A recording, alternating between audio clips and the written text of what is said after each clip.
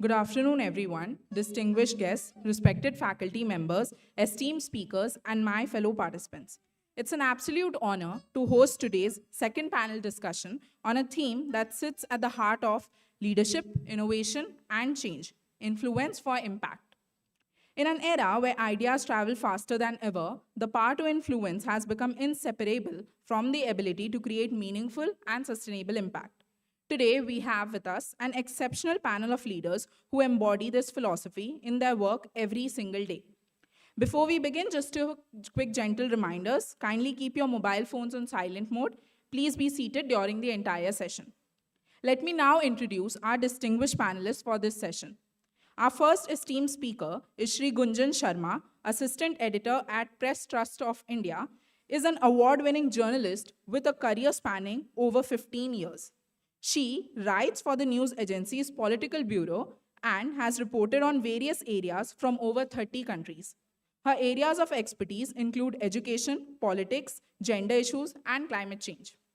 Ladies and gentlemen, our next speaker is Shri Amit Gupta, founder of the Repro, a specialized reputational advisory and one of India's leading professionals in corporate communications, brand strategy, and public affairs with over 2 decades of experience.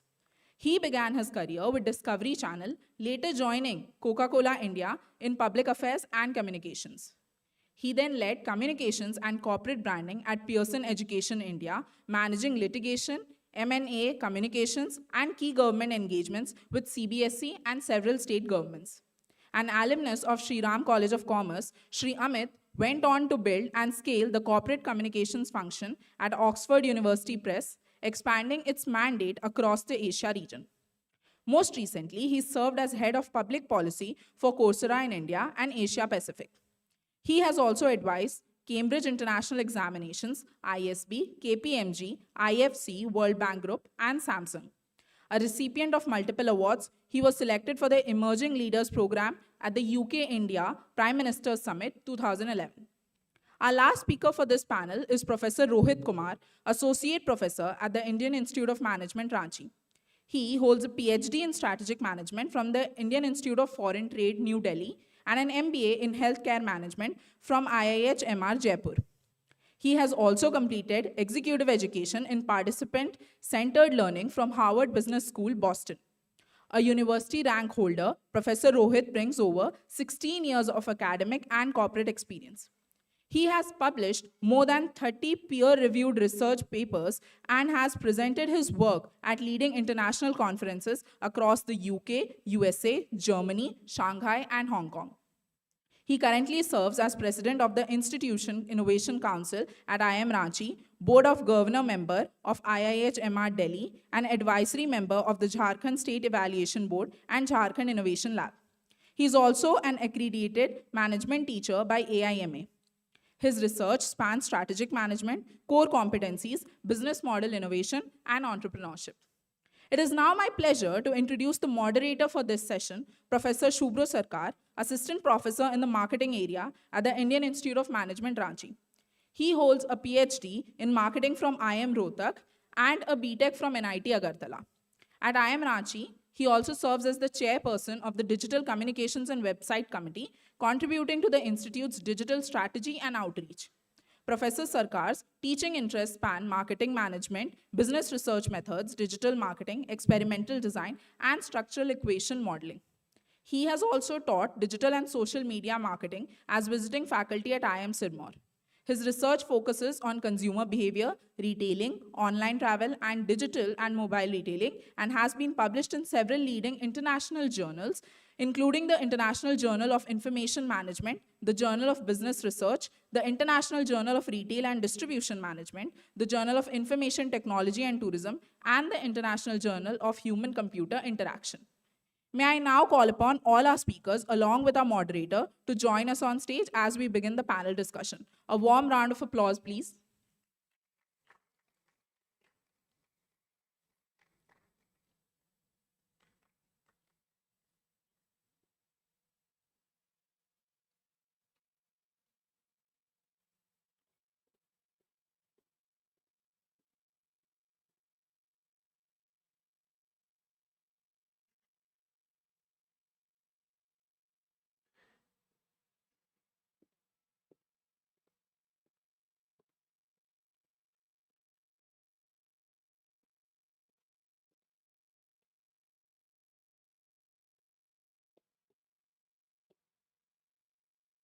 Over to you.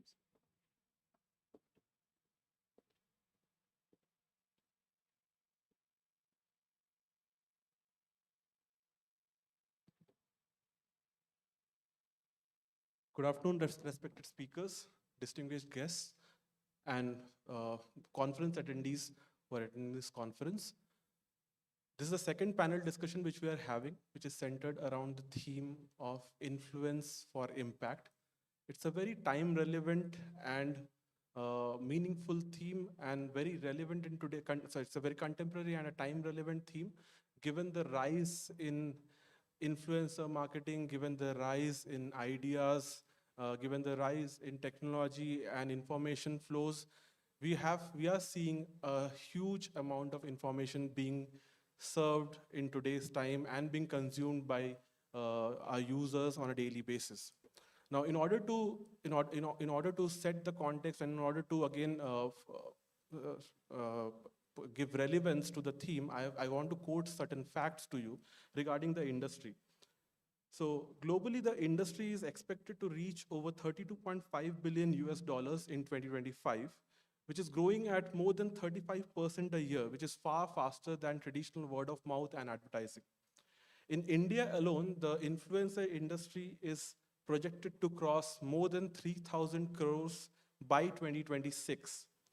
With millions of creators active online, it is truly inspiring to see how we can actually shape influence which can create a meaningful impact.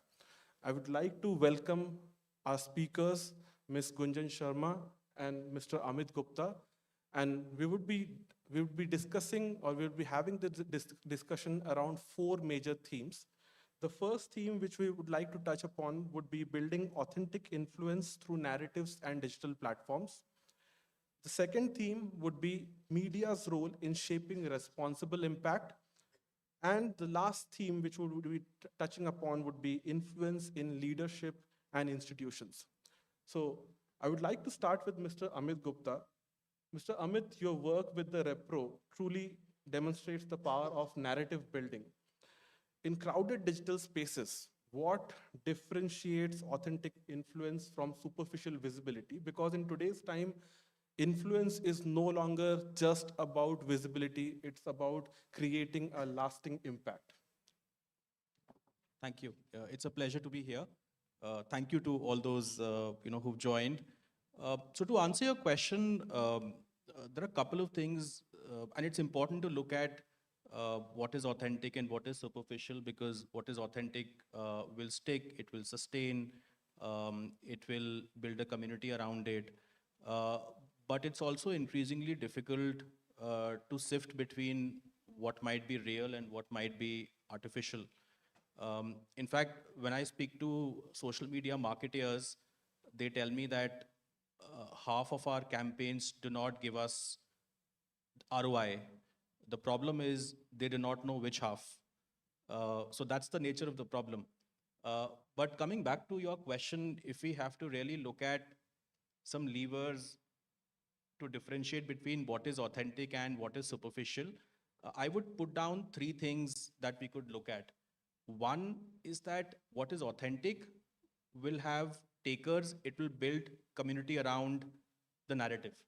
What is inorganic or what is artificial will largely be a one-way communication. So just to give some context, artificial communication will use broadcast channel to do one-way communication. Authentic work will build a community around it, and they will build some brand ambassadors. Number two, authentic storytelling will largely happen through earned mediums, whereas artificial storytelling will largely ride on what we call paid mediums. And number three, and the most important, is that you will find elements of human intervention, and therefore, because there is human intervention, you might find some imperfection, some inaccuracies in storytelling, whereas artificial storytelling could typically be AI-led and devoid of any human angle. So I would put down these three differentiators between what's artificial and what's authentic. Thank you, Mr. Amit. Since you talked about earned medium, so I would like to come to Ms. Gunjan, and I would like to ask this question to you, that how does credible storytelling remains crucial in the digital platforms which we see in today's time? Good afternoon. And thank you for having this discourse where we are sort of taking diverse views when we are talking about impact and influence. When we talk about storytelling and credible storytelling, there's a narrative which floats around, especially in the last decade when we've seen the boom of digital media. We see that creative storytelling has taken precedence over credible storytelling. But I believe that we need credible storytelling much more today, because the kind of narratives that float around, if we see 2 decades back, the only source of information that used to be that it'll be published in news or it'll be broadcast in news. So if something happened, it'll either be tomorrow when the newspaper hits your desk or the 8 p.m. bulletin when you'll be able to get to know about it. But today, most of the times we see that we as reporters in the newsroom are also getting the feed live from social media, where something has happened and somebody who was already present there has shot a video, put it out on social media, and that is how we have access to that particular news. So the basic premise of journalism and media storytelling, which used to be fact-checking, is something that is needed much more today, because how do we differentiate between the content, what is the accurate content, and what is the inaccurate content? And similarly, when we talk about the impact, we also have to measure the impact in terms of whether it's an accurate impact or it's an inaccurate impact, because we don't know what the message was sent by a particular story. A very non-traditional example I would give, very recently it happened when media channels started broadcasting news about veteran actor Dharmendra's death. And tributes started pouring in and everything, because it was all triggered by a social media post, and just because the newsrooms did not make that particular effort to verify, cross-verify and authenticate the information, that is how it led to that misinformation. And in the digital medium, when the spread is so huge that there is almost no going back, similarly, it becomes a tool when we are talking about influencing. It's a very powerful tool, but it can also negatively influence. So if a negative narrative starts panning out, there is no way we are going to correct it, or we will be able to correct it without a counter narrative. So I strongly believe that the need for credible storytelling is much more today than it used to be a decade back or 2 decades back. And in a newsroom like PTI, we are supposedly the last traditional media house to join the digital media bandwagon, because we were so finicky about it, we were so scared about it. We used to put out a tweet and it used to, the kind of massive trolling that we used to see, and we always thought that our traditional ground is factual reporting, text reporting. But now that we have joined the bandwagon, we can proudly say that maybe we are still not matching up the pace of the other digital media houses, but our credibility still remains, and we are still taking high the road of credibility, and that is where we can set an example of credible storytelling. Thank you, ma'am. That was insightful to hear from you.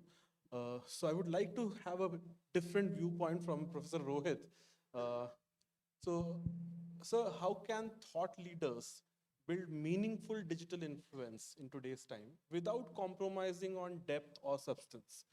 Because as ma'am was saying that the need for credible storytelling is growing. And again, many a times we tend to believe on something which has been shared without looking in, getting into much depth, and that becomes a huge problem. So somewhere there has to be a balance which needs to be kept between finding out a meaningful and creating influence as well as having depth in that. How do you see? Thank you for this question, and good afternoon to all of you.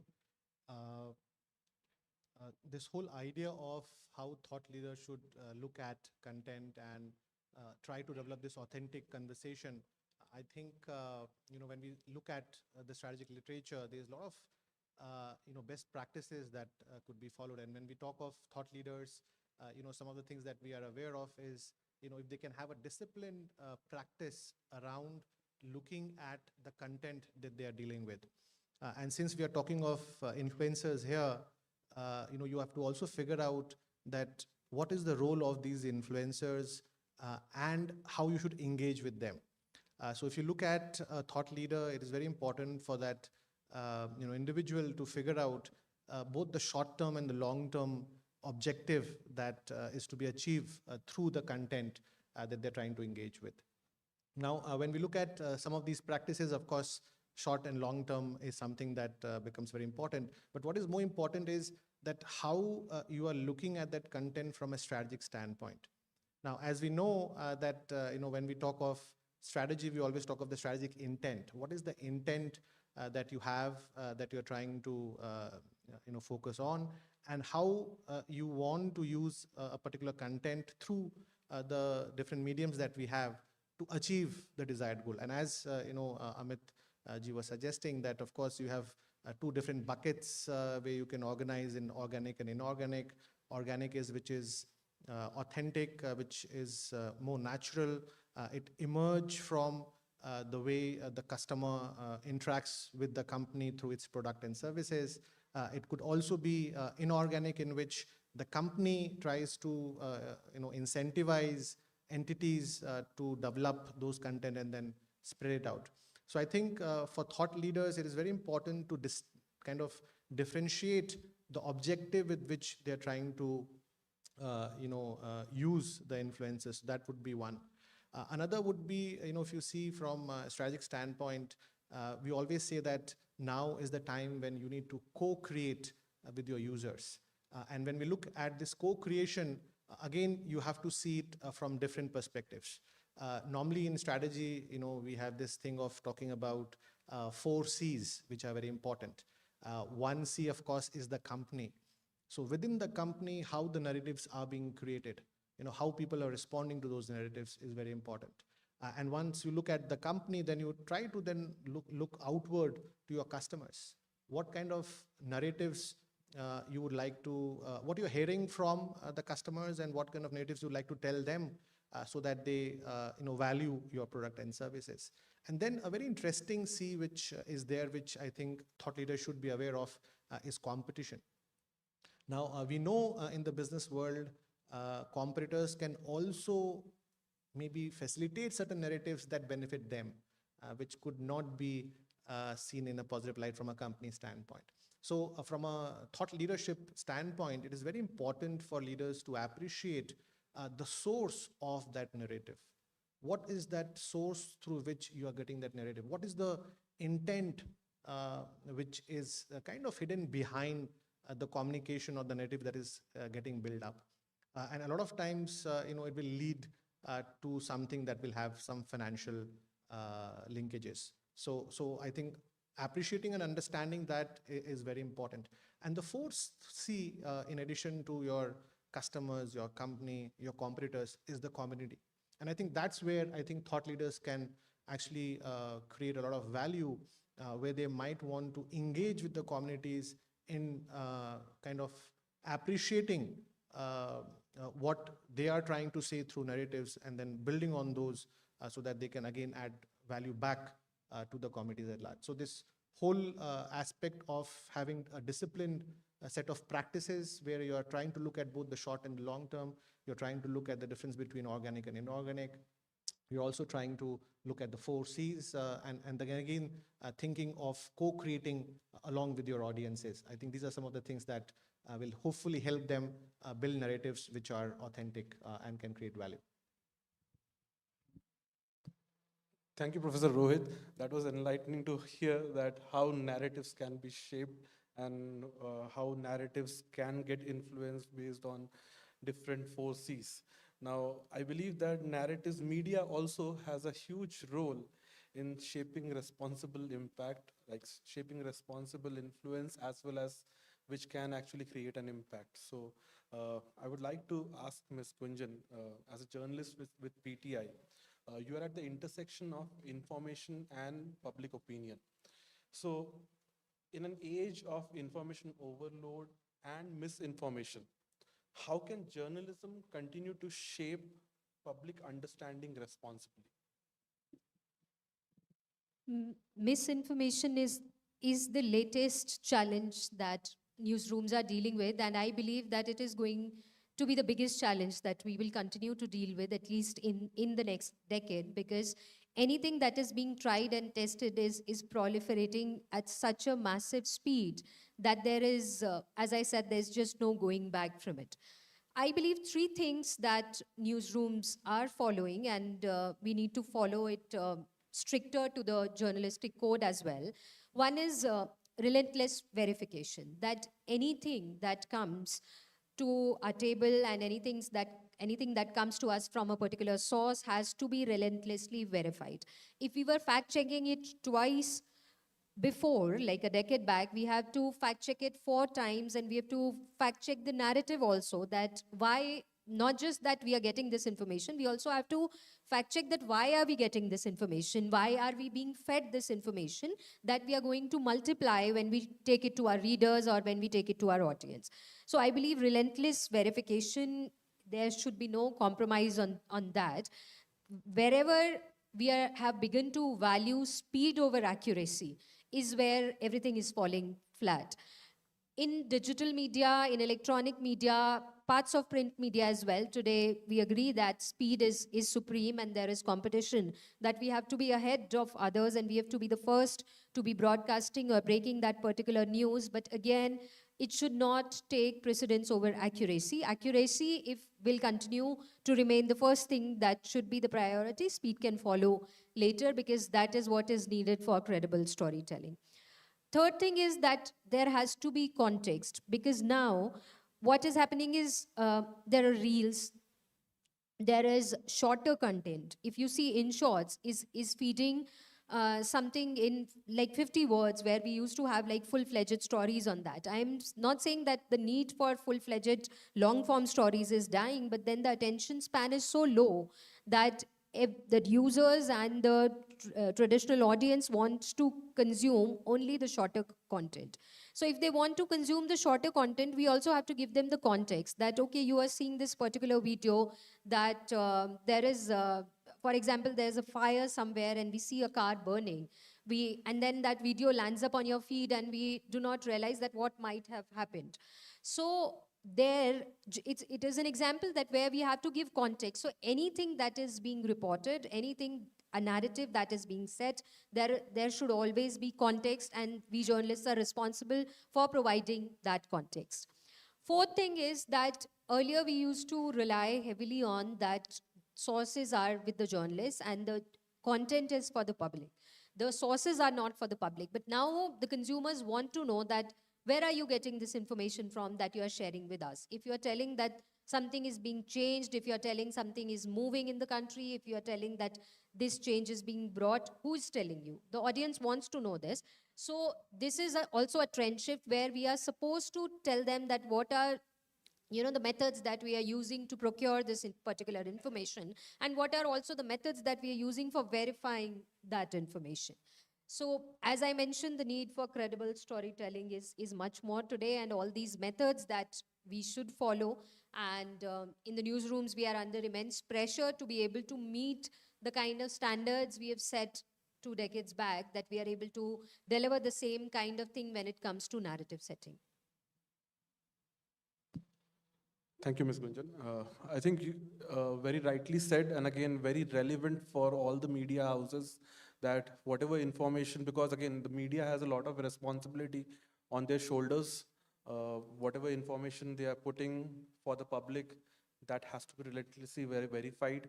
The fact checking should be very thorough, and the sources from which the information is being sourced, that again, the public should know. So thank you for that opinion. Now, I would like to again seek your opinion, Amit. How can organizations engage with the media so that again, the type of influence which the organizations are trying to create, media can get in sync with it, and both organizations and media can together work towards creating an impact? How can organizations do that? Right. So I think it's a bit of a dual responsibility, and I think there is greater responsibility in the organizations, because a lot of organizations are training their execs to do what we call brand washing. They will give you the glossy side of things, data, numbers, metrics. So it's always product first. And as consultants, what we tell brands is that put purpose first, put process first, and then your product is going to be a beneficiary. What's happening is the reverse.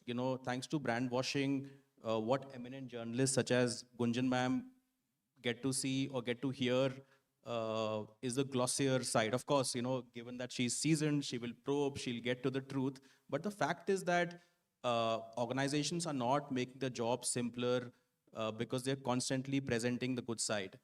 The other thing, which is for those of us consuming that content, I think there's a Russian proverb which says, "Trust but verify." So as consumers, I think it's important to look beyond the obvious. It's important to scratch the surface. It's important to probe what we are consuming. So I think it's a dual responsibility in that sense. Thank you. Professor Rohit, how does media narratives, you see, how does media narratives influence stakeholder behavior and influence the institutions? How do you see that? Yeah, I think, in today's world, media plays a very important role. There are a lot of examples that can demonstrate the power of media. And of course, the narratives that are rooted through different medias that we have. A very interesting example that is coming to my mind from a business standpoint is this innovation that Tata Group did as a part of Tata Nano. There was an article published in the print media and tagged Nano as a cheap car. And that heading was, the cheap word got attached to the product, which kind of later led to one of the reasons why it could not succeed, right? Even though if you see the car in itself, it was a great innovation. It was Ratan Tata's, plan that he wanted people who are moving in two-wheelers. He saw this instance where there are 5 people sitting in a two-wheeler, and he wanted to do something for them. And he kind of mobilized the organizational resources to come up with an innovative product which was quite valuable in terms of what you pay and what you get. But then because in the media there was a tagging and nobody wants a cheap product, right? So you can see that media does play a very important role. And when we look at the role of media, I'm aware that a lot of business houses, they also pay the media for the kind of publicity they want. And as Amit, you were saying that, this whitewashing that we see where you try to show things in a positive light is definitely there. So I think when you think from an organization standpoint in the role of media, most of the companies, when they're thinking of their strategy, will have something like a digital playbook where they will try to say that, okay, we have got a strategy in place. We need to communicate to our stakeholders, and media plays a very important role. And that's where we need to manage the media in a way that we are able to build that connection with our stakeholders and hopefully create a positive environment where everybody gets benefited. But interestingly, what also happens is in media, there's also this sense of trying to highlight what are the pain points that the customers are facing. So, I remember as a part of my doctoral study way back in 2006, 2007, I was trying to look at and trying to tag media news in terms of positive news and negative news. How many news are positive and how many are negative? And it came out that about 97% of the news that get published in the print media is negative, which made me think that why, when you open a newspaper, you tend to see negative news, right? And to my mind, and I might be wrong here, the reason is that when somebody reads that there's so much of negativity and bad things happening, you feel happy that you are in a better position. So it makes the reader feel better that they are not in that situation.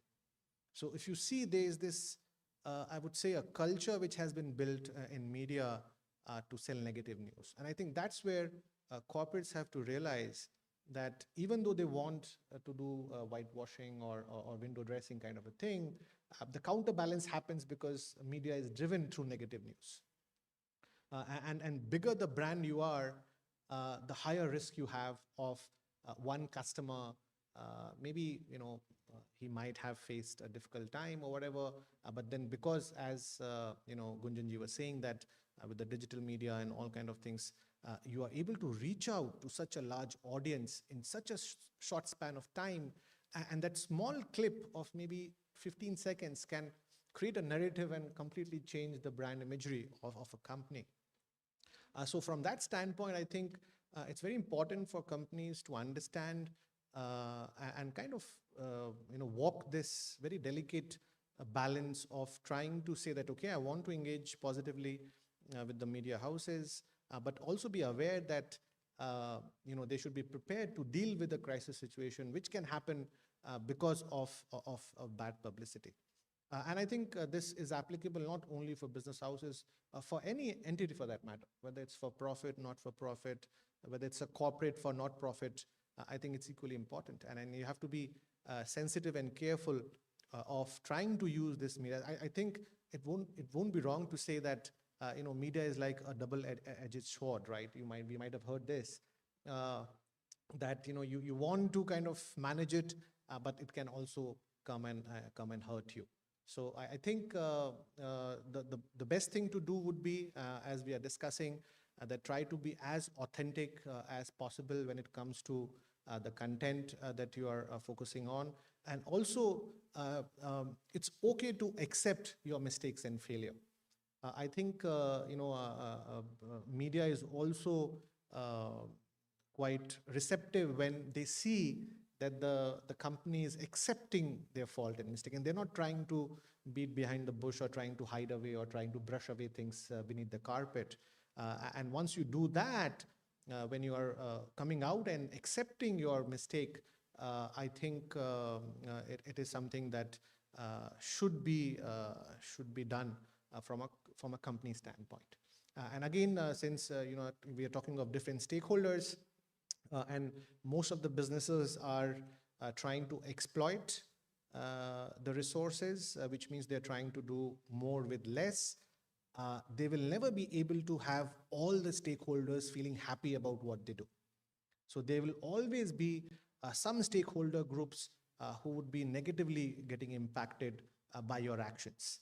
And I think that's the place where the company should be more sensitive when they're dealing with media, because they know that there are certain stakeholder groups who might not be looking positively to the things and the actions that you are doing.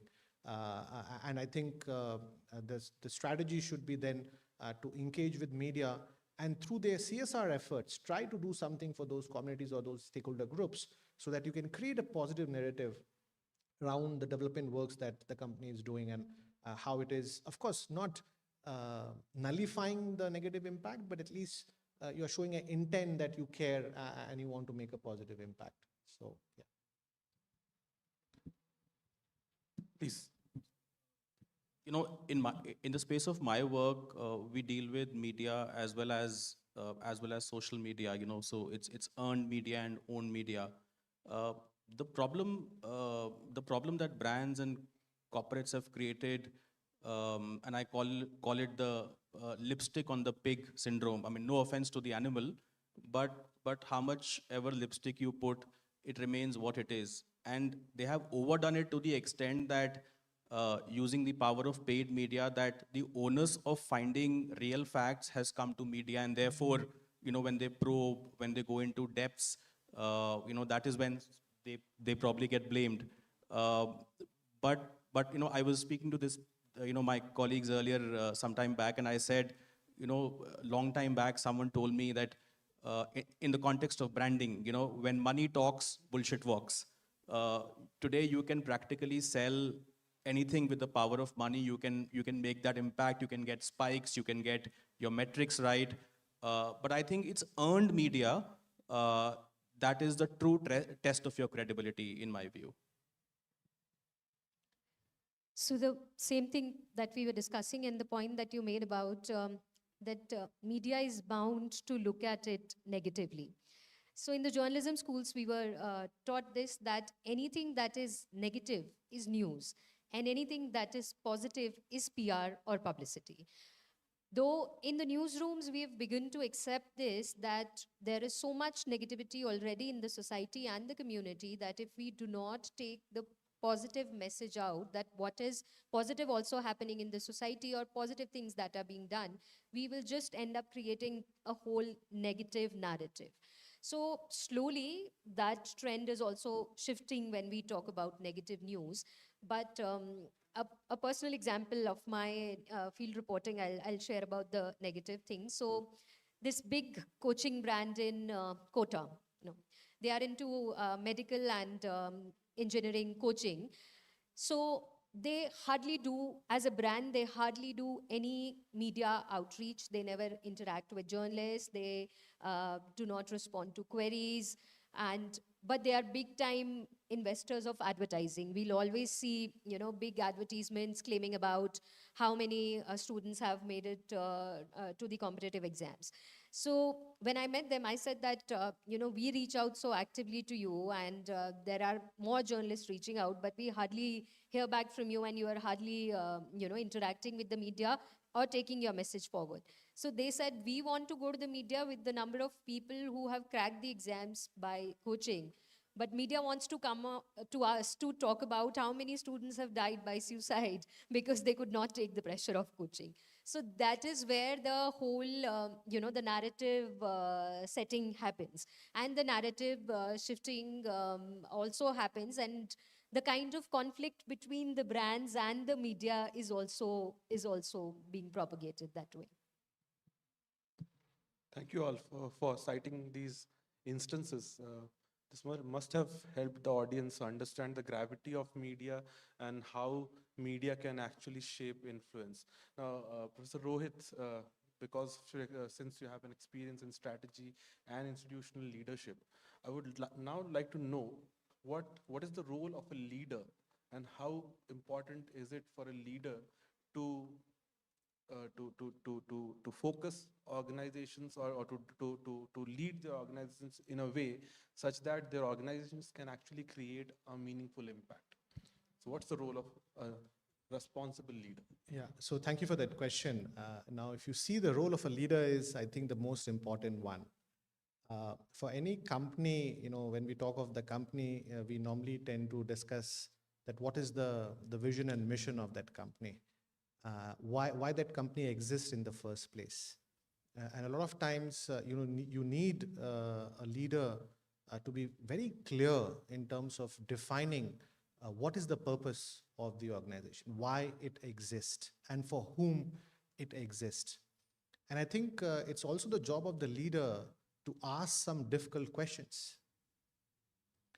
And then also to try to also answer those difficult questions through a conversation with different stakeholders.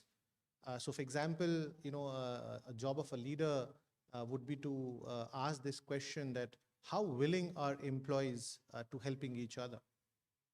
Now this is not an easy question to answer, right? You might assume that people are willing to help each other, but in reality it might be a very different thing. So as a leader, you need to ask these difficult questions and then also set the direction for the future course of the organization.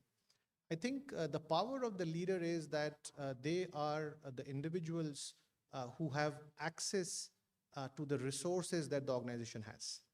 It is their decision on the resource deployment that will impact where the organization is going to focus.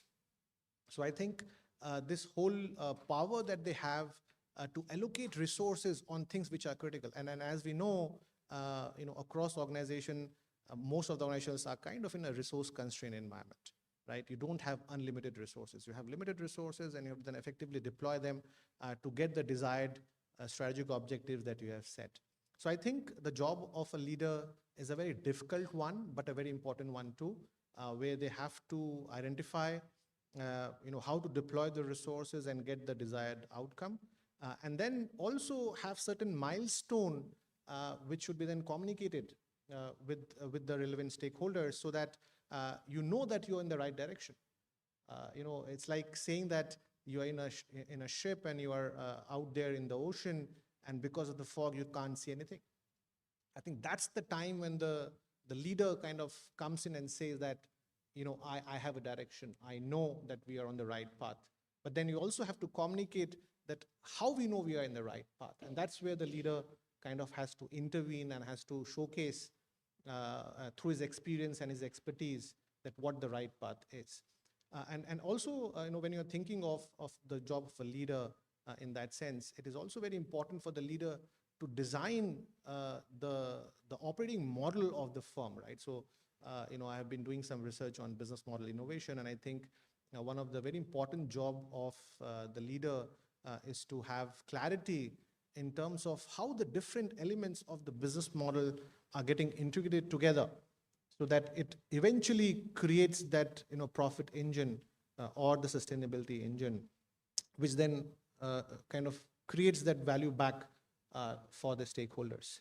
So I think the job of a leader is a very critical one, both in terms of setting the vision and mission of the organization, identifying what the business model should be, figuring out how to deploy the resources, and then also thinking of those strategic milestones that need to be achieved.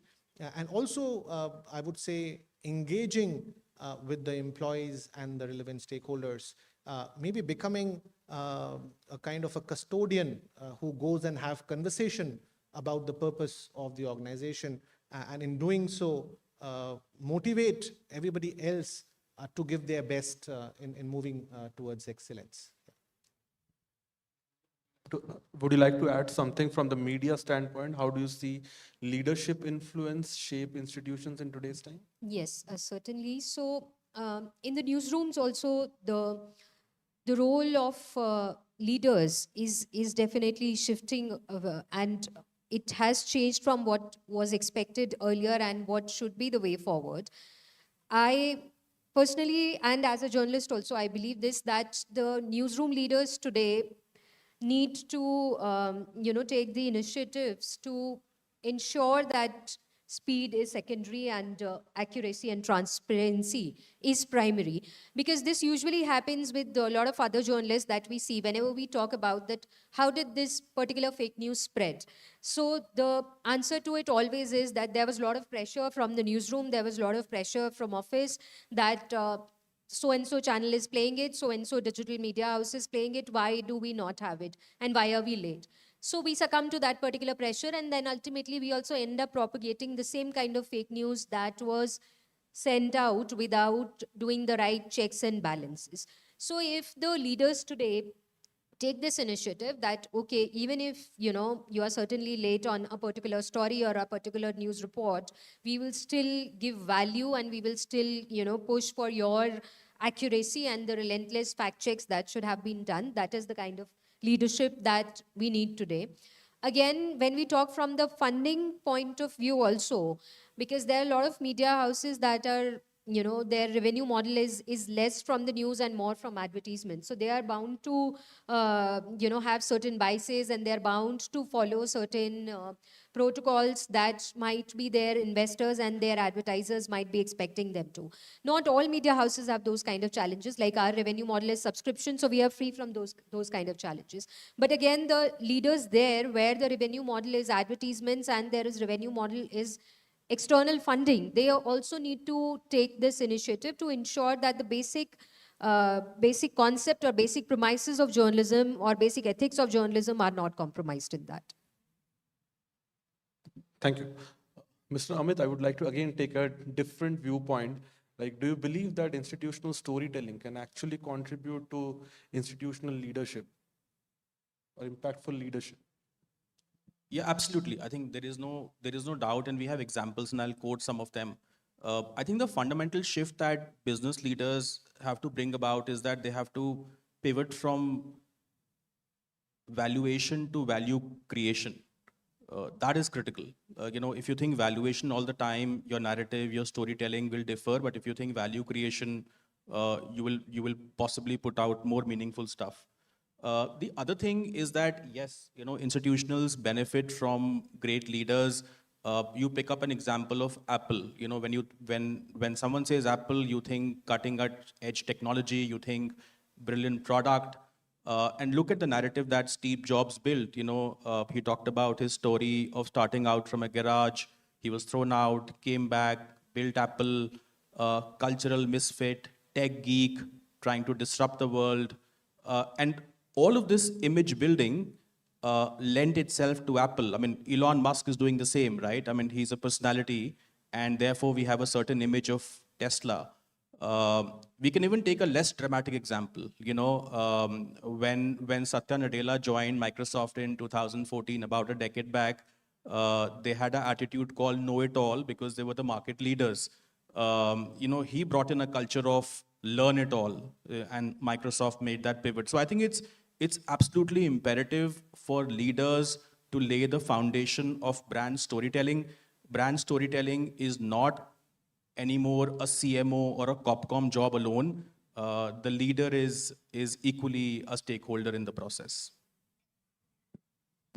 Thank you. So we would like to now summarize our panel discussion on this interesting topic on influence for impact, right? So I would like the panel members to summarize, if you would like to summarize your viewpoint on how important is influence in today's time and how can we actually build credible influence. If you would like to just summarize your views. All right, so I think if I have to summarize, I will say that this whole thought of, when we look at influencers and narratives and impact, it's very important for us to kind of define what it is. And I think in the conversations here, we have tried to kind of, bring out certain elements that are there in the definition in terms of whether you're going to go for reach or you're going to go for depth. And those are two different things that you need to kind of look at. We also tried to look at both from an organic and an inorganic standpoint. Things which you pay for and things that you earn. And we also kind of made this statement saying that things that you earn is long-lived. Thing that you pay is short-lived, right? So that's, again, I think that we highlighted. And also, I think this emphasis on the role of the media houses in setting the narratives, whether it's positive or negative, and also this tendency of a media house to highlight things which are not working, maybe for the betterment of the society, but then for organizations, how to deal with that kind of environment. And also the role of leaders, that leaders play a very important role not only in terms of defining the purpose and taking everybody along with them, but also, as Amarji said, that it's also to figure out a way where where you're trying to be authentic, and through your personal storytelling, you also become a part of the narrative in that sense, right? So that would be my summarization. Thank you. So I would just reiterate two things. One, I think there has to be a greater investment in purposeful storytelling, and the lipstick on the pig syndrome has to go. And number two, I think brand managers have to realize that the days of spray and pray are over. You can't just do everything and pray that something will work. You have to be a lot more directional. You have to give your messaging a lot more thought and build targeted narratives aimed at your stakeholders. Ma'am? Similar perspectives from the newsroom point of view, that we need to realize that the tools and the mediums that we are working with right now are much more powerful than the kind of mediums with which we have worked in the past. So since we have these powerful tools, they can also be misused, and our responsibility is more that the misuse is prevented rather than propagating the use of it. That is where the role of misinformation calling out has to come in. An example I would like to give is that, as I was telling, that now the consumer or a user or an audience doesn't go to look for news. The news automatically comes to your feed and you are somehow consuming it. So the biggest crisis that these days we are dealing with in Delhi is the pollution crisis, and something or the other government keeps on doing that. There are grab restrictions in place, certain things are allowed, certain things are not allowed, construction is being banned, and schools are doing remote classes, and corporates are working remotely. Those kind of measures are being taken. So what happens is every day, the air quality either crosses the particular mark or comes down the particular mark, then these restrictions are again changed. So you'll see lots of videos, short videos, Instagram reels and YouTube shorts that they'll come to your feed, and there are so many parents who reach out to us because they have lost track of whether schools are closed or not closed, or whether they are supposed to send their children to school, or whether there'll be online classes. That is when they say that let's see television and let's see what TV is showing. Or that is when they say that let's look at credible media houses and see what is the information that they have put out today. So I already see a shift that is happening, that users who were earlier heavily consuming this content without putting their checks and balances. Users have also begun to be aware and need to be more aware that, we'd have to apply our mind about, okay, we have consumed this particular content, but whether we need to act on it or whether we need to implement it, that is their discretion. So as newsrooms have to be more responsible in their storytelling, considering the misinformation challenges and considering the powerful mediums, the users and the audience also have to be much more responsible. They cannot be passively consuming users as it used to be in the past. Yeah, so summing up our discussion, so we have seen how influence is no longer about visibility. It's more about building a credible long-term impact. As rightly pointed out by Mr. Amit, the days of spray and pray are gone. If we are still doing it, we might be creating short-term impact. We might be trying to create a one-sided communication, but it might not help us build a community. When we are trying to truly build an authentic relationship with the end customer or with the stakeholders, it has to be more organic, and that would help us build a community surrounding the organization. Again, another viewpoint, very crucial viewpoint, which we have seen is the role of media in today's time in shaping influence and in creating a more long-lasting impact. Ms. Gunjan has has highlighted or has stressed upon the importance of fact-checking, putting information more responsibly. But at the same point of time, she has also stressed on how, as users, when we are consuming information, we should also be more responsible while consuming information. So there should be there's equal responsibility on both media houses as well as when it comes to consumers of information of various media houses.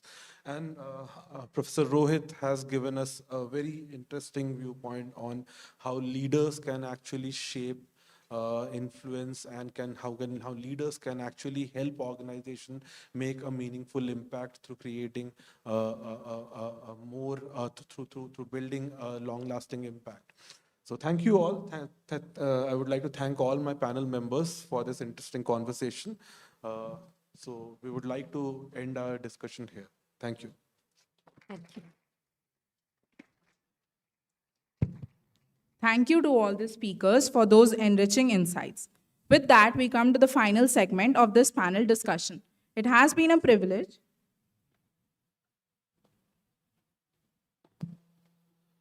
I would now like to open the floor for questions. If you have any questions from our panelists, from our experts, you are free to raise those questions.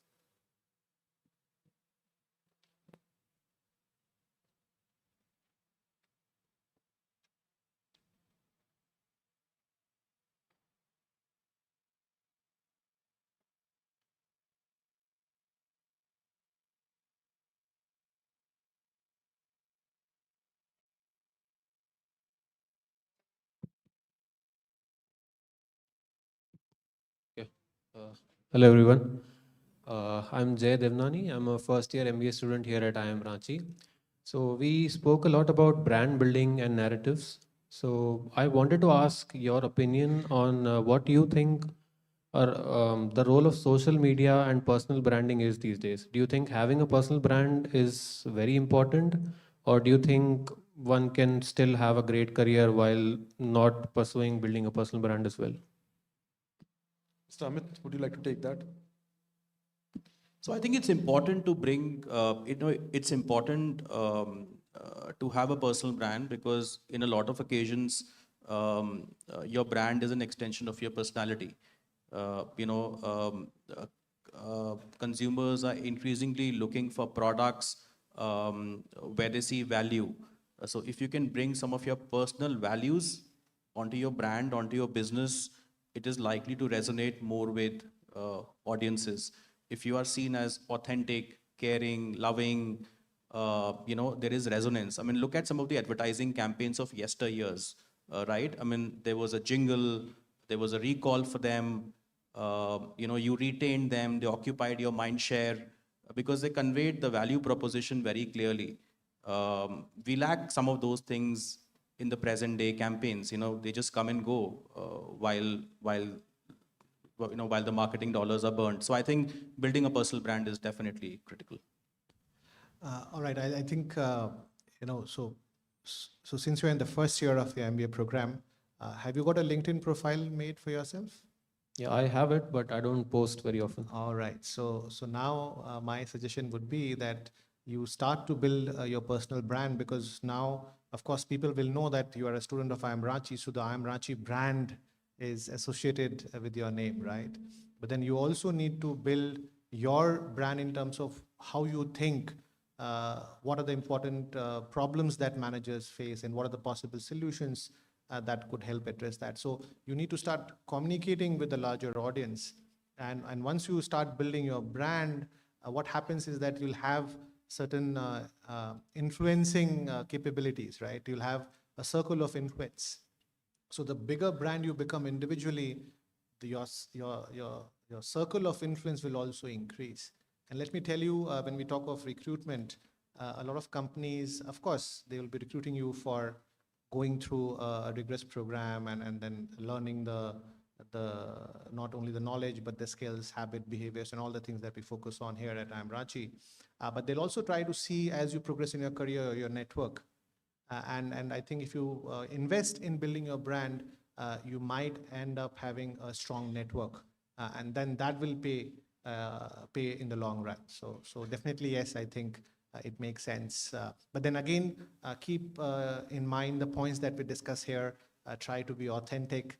Don't try to put the lipstick on the pig kind of a thing, right? And then also try to connect emotionally with your audiences. I think that could be helpful. Thank you. Thank you so much.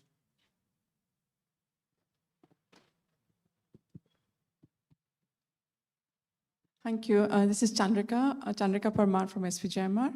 I just want to propose something to the panel because I've been listening to you about your opinion about leadership and your views on leadership. I'm just wondering whether leadership is and I'm proposing that maybe leadership is not related to age or designation or any hierarchies. We land in an airport here called the Birsa Munda Airport, which is such a powerful statement of leadership. So I'm just proposing that because what was the subterranean of the conversation here was linked to hierarchies, location, position, status, but maybe leadership and influencing is something slightly different.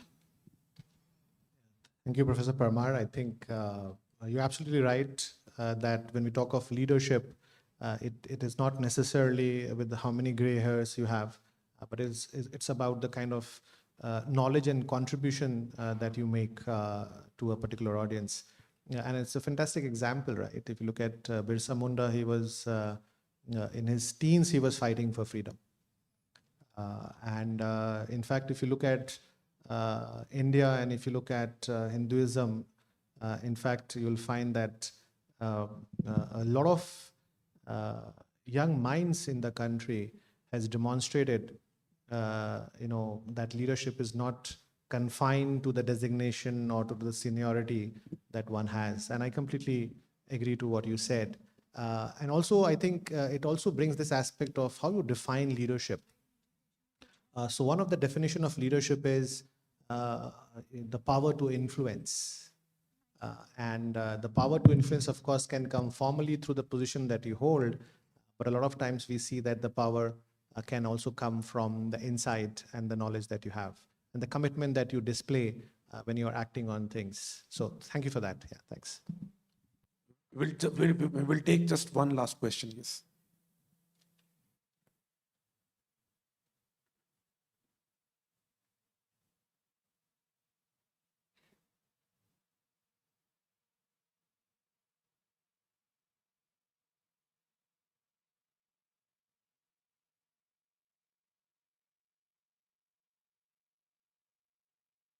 Hello. Hi, I'm Nishit from EFMD. I was just wondering that what is the right time to start investing in a brand? And how do you take your brand from being national to an international brand? I'll just give you a little context. I mean, most often when we start a new IIM, since we are in a Pan-IIM conference, most IIMs are like, we're great. And if it's a new IIM, the bulk of the investment will go around creating value, which is faculty, infra, research, so on and so forth. The brand comes in much later.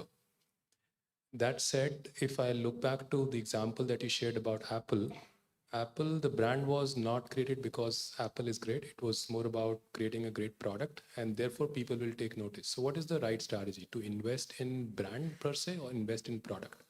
Thank you.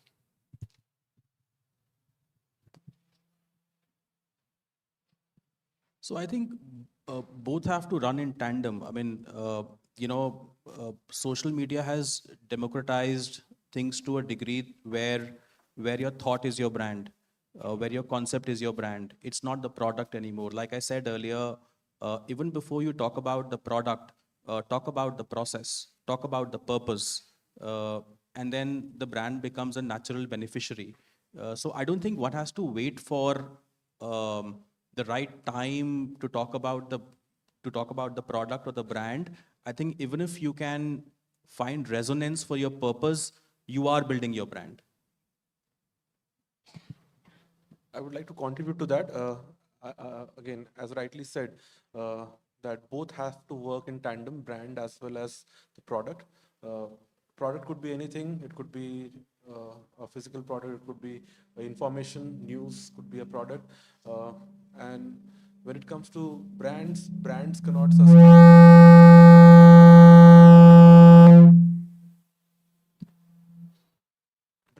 sustain without a good product. So if we want to create a good brand, both have to be in tandem.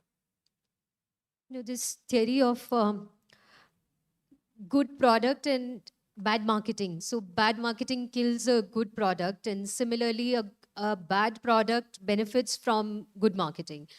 So as we have rightly said, both of them have to go in tandem, but then we cannot completely ignore that there cannot be any marketing for it. A product has to be created, a brand has to be built, but that has to happen parallelly. Okay, if I may, from a strategic perspective, my take would be that since you're talking of investment in a brand or a product, I think you have to go beyond the product. Normally, when we talk of, say, design thinking, we talk of jobs to be done. What is the actual job that the user or the customer is expecting to get done? And you get it done through the product that you develop. But then we miss on the actual job. Your consumer, your customers, your stakeholders might not be necessarily looking at the product, they're looking at the solution. So I think with the rigor, I think the investment should be on ensuring that the job that you're trying to do is so good and maybe best in the world in that specific area, so that everybody else talks about you when it comes to that particular job. So from academic example that you shared within the IIM system, and if an IIM, a younger IIM, as we call them, if they want to make themselves seen in the global context, I think they have to first identify that what is that one job that they will like to do, which will they will be the best in the world to do that. And I think in the morning session we had the directors of different IIMs talking about what area they are focusing on from a sustainability, from a community, from a development standpoint. And I think that's where the investment should be. Because now with the kind of social media and the network that we have, if you do something great and you do it really well, people will come to you, right? So I think investment should be targeted always towards the actual job that you're trying to do. And once you do that, it will be getting reflected through the products that you are selling. And then also it will be somewhere helping you build that brand. And a point will come when whenever you're talking of a product or a job, you also make promise to your users that what you're going to deliver.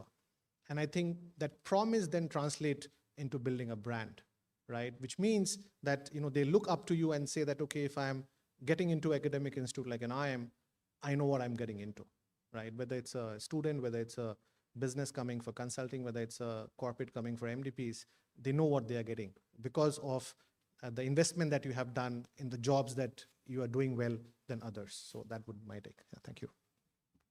Because of paucity of time, we will have to now conclude the panel. Thank you all for being here. Thank you, panel members.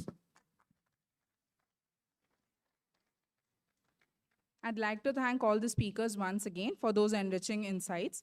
With that, we come to the final segment of this panel discussion. It has been a privilege to witness such a rich exchange of ideas around influence for impact. What stood out today is that influence is not merely about persuasion. It is about authenticity, purpose, responsibility, and the ability to drive change that truly matters. On behalf of IIM Ranchi and the organizing committee of the 10th Pan-IIM World Management Conference, I extend my heartfelt gratitude to our moderator and each of our distinguished panelists for their time and wisdom. Thank you to our wonderful audience for your energy and engagement. We hope the insights shared today stay with you long after this conference. As a gesture of appreciation, we will now felicitate our distinguished speakers. May I request Professor Shubhro Sarkar to kindly come forward for the felicitation ceremony.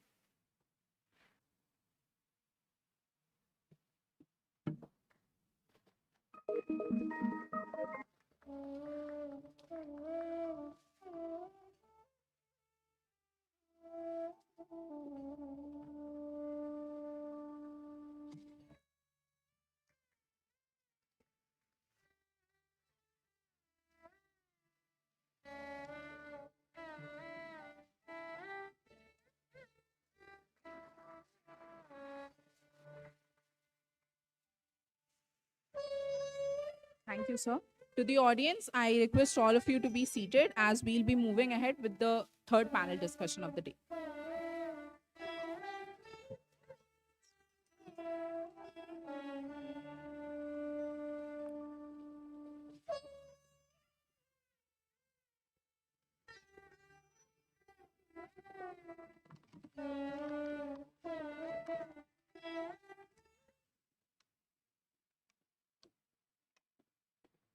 Before we begin, just a gentle reminder for everyone. Kindly keep your mobile phones on silent mode. Please be seated during the entire session. We encourage active listening and engagement during the session.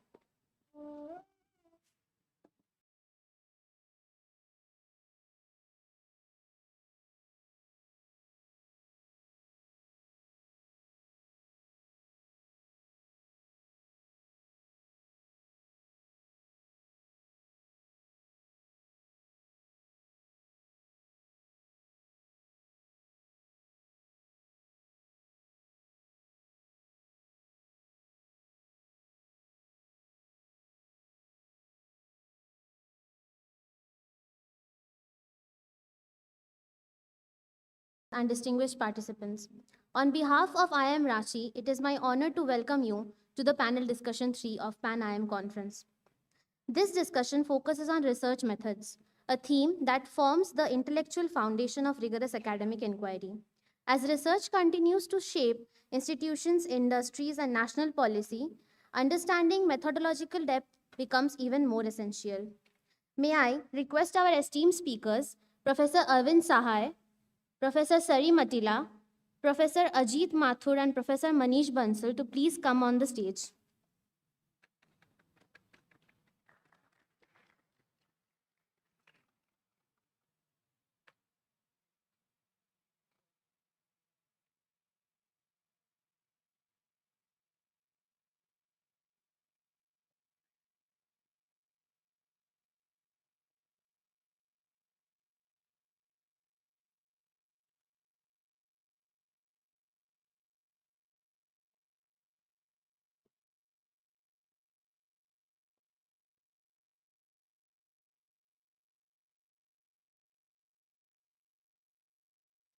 It is my privilege to introduce our distinguished panelists. Our first panelist is Professor Arvind Sahai, who serves as the director of MDI Gurgaon. Professor Sahai is a distinguished marketing and international business scholar with a PhD from the University of Texas at Austin. He was previously served at IIM Ahmedabad and London Business School, authored 34 international peer-reviewed papers, 65 cases, and over 50 business articles, and has consulted across major sectors from pharmaceuticals and FMCG to IT, financial services, and automotive. Recipient of multiple prestigious awards, including the Outstanding Dissertation Award at UT Austin, the Innovation in Teaching Award at LBS, and National Honors in Marketing Education. He also brings over 40 years of cumulative boardroom experience and has been listed in the Thinkers 50 India ranking. Our second panelist is Professor Sari Matila. Professor Matila holds a PhD in leadership and HR along with an integrated master's degree in philosophy.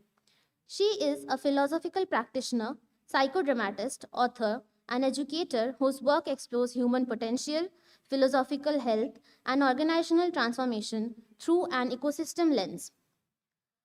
She is associated with the Philosophical Institute Finland, Philosophical Health International, and the International Society for the Psychoanalytical Study of Organizations, and advocates a worldview where humans, animals, trees, and nature co-create our shared reality. Our third panelist is Professor Ajit Mathur, Professor Emeritus at NDIM. Professor Mathur is an eminent scholar who has authored 32 books and over 160 research papers. He has previously served as professor at IIM Ahmedabad and IIM Calcutta, held prestigious chairs at ICRIER and served as EU Tempus Professor of European Integration, with visiting appointments at leading global institutions, including KU Leuven, UC Berkeley, Aalto University, and Tempe University. He brings deep expertise in strategy, economics, HR, and internationalization. A recipient of multiple national and international honors, including the Harold Bridger International Award, he has consulted for organizations such as the UN, ILO, WHO, ADB, and the European Commission, and has also served as director and CEO of the Institute of Applied Manpower Research with the rank of Secretary to the Government of India. Leading this session is our moderator, Professor Manish Bansal, a distinguished faculty member in the accounting and finance area at IIM Ranchi.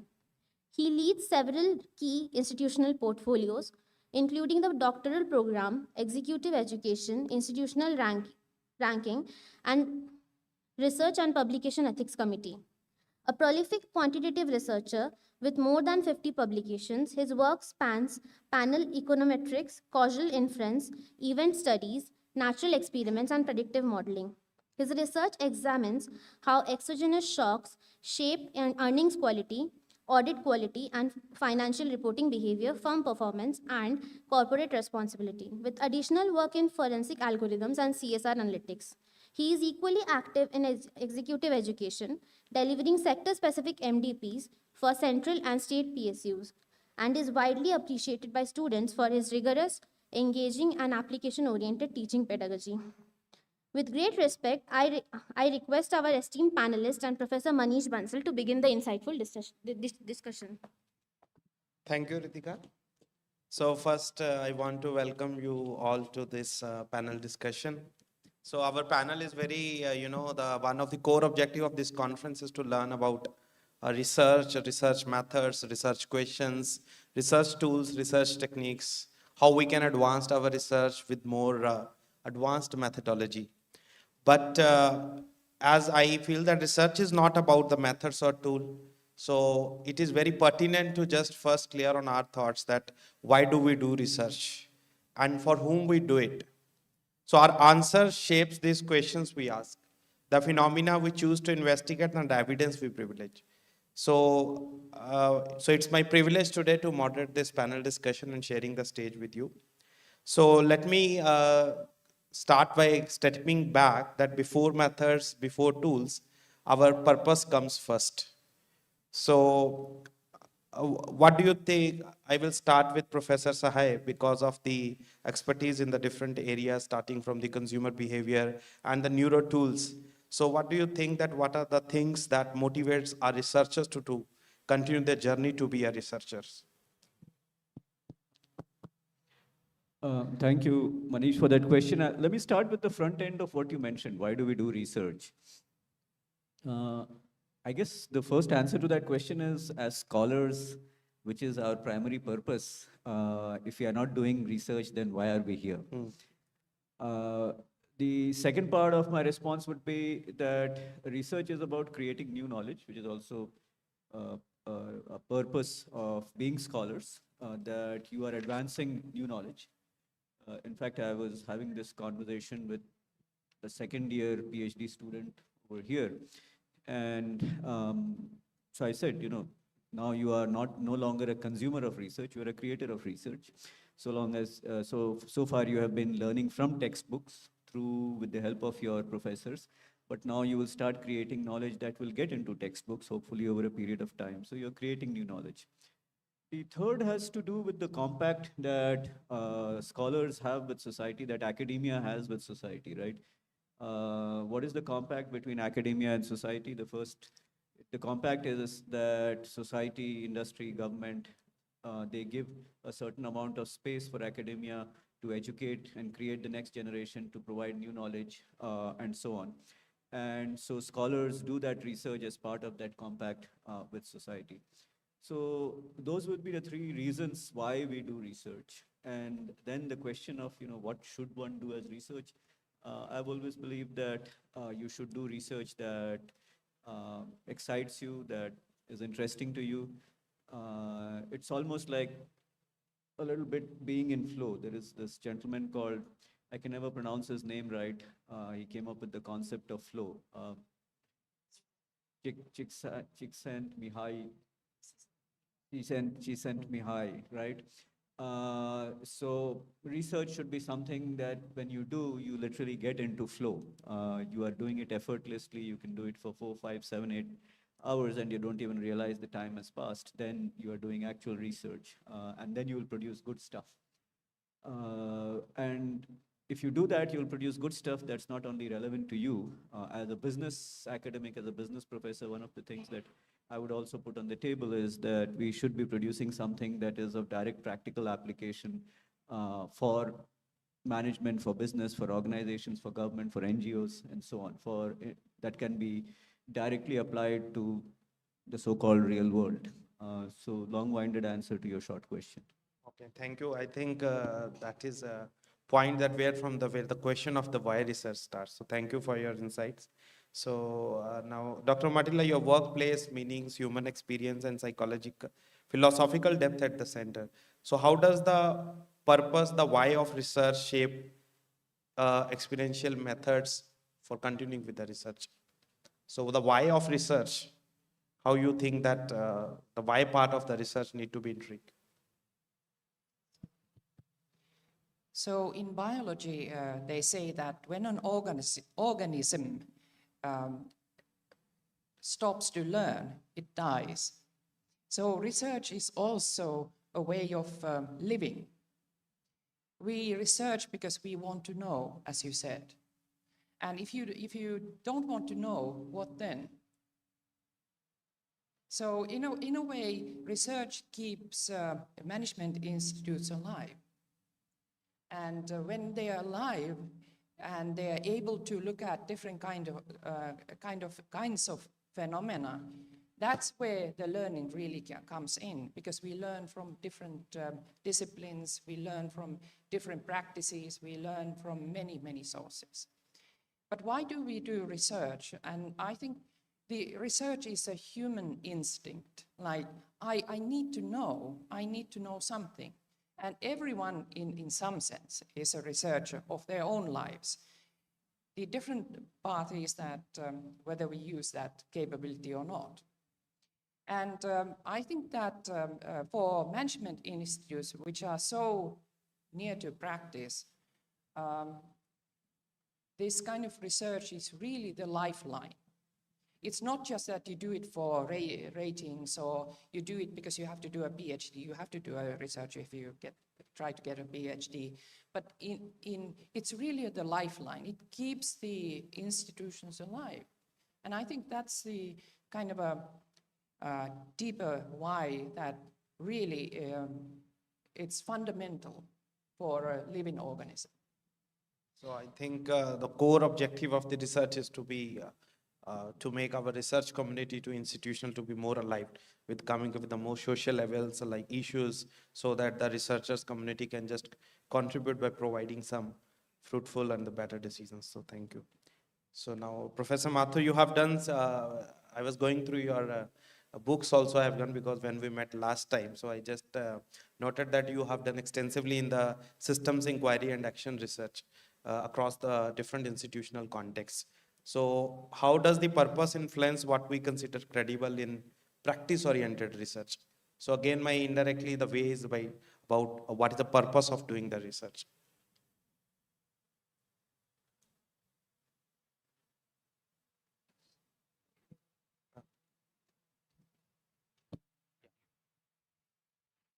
Thank you, Manish. That's a very interesting question.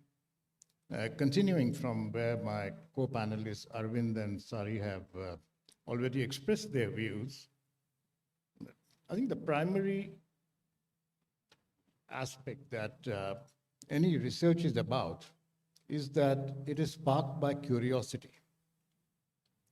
So the sense of curiosity, again, there can be two kinds of curiosity. Curiosity arising from wonder, and curiosity arising as a reaction or response to anxiety. And the two will lead us to very different kinds of research. But primarily, even if you look at curiosity, There are many kinds of curiosities. There is the perceptual curiosity, when we see something which we don't understand, but we don't know what it is, so we just want to recognize it. There is also the morbid curiosity, as what happens when there are road accidents, people collect together to see what's happening, or when there are crimes happening, or that's morbid curiosity. There's also idle curiosity. But the curiosity that we are generally concerned about in science or in management is epistemic curiosity. And this epistemic curiosity is about why. So we want to understand why something is happening. The funny thing is that even when we inquire into the why, we may be able to firstly verify some phenomena which may itself be open to doubt. But having verified the phenomena or having confirmed that this phenomena is indeed what we hypothesized it to be, we still may not have any explanation for it. So having an explanation or being able to justify is yet another layer of the inquiry where we want to understand why something is happening. So I would say that discoveries are about stoking the curiosity, igniting the passions, determining the scope of what one is trying to inquire, and of course, keeping an open mind. Because if we don't have an open mind on the question, then we are already introducing a kind of bias that will, or it can also be something very trivial. Like the Delhi School of Economics did a major study on the transport system of Delhi and came out with a recommendation that the Delhi Transport Corporation needs more buses, which is something that anybody could have told you. Or for that matter, the kind of remark that why do people live long? They live long because people who have lived long have been found to have more birthdays. Now, so you can sometimes get tautological situations. So that's one part. The second is, in looking at the scope of inquiry, that's a very important question because we can't inquire into the infinite. I'm reminded of my arrival yesterday at the Birsa Munda airport, and I was struck by the poster, several posters at the airport saying, Jharkhand, infinite possibilities. And I was thinking to my mind that alongside infinite possibilities, we have only three things listed: healthcare, education, and infrastructure. What about the essence of Jharkhand, its Sarna faith? What about the forests? What about the water? What about the hills? What about the soil? What about the what really makes Jharkhand what Jharkhand is? And I was wondering whether sometimes we get carried away. There are also sometimes questions that remain and never are gone into. I would say that it's not low-hanging fruit because this is a question that's been around since 1916. There are fires in the coal fields in Jharia. Nobody knows how they started, and nobody knows whether anything can be done to stop them. Now, this is the kind of thing that's right in Jharkhand. I can think of similar things in Amritsar. That why is the population of Amritsar reducing? Now, people can immediately, instantly, intuitively come up with the idea that people have migrated. But from 1947 to now, Amritsar's population has not grown. There is no study into it. Then there's another thing, that research, if it's towards answering a question that has a policy implication, it must be completed. Like when the Bhakra Nangal Dam cost-benefit analysis was being researched, it was said that we don't know whether the costs will be more or whether the benefits will be more. Sure, there'll be benefits, but there'll also be costs. So K.N. Raj, who completed this research, actually came to the conclusion that the Bhakra Nangal Dam, the costs exceed the benefits. But by the time he produced his study, the Bhakra Nangal Dam had been built. So we have the study and we have the dam. So, thanks. Yeah. So I think the clarity and the curiosity discourse is very important, that before starting our research journey, before finalizing our research questions, like, so the answer of the why, if I have to just combine the entire narrative of the three panelists, it is all about just making the institution more alive, to just solve the hidden paths. So thank you. And now the second discourse is about, because many doctoral scholars struggle not only choosing the right method, but also with integrating research into their teaching and academic identity.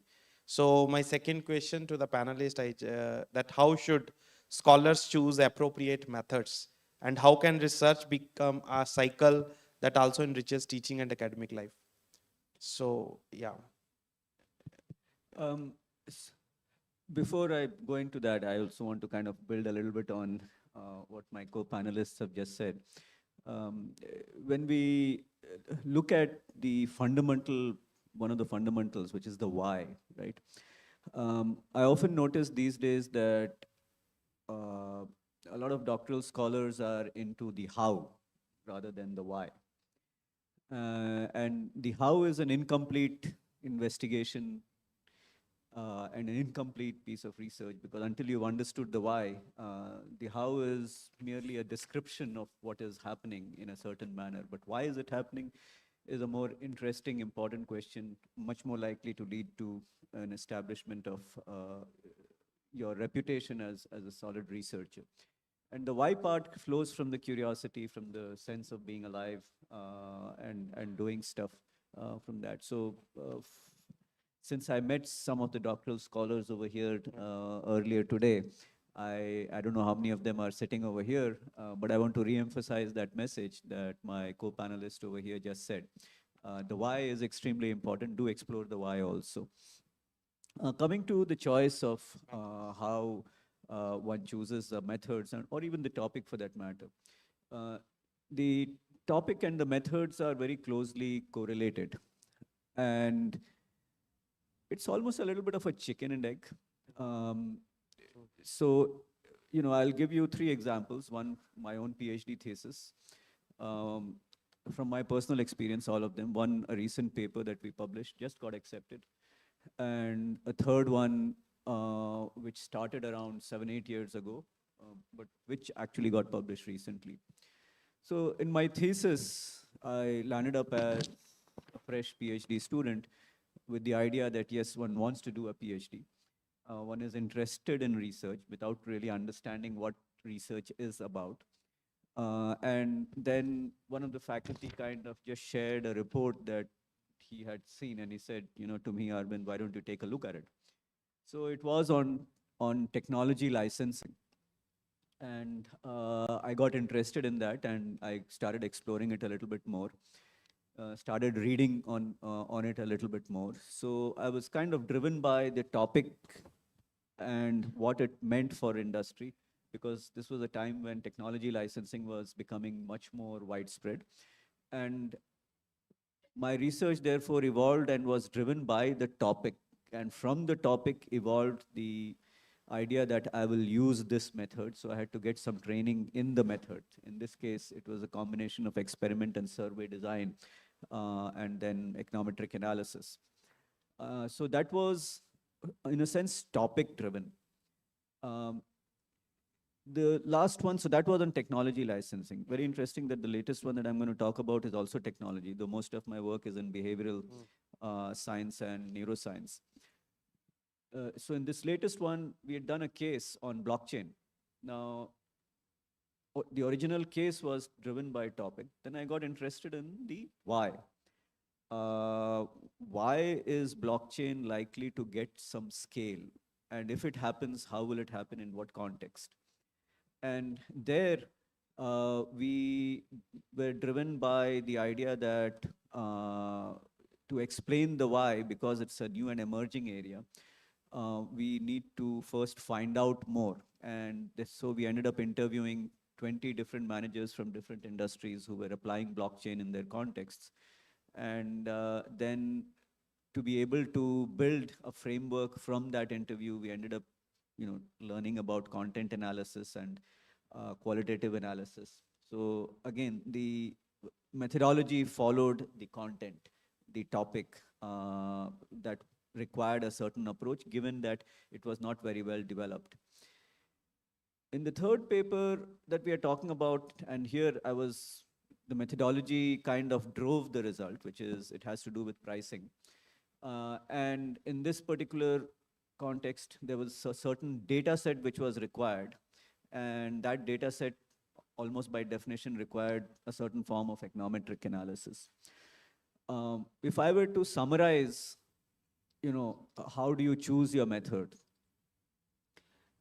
I would say if you take my experience, that you should be driven by the topic and what method that topic or the question requires. Having said that, that is my experience.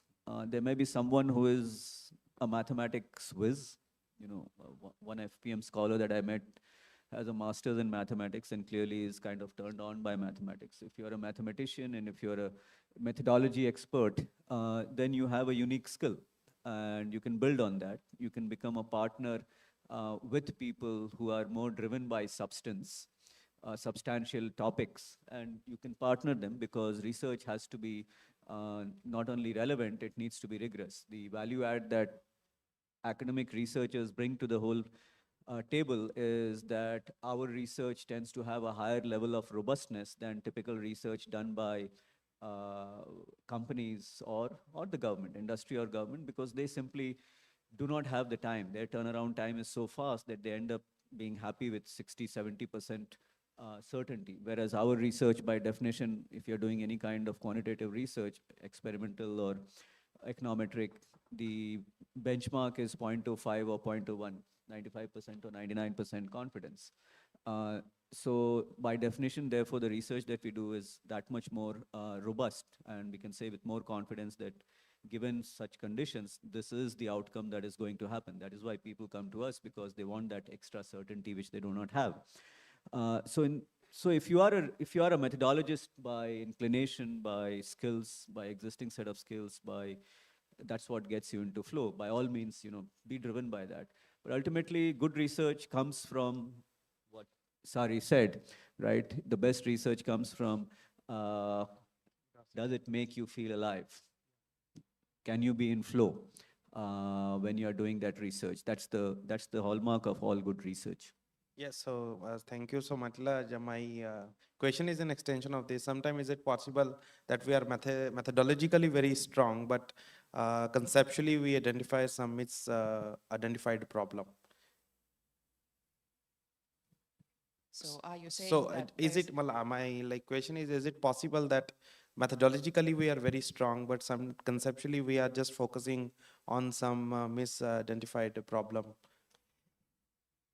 Of course, in this world, everything is possible. But yeah, I think it's what was already said by Prof. Arvind, is that, it's really the topic and the questions that define the method that you need to use. But also, who are you doing research for? For example, there's a big difference if you're doing research that you need to scale up, then you need to look at numbers too. But if you're focusing on, say, one firm and their problems, then you may need a different kind of methodology, because that situation is very different and the needs are very different. Because I do mostly qualitative research, and for me, qualitative research, because it has so many different methods to choose from, I would look at, or for example, with companies, and what has been done is that action research has a lot of potential for companies because it looks at their problems and involves them into the research. So one of the things that I think would be important to look at is that, am I doing research alone, or is it a team? Do we need to combine different methods? And I see less research groups here in India. And I think there would be scope, because in the morning we heard that there's a need for scaling up research. That needs a team. You can't do it alone. And no matter how willing you are to learn, you can't learn everything. So you can't be a mathematician and, well, technically you could, biologist and historian and whatnots. So you need a group, you need a team. And with team, it's not only a question of, what are we researching, what do we want to, what are the kinds of expectations of the results, not the results in itself. But what kind of methods do we need to combine from our different perspectives?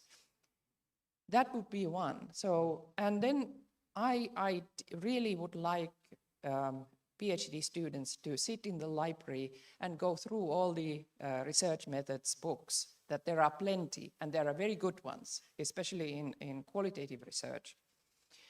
And just sit and think, would this method work for my study? Because there are so much to choose from.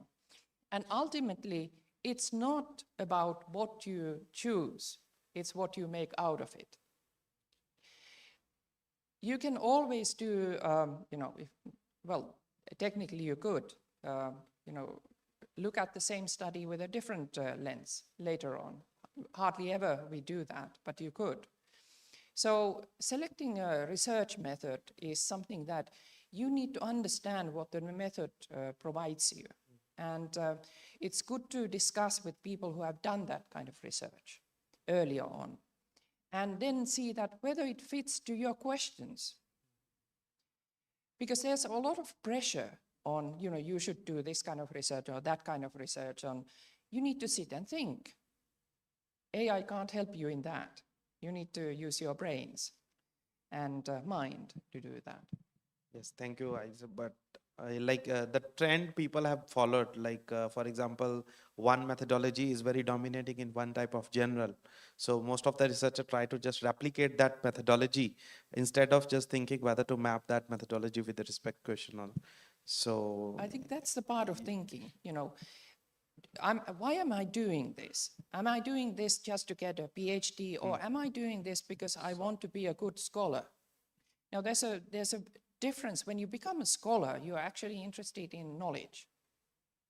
And we need that scholarly mindset, that research is not something that you do overnight. It takes time. You need to develop. And sometimes you need to realize that, I selected action research. No, but it doesn't work for me. Actually, I need to do a case study. So Professor Mathur, what do you think, the research method should follow the problem, not the trend of the selection of the research methods? Well, I think, Manish, the answer to that is quite clearly that you look at the phenomena you're inquiring into and what aspect of the phenomena you're inquiring into, and then see what would be the best method to do that. There can be situations where you may need to use more than one method. For example, if you're wanting to understand why a wage level linked to prices is of a particular kind, you may need a quantitative methodology because you would need to really follow the All India Consumer Price Index. You need to look at the macroeconomic variables, how they relate to wage level. But if at the same time, in the same inquiry, you're also trying to look at the wage structure, then you might also need to look at why people want a particular kind of pay package. How much of it would be quantitative? How much of it would be perks, which would be non-cash benefits? So that will require a different methodology. Sometimes you have novel problems for which there is no methodology, which means that you may then have to design your research inquiry and even create methodology as you go along. And I can give you a few examples. For example, one of the researches that I've been associated with was about family businesses, and family businesses represent the largest range of businesses that there exist, more than any other form. The question that arises is, are management processes in family businesses in any way affected by the way the founder holds beliefs? For example, if the person is a Parsi or a Khoja Muslim or a Jain or a Bania, would you expect these various identities to be reflected in the management processes? And do you find any connection? Now, for this kind of an inquiry, you would need yet another kind of research methodology because you would need to co-create the inquiry. This is an inquiry where you cannot convert your field of inquiry and the actors into objects. So the Vishay issue has to be resolved not in favor of acting upon or acting towards, but acting with. So in these kind of researches, then you require different methodologies. You can also have situations like, I recently published 2 papers in top journals on re-internationalization. The whole idea of looking into re-internationalization arose because there was a phenomena that there are companies that try to internationalize and they fail. So what happens? Do they pack up and go home and forget about international business?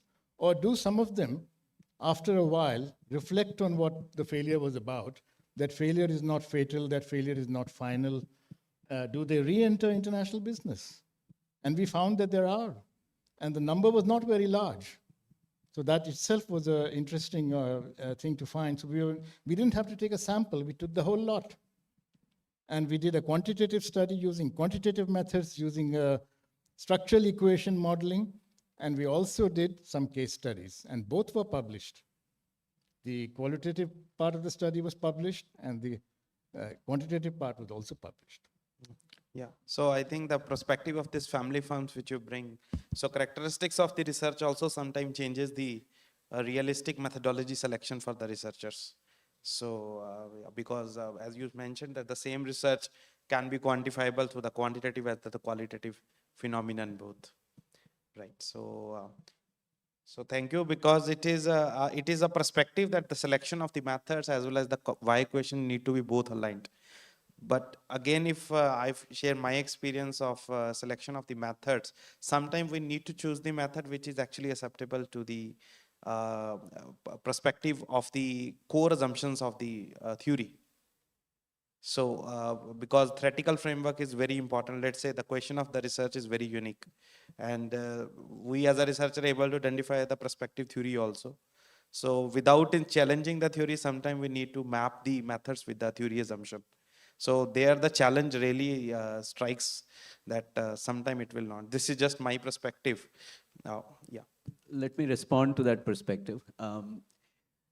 See, research is one thing and publishing is a different thing. So let us be very clear about that. Okay. What you were talking about just now kind of is now leaning towards publishing.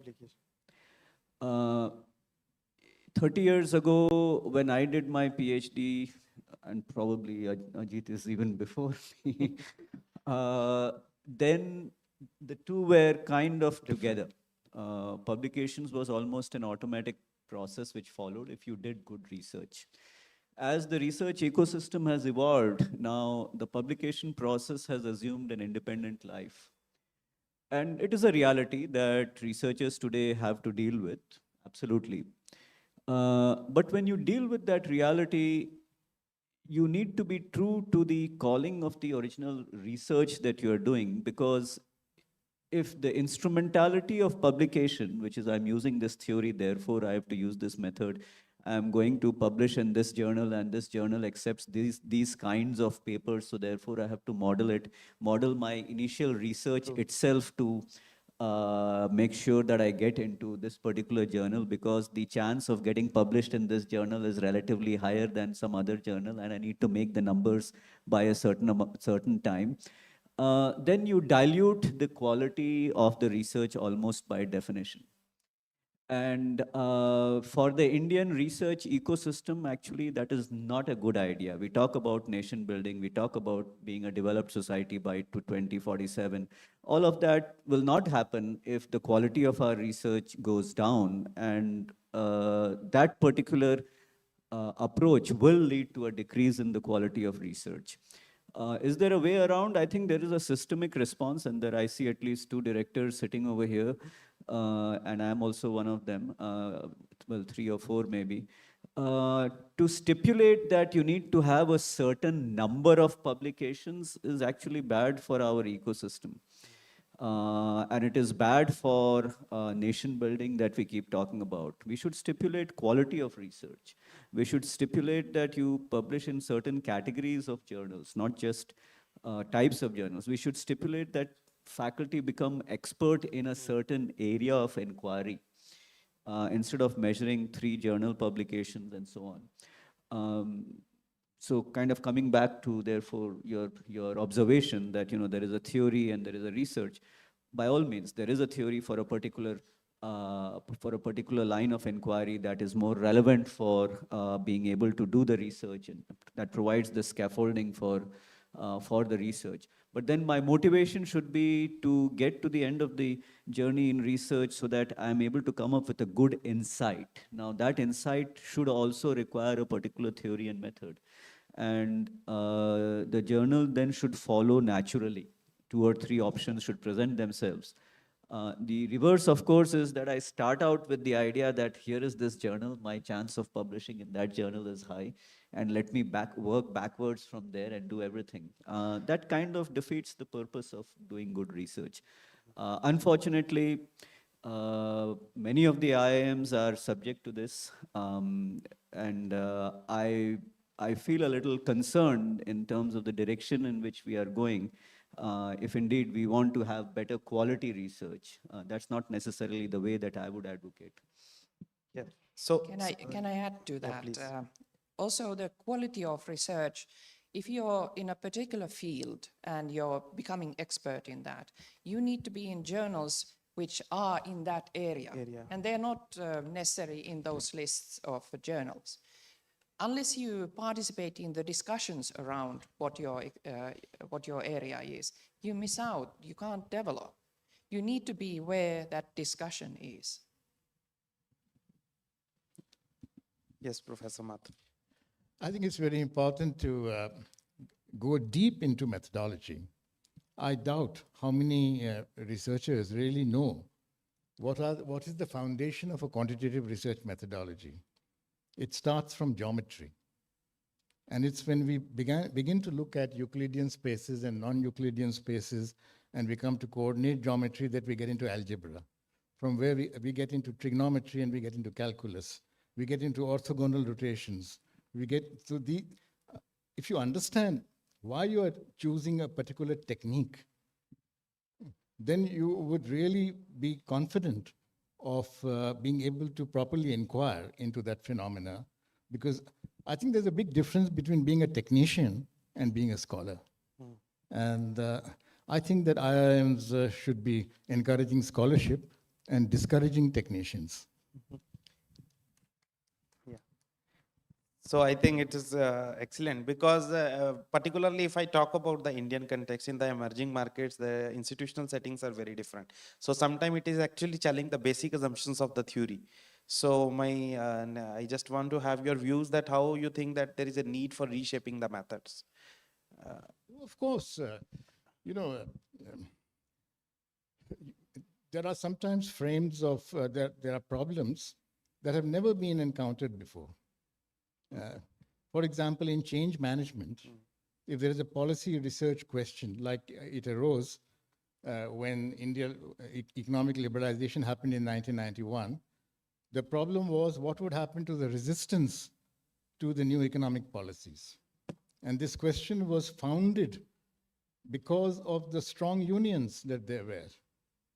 So what kind of research did this need? What kind of research questions came up and what were the methods? One was we needed to understand the interactivity between product markets and labor markets, which had never been done anywhere in the world. So we needed to look at what methodologies could we have for linking or understanding the connections between product markets and labor markets. And we did that, and we came to the conclusion that when you liberalize product markets, the labor markets will also change and the unions will weaken. And the pattern of weakening was also predictable. So it was possible then to do that. And it's amazing that Manmohan Singh, the then finance minister, he picked up on this research himself. Nobody took it to him. And I, as the lead researcher, certainly didn't take it to him. But he picked it up on his own. He called me and he said, this is what you have done. Can we now implement this? And what does that involve? That involves co-creation with people who disagree with you. What is the research methodology for that? Co-creation. And what did we do? We called the opposition leaders, Jyoti Babu and others, and Manmohan Singh and the policymakers, Chelaya, Chidambaram, and Governor Malhotra of our Reserve Bank. We got everybody together, and we said, please, let's have a dialogue. 3 of us presented the research. People had a dialogue. Would you believe it that at the end of the day, the left parties withdrew the opposition to the reforms, and the reforms went ahead. So when I wrote up this change management initiative, did I have any references to cite? Zilch. So I had to submit to a top-ranking journal the change management process, analyze, describe, separately from the research we did on product markets and labor market, which was published separately. But this part, it was published without a single reference because nobody had done this before. And it was published in the International Journal of Labor by the ILO. Yes. So, Professor Martilla Bestova, you have an extensive experience in the qualitative and philosophical inquiries. So, how does this philosophical inquiries is actually revalidating the existing global models? Because we are talking about the reshaping of the methods. So, any kind of insights which we can withdraw from the qualitative or philosophical inquiries?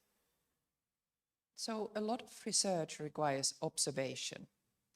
And observation, what you observe, is also influenced by your worldview, how you see the world. There is a nice research done on this which illustrates this problem. You know, there was a long time there was this idea of alpha myth that say in deer packs there's an alpha deer that leads the pack. And this conclusion was given by a group of male researchers. They were observing the deer and they found out that the deer went to that direction when this one male deer headed towards that direction. Yes, that's what happened. Now, after some time, a female group of researchers came in. They did the observation too. What did they find? They observed differently. Now they found out that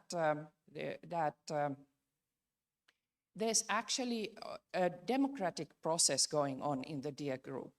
So usually it's led by the older female deer. So they look at certain direction. And when the group synchronizes, so most of the deer, say over 60%, look at the same direction, then the lead deer takes off and towards that direction. So there was no alpha male. It was a democratic process within the deers, but the observations were different because also the worldview of these researchers was different. So there are a lot of things that affect how we observe. And the more you do qualitative research, you realize that observation is the key. What do I see? Do I see the phenomenon, or do I see something that I think I see? So the part of what already was presented in the earlier presentations is that how do we critique our own thinking? How are we open to new perspectives? And what kind of perspectives are we open to? So to kind of look at your first, the observation on this round where you said that the context in India can be quite different. And what is the applicability of a lot of theoretical scaffolding which has been constructed outside. So to an extent, I think, yes, there are differences. I think some has been pointed out by my co-panelist over here. On the other side, so let me argue the other side, right? What are the commonalities? So some time ago, so in India, you have these lots of packaged food, right? Haldiram and all of these guys, they'll give you potato snacks, potato chips, and all of these things, and a lot of them are not very healthy. So you need to have a list of ingredients at the back, which is there. But nobody bothers to read that entire list, so much fat, so much trans fat, and so on.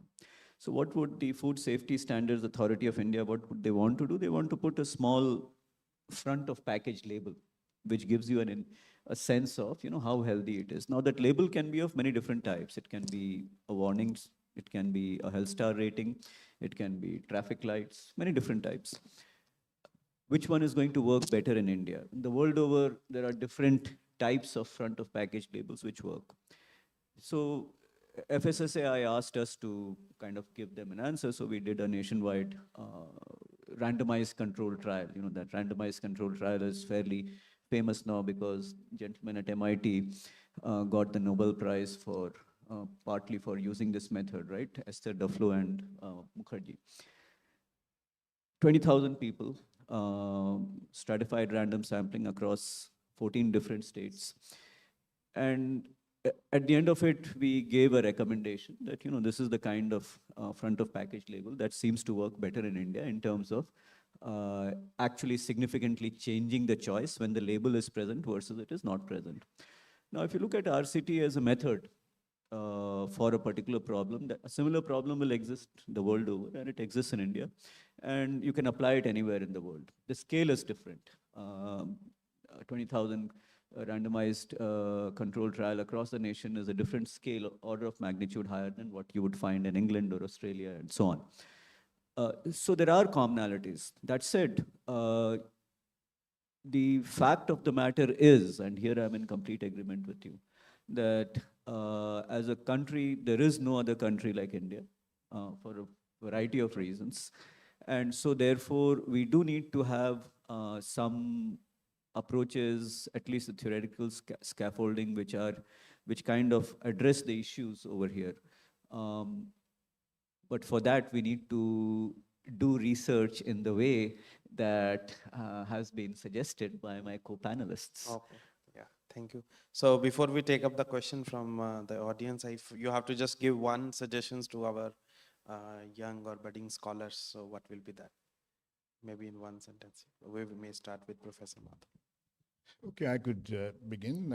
I think a lot of management research will involve invoking logic, because knowledge becomes science only when you can act on it with logic. But logic is not the same as rational. So the problem here is that there are many aspects of irrationality that will have to be introduced in management research, which makes many quantitative methods automatically suspect. Today, I would be very hesitant to include Bayesian frames at all in management research, because the Bayesian frames that are used will not yield robust results. And there are many aspects of uncertainty that cannot be reduced to risk. So unless you can get probabilities, you cannot design experiments saying that this would be true in 95% of the cases and so on. So that's one thing. So I would say that, second thing I would say is that the purpose of research should be either to improve effectiveness of management systems, or it should be to reduce waste, or it should be to improve social justice, economic justice, political justice.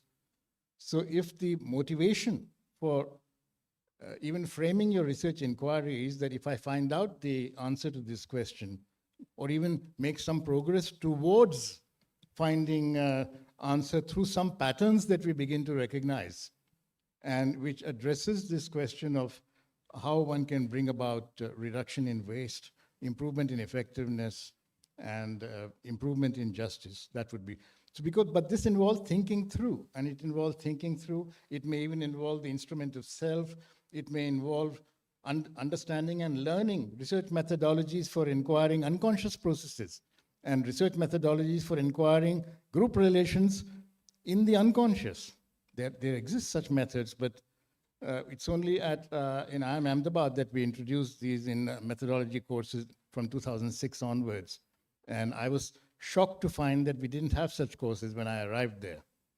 Yes. Last thing, thinking. more important than solution. Discovery, not the same as invention. So when somebody says, I want to do research because I want to invent a model, please discourage him or her. You have to explain that you cannot do research for invention. You can do research for discovery. Your discovery can lead to possible inventions. But there's a big difference between discovery and innovation. IBM used to have its motto, think. And then they changed it to solutions for a small planet. The Oracle's chief, he was quoted in an advertisement for The Economist saying, oh, earlier I used to think, now I just read The Economist.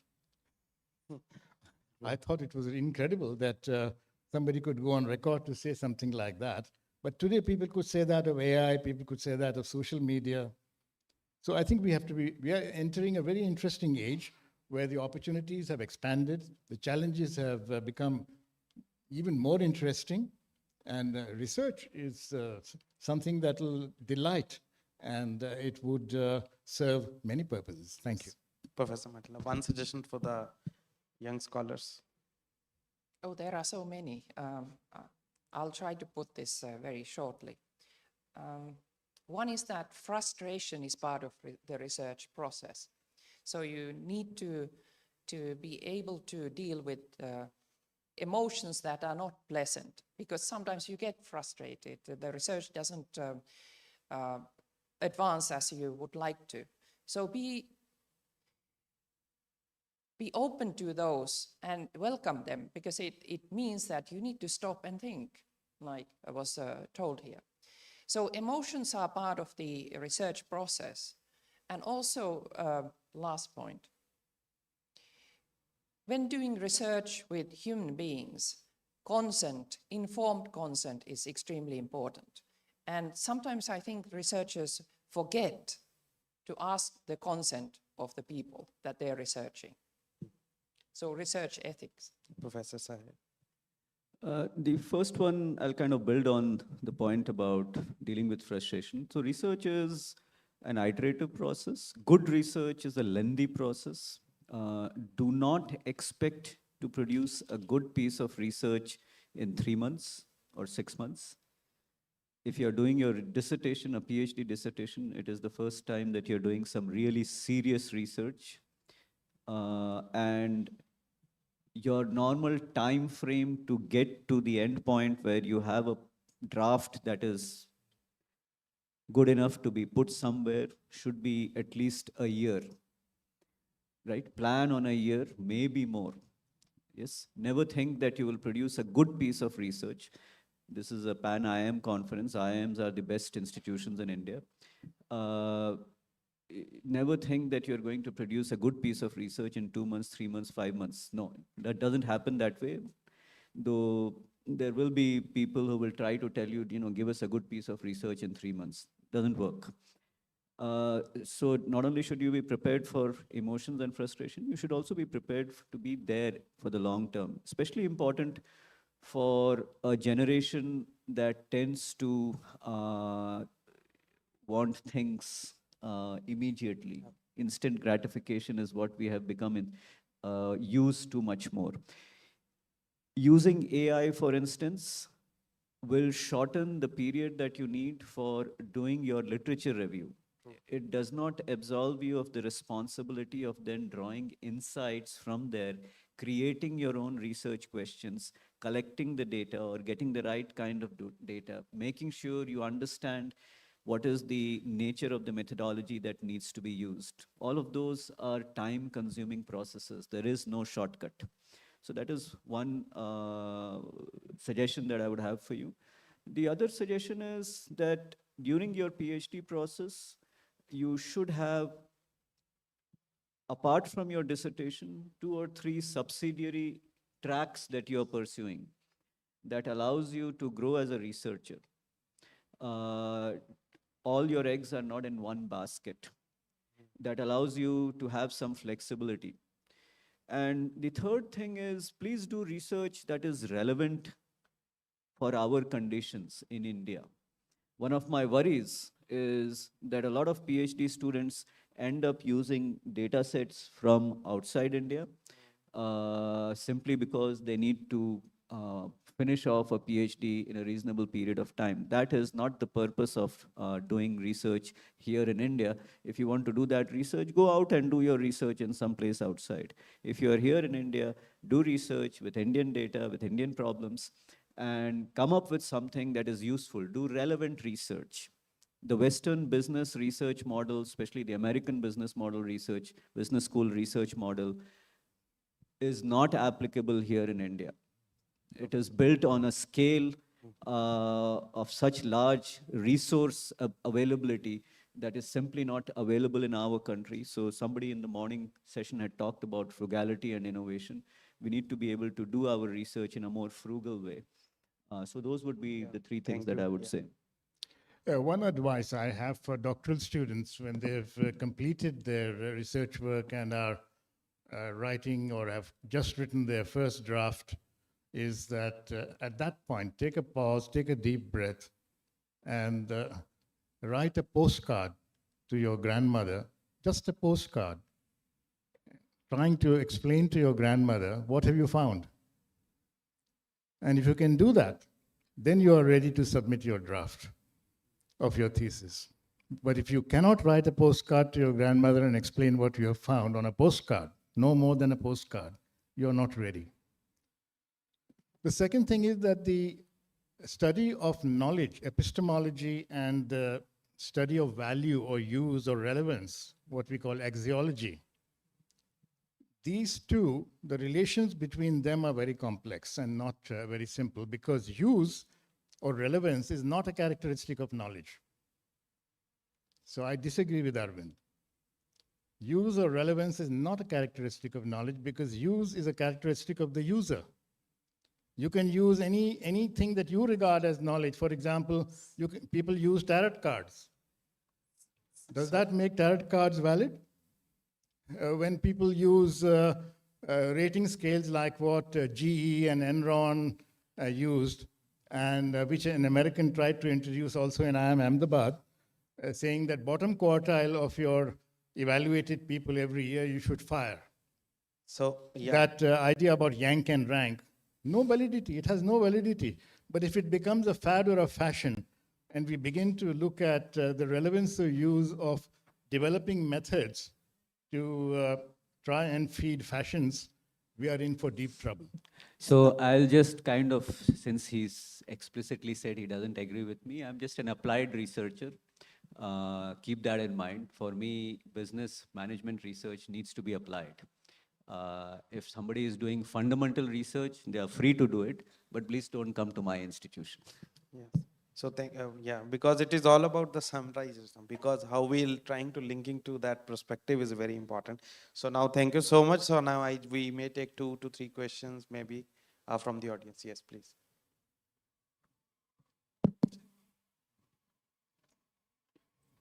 Hello, Dr. Manish Bansal. Good to see you. And my question is to Professor Arvind Sahai. You mentioned like in India, we should be very frugal, like I see all the time, most of the time, let us first have clarity over the building block and let's think later like that, like that. We live in a very small world. We are a hybrid enterprise. We are connected globally. I do not see, why don't we just access the entire resources of Silicon Valley, you connect hybrid enterprise available. I see, from the American side, what I see, they are speaking on thin air. Everybody comes, talks globally and, then comes to the building block. Talks about the scale and, create a building block for scale that is missing. What do you say about that? Thanks. See, let us first accept the fact that the United States of America is the largest economy, the most powerful nation on earth just now, and it has happened not because there is no substance underlying it. There is a lot of substance there. Let us also accept the fact that Americans are probably the best salesmen on the planet. And when they sell you a whole bunch of stuff, that is what is happening. But there is content underlying that. Our challenge as a nation is that we are where China was probably 15 years ago. And to get to where China has got to today, where it is now able to compete with the United States on equal terms, we need to scale up our research. We need to become better quality research. We need to have research that is localized, that is relevant to us. We don't have the luxury that the Americans had like 70, 80 years ago. We don't have the luxury that the Chinese had 20, 30 years ago. We are living in a different environment. The government is very alive to this problem. They have now started the equivalent of the National Science Foundation in India. Anusandhan Fund is there. The Department of Science and Technology is putting up research, funding research. MIT is doing that. As management institutions, it is our job to be able to contribute to this effort without losing the essence of what an academic institution should be, which is what I talked about, the compact between industry, government, and academia in a country. So that is our job to do that. When I said frugal, we need to manage more with less. A typical American business faculty member at a top institution will be given an annual research budget, single faculty member, of up to $10,000, $20,000, which is no strings attached. You can do whatever you want with it. And then there will be additional grants that you can apply to, right? $10,000 is like what? 9 lakh rupees. The best institutions per year, the best institutions here will give you maybe 3 lakh rupees, maybe 4 lakh rupees. And there will be some strings attached. So we have to be able to produce as much or more with less resources. Good research also requires sometimes equipment, right? The kind of research I do, applications of neuroscience, it requires EEG, it requires eye tracker. And if you really want to spend a lot of money, get an fMRI. One fMRI machine costs you $2 million. Kahan hai paisa, right? So we need to manage more with less. And that needs creativity. It needs the ability to think in ways that allow you to come up with ideas that are relevant, execute on those ideas. I hope I was able to at least address a part of your question. Yeah, please. Also, I would again emphasize that the research collaborations are also extremely important. So that way you can also leverage the, if the resources are not, if they are not very high or they are not plenty, how do we create ecosystems also between institutes so that different kinds of researchers can come together and perhaps look at the same problem or different problems? Because when you have a group of people who are exploring the same thing in a collaborative way, not in competitive way, it often becomes competitive. That's not, you can't do research with competition. Research needs high levels of trust. So how do these institutions build up ecosystems where trust is the basic thing? Trust means that others are not stealing your work. It means that you can share your problems, your issues, your frustrations, or whatever, resources even. And not like, it doesn't make sense if you have 22 institutions and in each of them, say 3 people are doing the same research, more or less. Can we create those collaborations? And there are a lot of resources, a lot of examples of this in Europe, where research groups are very common. And you create quicker, and it's much more fun. True. So maybe we can take one more question. Yeah. Hello. Hello, professors. I am a research scholar from Indian Institute of Management, Visakhapatnam, and my name is Jeet Ranjan Sahu.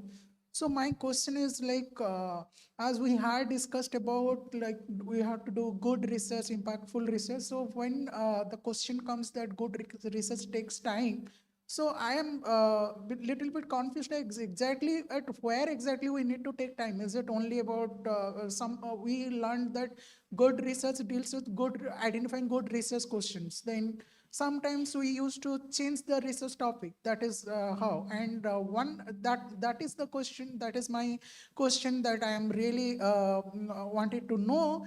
And another question is all about we have deadlines. So how deadlines in terms of completing research, completing PhD and everything. So I mean to say when we need to have impactful research, so how can we have that impactful, which can be, our research can be implemented in public domain in terms of policy, in terms of regulations and Yes. etc. Thank you. Yeah.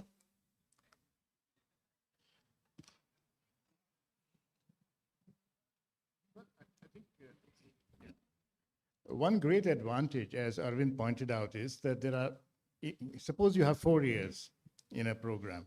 There are some parts of it that can be done much quicker now because of the use of tools and technologies that are available. So you can save time there. But there are parts of your research program where you cannot save time because you do require time. So it's a matter of planning and adhering to it also is about the kind of bite you are making. Don't bite more than you can chew. So defining the scope of your research and then working towards it within a program, in my opinion, a research program should not take 4 years at all anymore. In my opinion, it should take only 3 years. But there are some kinds of research that might take 4, 5, even 6 or 7, and we sometimes give extensions to our doctoral students for that reason. So that's the short answer to that. Second is that if you really want to learn a variety of research methods, and here my suggestion is to the organizers of research programs like Manish, that you have to really think of looking at building a repertoire of interdisciplinary research methodologies and possibilities, and also multidisciplinary research possibilities. Because the most exciting questions don't arise within a discipline, and they arise at the interstices of disciplines. So you need to actually invest more time in learning a variety of research methodologies rather than in becoming a technician and saying, I have a methodology, now I'm looking for a problem which I can solve with this methodology. So, in answer to your that's question, yeah, okay. that's one last thing about frugal. You know, there was a metal toy scandal in North America a few years ago. The person who inquired into that scandal was my doctoral student Hari Bapuji from IIM Calcutta, who was by that time a professor in North America. And what he was able to use is action research methodology, and he found that the claim that Mattel Toys was making was false. And it made him a celebrity overnight because his research was robust. His findings were, they showed that Mattel was presenting a completely distorted picture of the reasons for that scandal. Mattel was saying that this is happening because our outsourced contracts from China have given us bad toys, whereas the entire thing was America-centric. So maybe in addition to your, response to your question, because within the time span of the PhD, to just make an impactful research, it is very important to just identify what are the exogenous things happening around you based upon the area, right? So because similar policy makings are coming up with the government. So maybe through our research, we may do some sort of research to provide some implication for the government policies. So that is the one of the way I think the impactful within the short period of time to examining the exogenous shock which is happening in the economy, which can directly impacts through your research finding on the government policies. Yeah. Very good point. You could go into anomalies straight away. Whenever you see an anomaly, that's worth investigating. Investigate the same. Also, research doesn't stop when your PhD is done. That's when it starts. PhD is a kind of a ticket for you to be recognized within the community as an academic researcher or whatever you call it. And that's when if you look at the scope of your research and you fit it into the program, nothing prevents you from continuing that research, because research is never done. There's always more to research. So that is one thing to keep in mind. So thank you so much. On behalf of IIM Ranchi, I want to thank the distinguished panelists for the insightful things. So if I have to just summarize the two main points, that our purpose defines our research, and our research method should be based upon the problem. And obviously the country institutional settings are very different. So sometimes our Indian context is challenging the basic assumptions of the theory, which can help us to reshaping the methods first. So once again, I thank you to our panelists for agreeing to be the panelists for this panel. And thank you everyone for just have your time with us, and thank you so much. Yeah. We express our sincere gratitude to the panelists for sharing their knowledge and perspective. We will now request Professor Manish Bansal to kindly come forward and felicitate our esteemed speakers.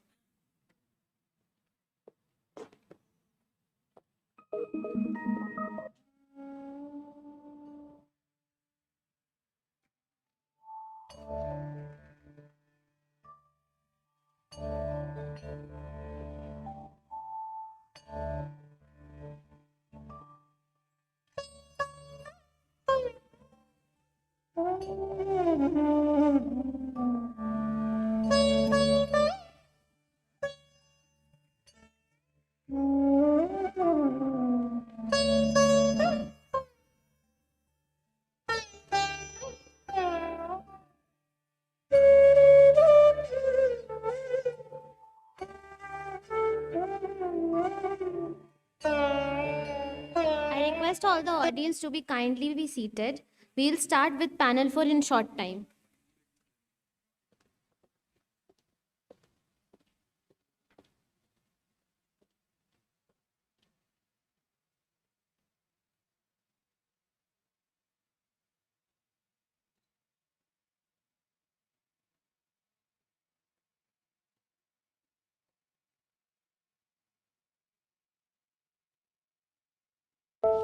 पापा, इस दिवाली दादू और दादी को यहाँ बुलाए? बेटा, हम वहाँ जाएंगे। क्यों? क्योंकि त्योहार हमेशा अपने घर और अपनों के साथ मनाते हैं। क्या ये अपना घर नहीं है?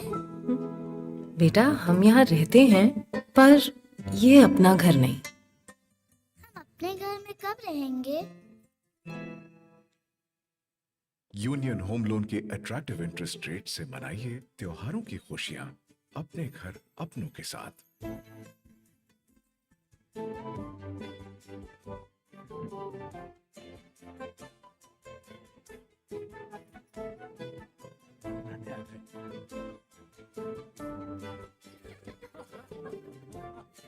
दादू और दादी अपने घर हैं तो हर दिन त्योहार। यूनियन होम लोन, अब खुशियां अपने घर अपनों के साथ।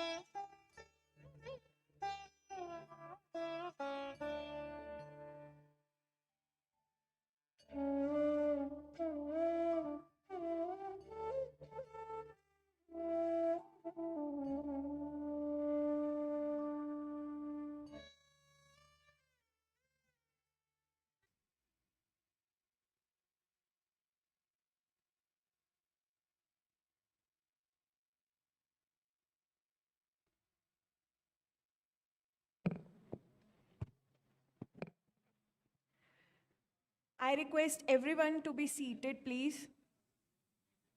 Before we begin, a gentle reminder for everyone. Kindly keep your mobile phones on silent mode. We encourage active listening and engagement during the session. Kindly be seated during the entire session.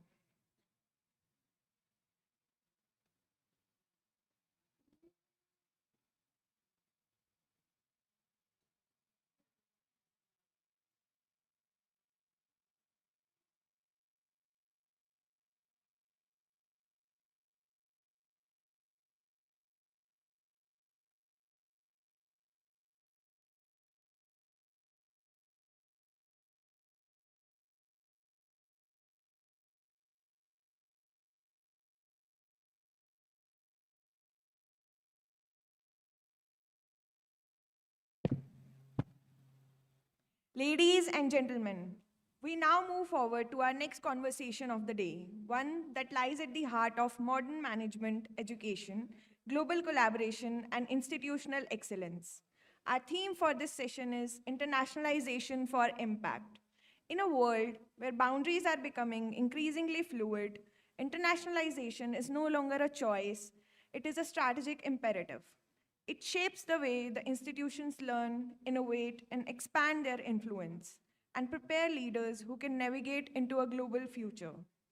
And today, we are privileged to have with us a distinguished panel of leaders who have not only championed this journey, but continue to define what global impact truly looks like.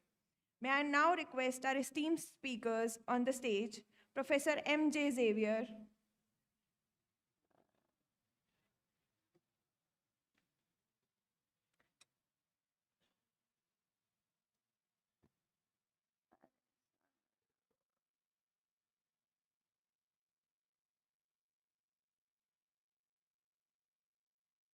May I now request our esteemed speakers on the stage, Professor M.J. Xavier,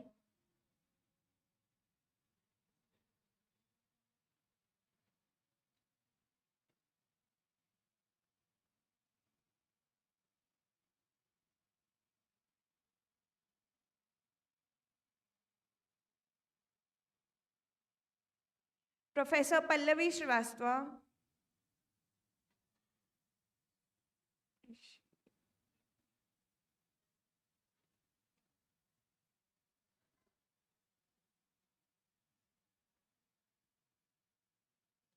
and Professor Swaroop Kumar Datta on the stage. And our moderator for this conversation is Professor Krishna Kumar Datsena. Give them a huge round of applause.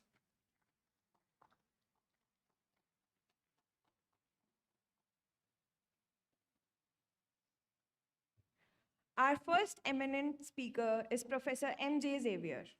He currently serves as the Chief Executive Officer of the DFT Group of Institutions, where he leads a comprehensive transformation agenda across multiple universities and colleges. With a deep focus on innovation, agility, and human-centered excellence, he is steering the creation of future-ready, technology-integrated learning ecosystems. A fellow of IIM Calcutta and a chemical engineer from CIT Coimbatore, Dr. Xavier brings over 4 decades of experience across industry, teaching, research, and academic administration. His rich international exposure, including teaching engagements in USA, UK, and several other countries, has contributed significantly to the evolution of global management education. He is a former director of IIM Ranchi, an award-winning author, and a visionary known for shaping institutions and learners for a rapidly evolving world. We are honored to have you here, sir. Our next distinguished speaker is Professor Pallavi Srivastava. Dr. Srivastava is a Dean of International Relations at the AACSB accredited Jaipuria Institute of Management. She leads the Institute's international engagement across its 4 campuses, Lucknow, Noida, Jaipur, and Indore. A doctorate from MDI Gurgaon and a professor of OB and HR at the Noida campus, Professor Srivastava brings nearly 20 years of experience in teaching, research, training, and academic administration. She has played a pivotal role in strengthening Jaipuria's global partnerships and expanding its international presence. Her work is driven by a clear vision to prepare a future-ready leaders through purposeful and meaningful global collaboration. We are honored to welcome Professor Srivastava here. Our third eminent speaker for this panel is Professor Swaroop Kumar Datta, Associate Professor in Strategic Management and Entrepreneurship at IIM Ranchi. With 19 years of academic experience and 13 years of experience in the industry across metals, automotive, and FMCG, Professor Datta brings a powerful blend of practical insight and strategic experience to his work. Dr. Datta has presented at global conferences such as Strategic Management Society and Academy of Management, and has published extensively in reputed journals along with numerous cases for IV Publishing and the Case Research Journal. He also serves as the co-chairperson of AMBA Accreditation, contributing to Institute's academic excellence. Beyond academia, he has trained senior leaders through management development programs for organizations such as ABB, Torrent Pharma, BPCL, Asian Paints, and NTPC. We are honored to welcome Professor Swaroop Kumar Datta. Now, guiding today's discussion is Professor Krishna Kumar Datsena of IIM Ranchi. Professor Datsena's research in sustainable transportation and digital supply chains has been published in top A-star journals and presented at leading global conferences. His work embodies a deeply international academic orientation, making him the perfect moderator for this session. Sir, the panel is yours.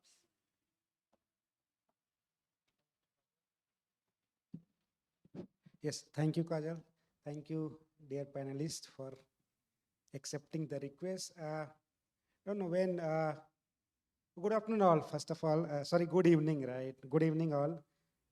When we speak about the internationalization for impact, right, we really talking about how ideas, research, and collaboration can move across the borders, right? That is the basically ground reality. But based on my personal opinion, right, it's not about the imitation, it's about the connection, right? So considering this thing in mind, let us start, because we are here to just get the opinion, the perspective of our eminent speakers, so right, let us start the discussion, right, when we are talking about this. The first, let us start with our Xavier sir, right? So sir, the thing, when you think about the internationalization, right, for impact, and beyond the usual collaboration and programs, right, how maybe, what does genuine social impact maybe mean in your experience, sir, please? Thank you, Dr. Krishna Kumar, and good evening to all of you. Thanks to the few souls that decided to stay back. So, of course, the upper echelons are all completely empty, and we have a few here. But anyway, so we will feed whoever is available. Thanks, Doctor. Actually, when you say internationalization, right, that means you have your operations outside of your country, right? And in fact, if you want to be a global organization, then more than 60% of your operations should be outside of the country. And for that, to start with, you must have your own content, your own product, your own, something that is your IP. And I'm just throwing a challenge. I mean, what kind of IP that we have created in management education, right? That's the starting point. Second question, I'm sorry, you should do this questioning. I'm just throwing it to you so that the audience can also ask questions, because we are very few in number. I don't think we should keep talking all the time. The second aspect is, if at all, some IP that can be created, India being a country with 80% people, living in rural areas and then slums and so on and so forth, I think whatever you do for this section of the people, that can be something unique that could be packaged, branded, marketed to other places. So this is what C.K. Prahlad did. He talked about fortune at the bottom of the pyramid. But we could have done it. So Nirma was marketed, and then we always had these ideas. We were teaching this in our classes, but there was no one in India who could package it and sell it. But finally, it was C.K. Prahlad from Michigan University who packaged it and sold it, right? There was a time when Japanese had what is known as Japanese management. So they had their own concepts, and world over people talked about it. Because 80s, they learned the quality management from the West, but adapted it, and they developed their own models. They became pretty much, the models to be used by the rest of the world. Now, we need to do this introspection. So what have we done? In fact, when I was the director of IIM Ranchi, first director rather, so I asked this question, how would you differentiate IIM Ranchi? Because when there are so many IIMs, of course now so many IIMs today, that's a different matter. And even with that many IIMs, we wanted to be different. So I said, we don't want to cater to multinationals. We want to cater to only the Indian multinational, Indian companies. I want to produce people who will contribute to the Indian nation. So we had several innovations within the curriculum. So we had compulsory rural immersion. I made my students to go to the streets of Ranchi and learn concepts. And some classes we had only 50% lectures. 50% they were on the doing field projects.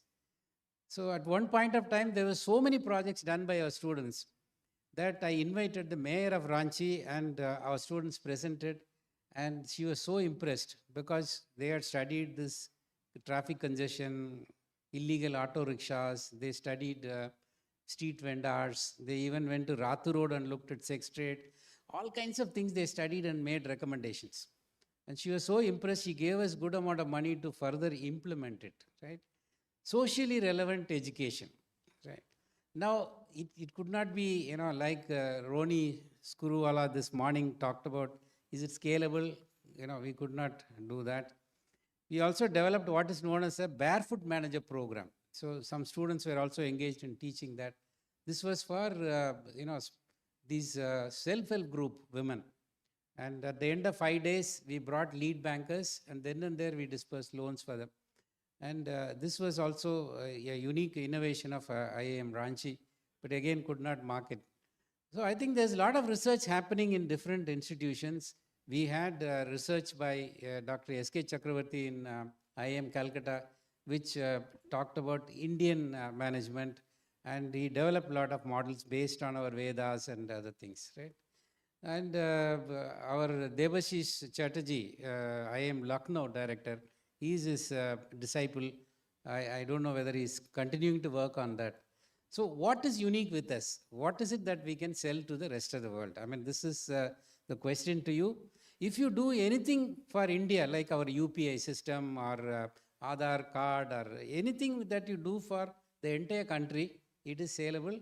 We should package it. We should market it. With this, just a brief thought-provoking ideas, I will hand you over to Dr. Krishna Kumar. Thank you. Thank you, sir. Ma'am, any thought on the same? Okay, thank you, and good evening to all of you.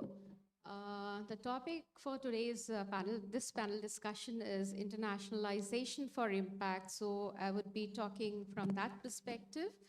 And having held this position of firstly chair of international relations for 5 years at Lucknow campus of Jaipuria Institute of Management, and now for the last 2 years as Dean of International Relations at encompassing all the international activities across the 4 campuses.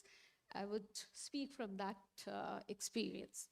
All right, for long we've seen that the measures of global success or internationalization has been the thickness of MOU files, that is how many MOUs you've done, the number of students you've sent for exchange, and how many faculty have visited the institutes. But now I think we need to move beyond transactional or commercial transaction to transformational partnership. Because of course, if we look at government initiatives, NEP also suggests that we need to move from isolation to integration. And they have also, government has also introduced certain initiatives where it talks about twinning programs and bringing foreign universities to India, and of course, establishing Indian campuses abroad. So all this is part of government agenda. So we need to see how we can bring a transformational partnership and make an impact. So number one, I would say that we need to move from elite mobility to, you can say, democratize access. That is currently we find, and as Dean International Relations, I have found it challenging to send students for international immersions. They nominate and then they withdraw. So normally about 5 to 10%, and I'm sure this is the case in most of the B schools. 5 to 10% students who can afford it, they are able to go abroad for immersion programs. So what can we do? So the impact would be when we can create cross-border classrooms through technology, right? So just catering to 5% of students would not help in internationalization. So technology can bring in this leveling, and COIL is one such new initiative which is being taken care of by many foreign university. COIL stands for Collaborative Online International Learning. So two universities, one Indian university and a foreign university, together they design an assessment component or a live project where students from both the universities, they are working together to solve a problem or to study a problem. So the impact here would be 100%, you can say 100% cross-cultural sensitization of our students, be it whether they can afford it or not. So internationalization at home, of course, it is another government initiative. That is why we should try to bring cross-border education within India. And this also caters to the inclusiveness agenda also. Second point which I can say is, which can make an impact, is we should move away from knowledge sharing to co-creating knowledge. So normally what happens when an MOU is signed, faculty from one institute goes to the other institute in another country and works on a research paper. The outcome is mostly a research paper or a set of research projects. So why don't we create a joint, you can say, centers of excellence which can work on some grand challenges. Say you can, in an institute, a B school in India joins hands with a university in Netherlands, and together they work on, they put up a center on climate resilience, and they're working on flood management. So the foreign partner might bring the technology for flood management, and the India partners, like, of course, frugal innovation and frugal deployment in dense population. So they have this strength. So together they can come up with a solution. So again, the genuine impact is a solution. Both of them working together to find out a solution. Third thing, again, I would like to say is we should stop, or you can say limit ourselves by seeing West, by looking for West as brand associations, and instead we should look for resource building and capacity building of our institutes in emerging economies. So you can say Indian business schools, IIMs, etc. can mentor new business schools in countries like, say, Bangladesh, Nigeria, Nepal, and teach them about curriculum design and of course, academic governance. So this way, instead of importing global standards, we as Indians can contribute towards institution building. So this is again a kind of impact where we are, making a mark on our brother institution in this region. And of course, we should focus on, not just focus on leaving our footprints in the other country, but leaving our fingerprints. That is making a unique mark rather than just, going to that country, visit a country. So that's all from my side. And Thank you, ma'am. Professor Datta, please.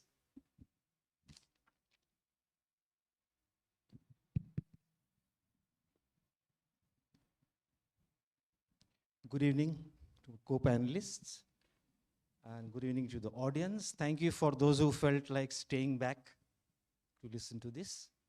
I would like to engage with this question what Professor Dudson asked by internationalization.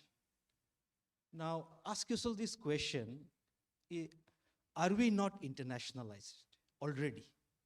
Is internationalization not a mindset?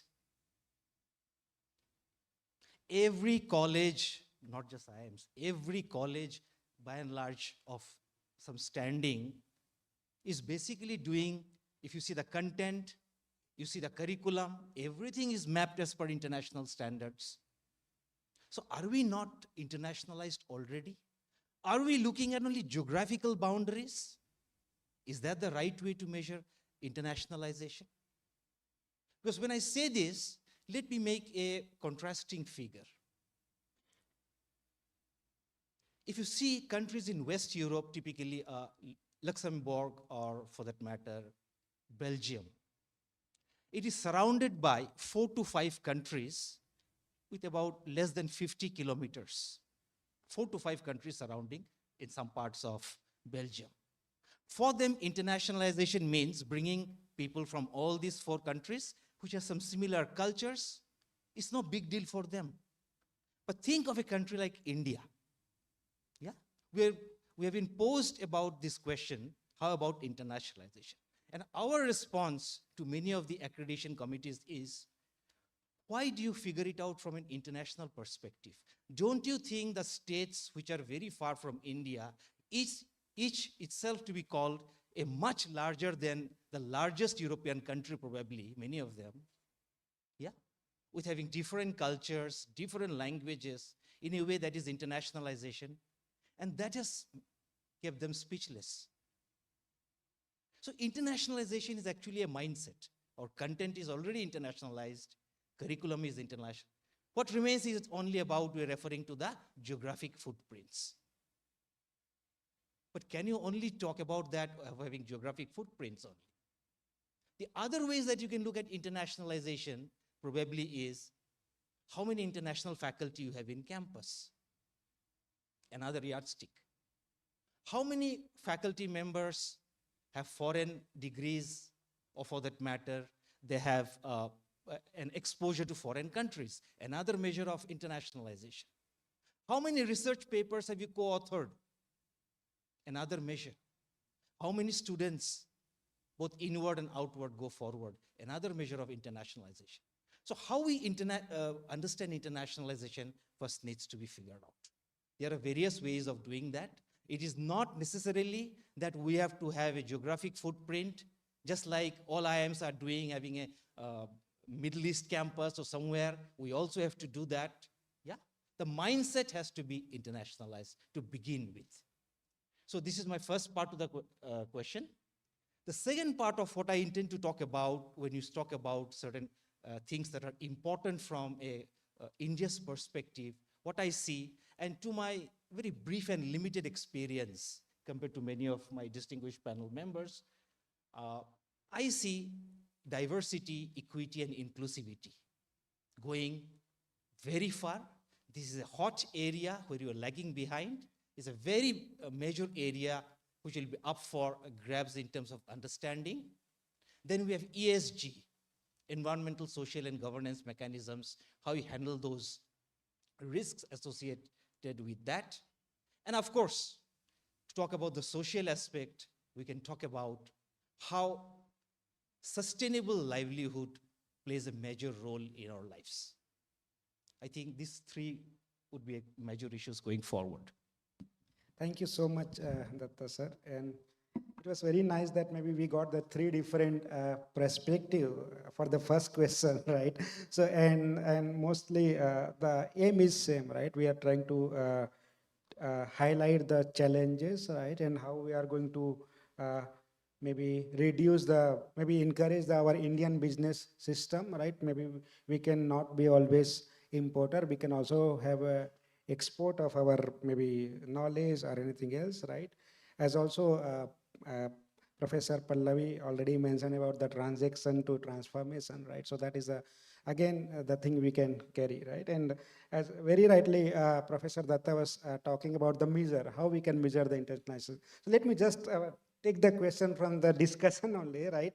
When we are talking about this international, right? So from your experience, any one of you, right? Maybe this is a kind of, we can, let us start with the Javier side. From your experience, what helps in a, for the partnership, right? What helps a partnership move from formality to a real on-ground impact surface?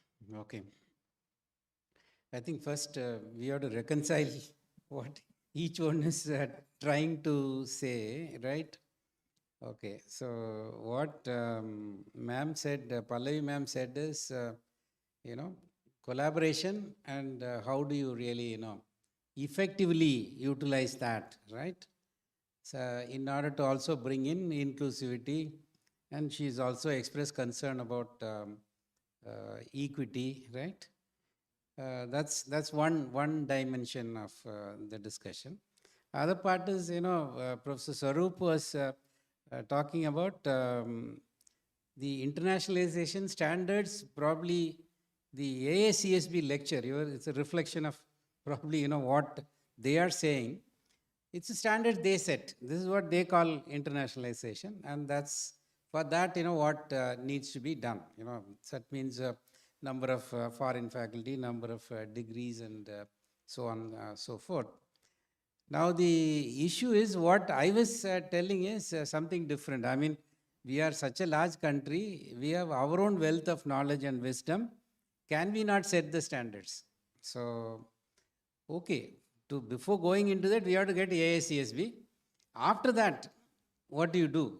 So all the time you want to be lagging behind the West, or do you want to lead? I mean, that is a question I ask. So if you are going to constantly agree to the standards and models as set by the your Western institutions, that this will be a problem. So even now what has happened is because of that, Harvard cases, their method of teaching, their models, etc. So should we not develop our own methods, our own theories, and then build it into that? I mean, that was the basic thing. Having said that, coming to the issue of, what Dr. Krishna Kumar raised, when you have a partnership, how do you make it more productive? See, today if you look at partnerships, why do you go for an international partnership? You want their logo on your brochure so that you can get more students, right? You want to have a student exchange program so you can charge a higher fees. I think the motives, the way we utilize all these collaborations and relationships are substandard. This is the basic problem. So you have to, go with something concrete to show to them that I am working on something, this will uplift the people, tribal people in the state of Jharkhand. For this, I have built a model like this. Can we research together and then improvise on that? Now, the Western processes, Western models, and Indian thought process, you combine it together, then you build something, Then that becomes globally accepted. I mean, that's what we need to really work on. So that's an example I said. There are a lot of things that we are doing, but we don't know how to package it, brand it. Like, for example, yoga, meditation, everything has gone from here. And they package it and then they tell us. Today, there's a big theory, mindfulness. All managers should have mindfulness. What is this mindfulness? It all went from here. So it's our Vedas, our ancient wisdom tells us that you have to calm your mind. Many times I tell my students before a case study, close your eyes, just observe what is your thought process before the discussion. The quality of discussion becomes much better. Same thing as a manager, when you take a decision, close your eyes and meditate for a while. You make a better decision, you calm down. Now, this is Indian. Now, we have not capitalized on that, and they have branded it. They are actually coming and telling us. So, when you say internationalization, it is not a chapa of internationalization I am talking about, It is much more than that. Can we internationalize our kind of, what we have built, and take it further? And then you will have a negotiating platform. If you have something. Today, if a professor is doing some research on barefoot manager, a program for rural people, now nobody is interested. In fact, when I launched that program, I spent 50 lakhs creating a feature film, and I had an order booking of 3 crores from Tribal Ministry, Development Ministry, SAIL, and Coal India. But there was not a single faculty willing to go and implement this program. You see, you look down. See, you do something that has a social impact. You do something that will build on our Indian knowledge. So if somebody says, this is in the Vedas, this is what I'm packaging in this form. Subhash Sharma is there, people laugh at him. He is a joker, everything he puts a model. No, but I'm saying, why don't somebody take his model, empirically validate it, and publish it and say that this is Indian model? Where is that? That is internationalization. So take your products to the whole world. If you have your own models, if you have research platform, equally you can bargain and say that we will collaboratively research. Say that, we will operationally, we will implement it in Mexico, we will implement it in Africa. We'll take it to Papua New Guinea and we'll share the revenue. There's a huge opportunity. That's how we need to really look at it. Thank you. Thank you, sir, because definitely we can go for the make in India kind of thing, so that we can also sell our product to the other countries. Ma'am, please.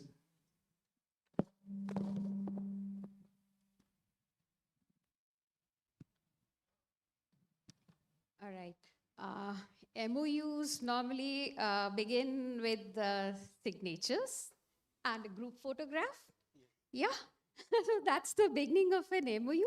And but the real impact happens when the people associated with those MOUs, those universities move, and not just the MOU.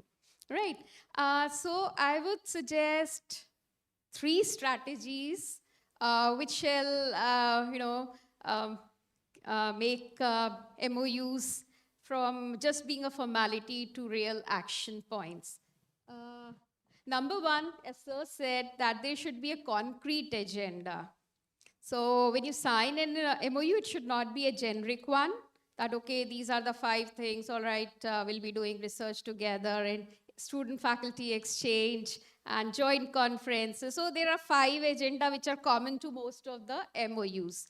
So from my experience, what I have learned is that, of course, the initial MOU, you write about those things, but then there has to be a letter of agreement related to one concrete agenda that you would like to begin with. Because if you leave it like that, the easiest thing which the foreign partners do is to sell their immersion programs and trimester exchange program.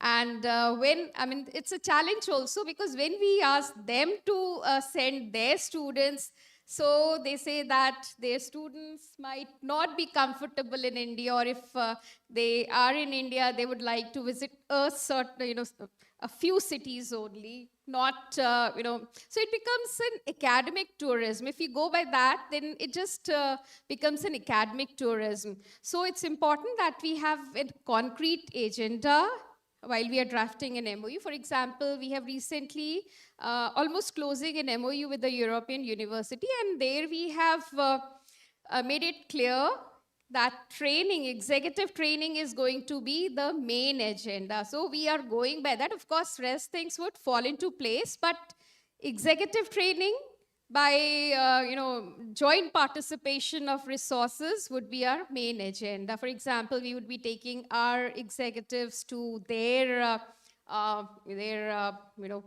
university, resources would be shared, so that kind of model. So we are focusing on that.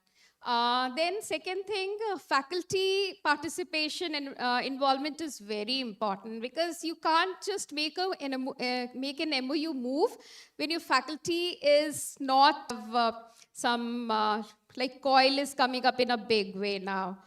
So for that, you need to convince your faculty that they have to develop a live project in association with the faculty from the other partner university. So that requires a lot of efforts from both the faculty, both sides of faculty, to come up with you can say a consensus that this is how we're going to do it.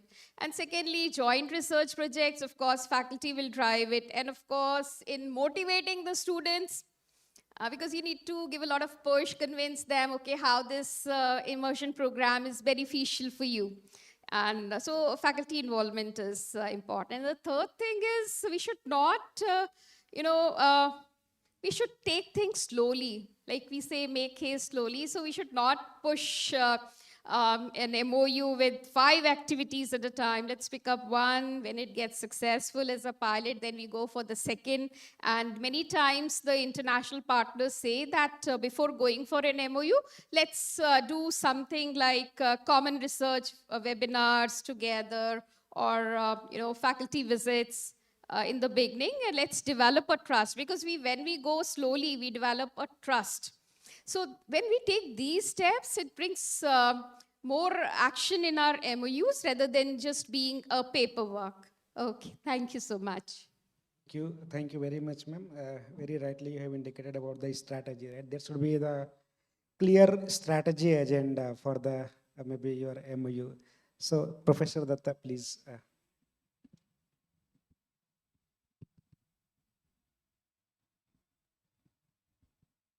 Okay, taking alliance forward, basically, it is just like similar, if you see in the corporate scenario, we talk of joint ventures and strategic alliances. Yeah, you take any company for that matter in India, it has alliances, it has joint ventures, same with foreign companies, with Indian companies. So you should be asking this question, why do they get into this alliance first? Yeah. So the first thing in this, if any alliance or a collaboration has to work, is what the other party brings to the table. As I think Pallavi ma'am very clearly articulated about what typically happens, yeah, in an MOU, and after that photo, and that's it basically. So like in corporate scenario, think of it what happens. They have a clear-cut scenario where they plan out what each other brings to the table. That means in what way each partner contributes to any of the things that we talk about. Yeah. Once they figure that out, so they enter. Like one partner is giving the technology, the other partner is giving the knowledge of the local market or local market access to the other partner. So it is complementary in nature. But the most important aspect here is what the other partner brings to the table. You need to jot it down clearly, have a time frame in mind, and with clear-cut deliverables, which typically does not happen. It is just about exchange programs, and I think one-way exchange programs, which many are interested. Yeah. So choice of a partner, like think of it is like a marriage. You can have a live-in, you can have a love marriage, it can be an arranged marriage, whatever bit. Choice of a partner is very, very important. And for many Indian B schools, typically if you see, just that foreign tag of that thing, we tend to get attracted. Let's tie up with them. But what is the value the other partner is going to bring in? Once you can figure that out, take concrete steps with discussions, have a clear-cut time frame in mind about the deliverables, what we expect from each other. That's the first fundamental way to get anything off the ground, basically. That's what I believe in. Thank you. Thank you so much, sir. Basically, there should be the joint venture kind of thing, right? We should come with our partners and decide what basically we can proceed for. Taking the our discussion forward, let me just take further, right? because we are talking about the internationalization, and we are talking also about the community building and social impact, because that is our theme of our conference. So can you just maybe suggest some points, right, so that maybe we can position as an Indian, as Xavier sir was also talking about Indian business system or Indian, right, how we can position ourselves or themselves just as a not a learner, but also as a contributor, thought leader. Sir, please. See, all these were thought long, long back. IIM Ahmedabad, they have the sectoral programs. IRMA was started purely for, rural management. IIM Bangalore, when it started, they had only sectoral management. See, what happens is, after a while, the lure of multinational jobs, 1 crore salary, all these things, every premier institution has moved towards that uniform model where you prepare the students using Harvard case studies, global cases. Of course, we are in a globalized world. So there is a market there. So we have moved towards that. If at all there is something meaningful happening, it is a second tier, third tier institutions. They are doing something locally relevant. I think, in my view, I have written off all the IIMs, all these things. I firmly believe now the third tier institutions are the only ones who will work on these models. But they have to be given little guidance. If you guide them properly, I'm sure their experiences can be written very nicely. There are many small schools, they work amongst the rural people. They work on rural problems, right? So it has to be an integrated approach. So what I'm currently trying with the kind of institution I am working with, I have engineering colleges, I'm managing medical colleges, I have law colleges, I have arts colleges, and also I have schools. So what I am doing is I am identifying special interest groups and make them work on projects. It's a interdisciplinary. You cannot solve any problem, today by this narrow focused approach. So all problems are interdisciplinary in nature. So you will need a medical problem, you will need a medical person, also an engineering person, and so on and so forth. Like that, we have to put cross-functional teams, work on it, and then come up, making it into a product or make it into a service, and then package it, and then start making money out of that. I think this is the way to really go as far as the future is concerned. But IIMs can do it. Maybe some IIMs are doing it, but generally people who work on these local Indian problems, oh, you Indian, right? Whereas if you're working on an American problem, US data, and using that, you come up with a model, because it gets published easily, because you have to get into the top tier journals. Then only you will get increment, then only you will get promotion. So entire system is tuned to completely subserving the Western model. There's no incentive for doing this Indian kind of a model. So we need to reinvent that. Policy level interventions to happen.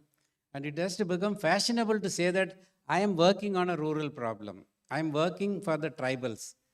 I am working for the slums. Then social impact will happen. Because management is not rocket science. I can tell you, because in my school, MBA school where I am managing, all the students are attached to NGOs. So morning they learn finance, afternoon they go to the NGO and then either teach them how to apply finance concepts or learn from them how to do the financial. Morning they learn marketing, they go and help them how to market their products. So this is how they learn. So the methodology I am adopting is totally different, right? So anybody can learn. In the process, NGOs benefit, my students learn, and I send my faculty along with them. They should hopefully come up with new models, new methods, etc. So this is just one approach. I'm not saying I am all knower. In the audience, there may be people doing some interesting experiments, because if you are from non-IIM, I have a lot of faith, a lot of hope on you. If you have something interesting, you should come and share. Thank you. Thank you so much, sir. So, ma'am, let me just, because you are, yeah, please, ma'am. So it was really nice hearing to your thoughts on thought leadership, but I would also add a few points from myself. What makes a thought leader? So my question is, what makes a thought leader? For thought leadership, some kind of credibility is there that people should accept you. So why would they accept you when you have done some accomplished work in that field?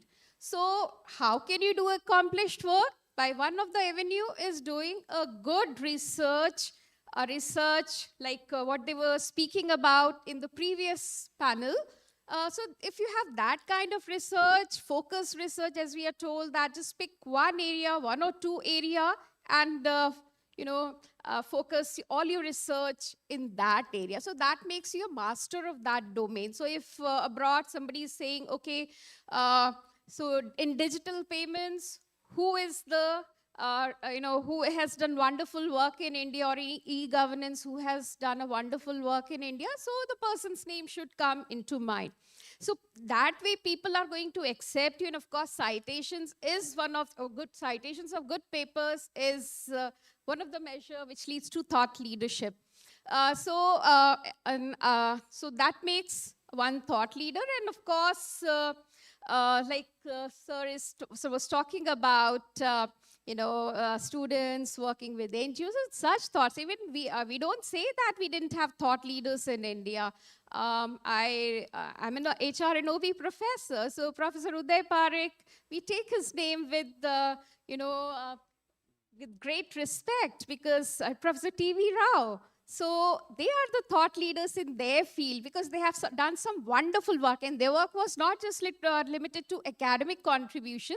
They had actually brought some transformation in the field they were working on. So that's all from my side. You were asking another question?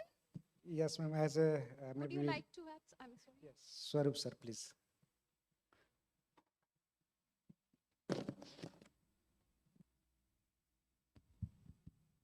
Okay, just if you have to just respond to your question, direct question, but you say that about thought leader or something, I'll not touch upon that right now, but one thing that I wanted to mention about what you talked about, that Indian things that can be carried outward. You talked about packaging, why not packaging Indian things and moving it to other things, branding it, instead of the reverse way. So, so what is that thing that India can do best is the key question. Yeah, it's nice to say, why can't we do come up with unique indigenous Indian things and market? What is that thing? How does it look like? So one of the things that comes to my mind, if you see, many of you may not agree, it could be, if you just see, in the earlier panel also they talked about it, it's about frugal innovation. Yeah, many of you might use the word jugaad. Many will say bricolage in other countries. All are broadly the same. It's about scaling up that differs. So this indigenous way of frugal innovation, why this is important, think of it, when Chandrayaan was launched, it was, I think, 1/16th the cost of any other standard thing. Yeah, any space program that we launch is 1/100th of the cost of any other developed nation. So other nations can know about using resources much better. That is basically doing more with less. Think of it. What I think, again, you talked about C.K. Prahalad, sir, about fortune at the bottom of the pyramid. Here was talking about being resourceful, not having resources. Today it is the world of being resourceful and not about resources. Had it been about resources, think of it, the world's #1 car company like General Motors, I think for about 90 years they were #1. What happened to that company? The world's largest. #2 Ford, #3 Chrysler. It went for 60, 70 years. And then Toyota became #1, and GM was almost on the file of bankruptcy. Government bailed them out. Yeah, they thought being big was very nice. maybe at one point in time. But it is how you orchestrate your given resources. Honda doesn't have the highest budget like General Motors in R&D, yet they come up with so powerful engines that the world takes note.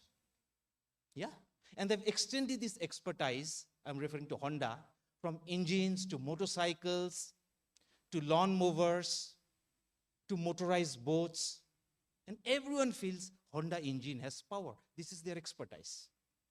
Similarly, I mean, if you look at a country like India, yeah, I believe strongly frugal innovation is a very important thing going forward, which you can take and show to the other countries that this can be done at very less a cost. That means doing more with less.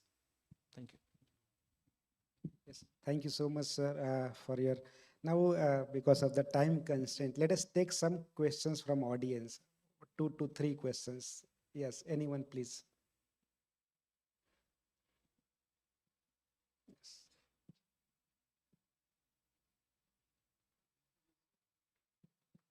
Yes. Thank you. Sir, please introduce yourself. Yeah, and- I am Dr. Shubhendu Kumar Pratihari from Birla Global University. Again, the word global is coming here. Here, that's why I kept sitting and listening to very carefully related to the how a brand is being globalized or internationalized. So it's a question first I would like to ask to the panelist. Who is responsible? It's a very straight question. Is it the policymaker or system, or we the teachers, or the guide, or the students, the society at large? Who is actually responsible, and how to address that? To very practically, I'm asking question, how to address that? Because we are talking about MOUs, we are talking about frugal innovation, we are talking about even going beyond that grassroots innovation, because we cannot ignore that when we talk about frugal innovation. And we're also talking about how to package our indigenous product to be sold at the university. So here again, another perspective of just a thought is coming. Whether we are sending the product to be internationalized, or we are adopting the product from the other countries to be internationalized. This is what the dilemma is now moving around. So over to you, sir. So, any specific panelist? I think I have collectively combined the versions and asked to the panelists. Yes. Anyone can please. Yes, yes. So what you said, why this happened, I mean, it's a system failure. I mean, so overall, we adopted the Western model of education. So if we had not allowed the collaboration of MIT, Harvard, I mean, that's a quick way to get the Western model. And until globalization, 1990, IIM Ahmedabad was doing a lot of indigenous work. There was quite a lot of Indian case studies, and everything was happening. After 1990, I think, we saw huge opportunities abroad. So I think we started chasing that. So it is, so we can't stop that. In India, there were no opportunities at that kind of a sales. So a student joining an IIM, day one, he says, I want to join Microsoft. I want to be in this company, that company. So he does work on only those. And the faculty also does work on only those. So if it has to change, I told you, I mean, that there could be policy level initiatives and other, we have to think of a fundamental change, the way we look at education. NEP to some extent says that, you have to now 4 years of education. Yeah, 4 years, become a multidisciplinary. I think quite a lot of interesting thoughts are there. I think if it is implemented in spirit, to some extent, this, because this IIT, IIM, this kind of a, focus on very narrow areas should go. So everything should become a multidisciplinary universities, and then that will help. Second thing is, you are talking about taking, see, both ways it is internationalization. You take your product abroad, you take their product inside. So when you take their products inside, there are two aspects. One is we have no other option, or we think, we have to simply take it. Or alternately, we take it and adopt it. See, I think that adoption probably, is happening in some places. I'm not saying It's not happening. It will slowly happen. See, India is also so far an underdog. Now only, in the world arena, IT field people are looking at that as. And slowly, economically also, we are getting stronger and stronger. Once you become strong, I think whole world will come to us and then look for Indian management. So that time, your frugal innovation, everything will become very popular around the world. This will be packaged, if not by us, American researchers will come here and then they will popularize you. So there's also this issue of who you are. Exactly. Yeah. Thank you. Thank you, sir. Hello. Please. Okay. Sir, you can sit, please. No Yeah, problem. thank you. Yes.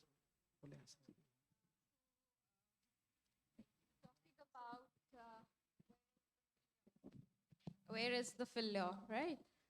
So one thing that I would like to stress upon is that while having an MOU, we should emphasize on reciprocity, because we see that there's a lopsided balance of mobility of international students. There are more students, more Indian students who are going abroad rather than foreign students coming to India. And I think there is this, which we have always faced, that superiority of Western world. They feel that, okay, their students would not be able to handle the temperatures, climate, weather here. And so now I am specifically emphasizing on reciprocity. If our students are going to your campus, your students should also come to our campus. And I have seen, sometimes, it doesn't work out, but then it's okay. I'm not going to have an MOU where there is no reciprocity. So I think we all should emphasize on this, that, it's high time now. It's high time. That why are we always sending our students there? So let's think of some ways where both of us can work together, right? Okay. As I see it, I think Professor Xavier talked about system failure or something. But honestly, if you ask, this is my personal feeling, that if you see as a country, India, if we talk about, there's no problem with the system. We can go on blaming any agency for that matter. But if you honestly see, what was the image of Indians about 10 years back and now?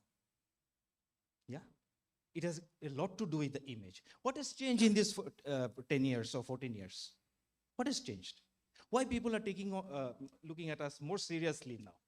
Earlier, it only used to be the IITians and all who used to go there mainly. That was the only global brand, if you see, truly global in that sense. What has changed in the last 14 years? Or 15 years, I'm saying. Yeah? The country has become more powerful, resilient. With every shocks they are saying, this is a country that can absorb everything in the system without any fault lines. Yeah? If you talk about the financial collapse in 2009 or any other thing, how Indians managed such large scale of that during that pandemic I'm talking about. So world is seeing India with a very new set of lenses. And it is going to improve much. And I have this, next year is going to be a breakthrough year for India in terms of probably if you're getting to the United Nations Security Council 5 members, that's going to change the image. And nothing changes. Everything remains the same. Foreign companies, foreign institutes will try to collaborate with India much more. Yeah, it is just our sheer power that we'll be having, in fact. So I strongly feel that. Thank you. Yes. Hello. Yes, these days we see like global capability centers, coming to India. I heard, I read, 1 or 2 every week, something like that. Okay. And the current challenges of industry is how do corporates are unable to handle AI, like their regular planning process is significantly disrupted by AI readiness and GCC readiness. These are the 2 hot topics right now.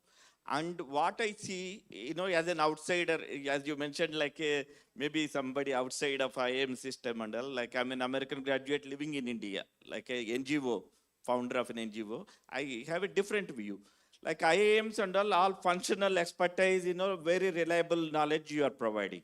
If you look at in a global, I worked at Wipro, project manager.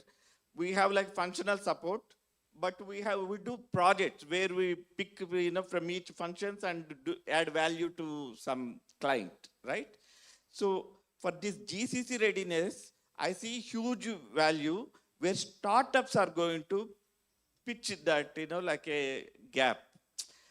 And for that, like it's very imperative that national innovation startup policy being implemented, all the private institutions and public institutions, very essential.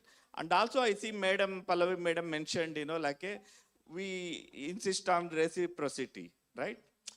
It does not happen, like there is a natural, water falls from, top to bottom like that.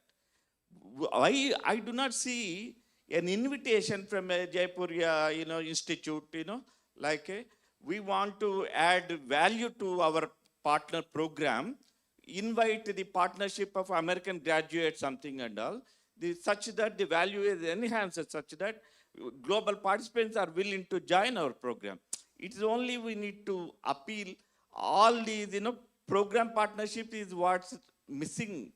And, and also now in internationalization, prior to COVID, there was a lot of expense involved. Currently, there's only policy gap.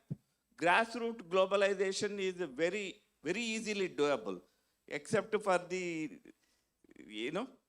policy balance. That's what I'm thinking. Please share your thought. Thanks. That is why it's very important for us, each business school, to create a distinctive value proposition for the partners. So that is important. Okay, okay, one last question we can take. Yes, please.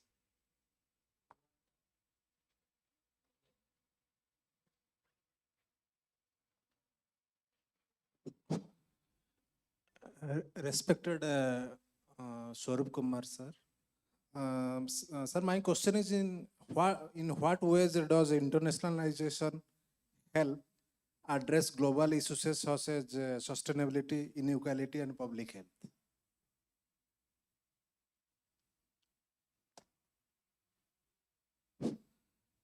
In what ways internationalization help address global issue such as sustainability, inequality, and public health? In what way? No, see, I am not an expert in those areas to comment about in what way, but broadly, if you just talk about some global issues, hot issues like ESG now, think of it. It's not hot issue, it was earlier also. Environmental, social, and governance, yeah, mechanisms of how you report for that, yeah. So if you see a lot of good work is being done by some Indian companies, I'm taking the name of those companies also. If you see Tata Steel as an example, if you see Hindalco Industries as is a good example of that, yeah. In fact, they're having the highest of ratings when compared with their benchmark peers. So it's not just about carbon reduction, reducing the carbon footprint or something, yeah. What are the other ways that you are trying to engage with the social part of it, the governance part of it, how are you going to do it? So those are some of the very good learning lessons which could offer as a framework for many other companies in the West. Yeah, of course, there can be a cross linkage and a shareage of learning in both ways. Yeah, but there are some issues. Like also, if you see, there are a lot of work being done on the science of happiness in India. Yeah. And incidentally, we are proud that our institute is also contributing to it in a meaningful way, in some way. Well-being is another thing. Sustainable livelihood. All of this, there are some models that are being developed, yeah, while working with tribal people and many other in the rural areas. Those are many of the models which can be scaled up very fast, frugal in nature, which the West can take note and probably can pick it up. Regarding healthcare, internationalization in healthcare, I would say that India is one example where the medical costs are very low. So you can say we are exporting our medical expertise to foreign countries. So there are people from other countries coming to India for medical tourism. Yeah. So Especially if you're talking about Arvind Eye or Narayana Health, yeah, all those companies, in fact. In fact, if you're aware of that, Narayana Health as a company, yeah, it has the much better strike rate of, if you ask what is the strike rate of, or how do you measure the efficiency of a hospital, Typically, if there's I'm talking of cardiac issues. So the first thing you have to say that how many patient dies during an operation, or after an operation, how many % survives, how long. These are some of the measures. And one of the key indicators in healthcare, if you see, is how long after a surgery a patient survives, yeah, in cardiac care. Now the average is, I think, about 3 to 4 months in the very best of, given the nature of the complication also. So in the very best of US hospitals, yeah, it is about 4 months. And here we have 6 months. They are giving 6 months. The average age, you are saying, people survive for long, but the average period that they survive is 6 months, at least, after a surgery. So just see these measures of, and they are charging, I think, about, yeah, as of now, it would be 1/9 of the cost of an American hospital. So you are combining efficiency with scale, at the same time, reliability aspect of it. And for a Western country or Western patient, reliability is a very, very important thing. How reliable it is. It's not just about cost. Yeah. So companies are showing this kind of thing already in India, especially as you mentioned, healthcare is a good example of that. Thank you. Yoga. Yoga also. Now, people in other countries, they are using Indian herbs. Correct? Yes. Thank you so much, dear panelists, Professor Xavier, Professor Pallavi ma'am, and Professor Datta, for sharing your perspective with such clarity and depth. Right. So the conversation definitely, as per my opinion, has shown the internationalism is for impact is not just about reaching outward, right? It is also about looking inward, right? So most of us, we are talking about that. And generally, we are talking about the frugal innovation, right? So if I will summarize the whole discussion in one line, right, based on my personal opinion, so I can take judo, jodo, and jugaad, right? Judo, jodo, and jugaad, right? That generally we used to tell, right? So that can be the one single line. Maybe we are talking about the frugal innovations, right? So let us take one question with us. What is the one global practice, right, India should learn from other countries, and what we can give to other countries, right? What basically one Indian practice we can give, right, for the other countries that maybe they can learn from us, right? So that is the basically about this our panel discussion. Thank you so much for attending this discussion. Thank you all.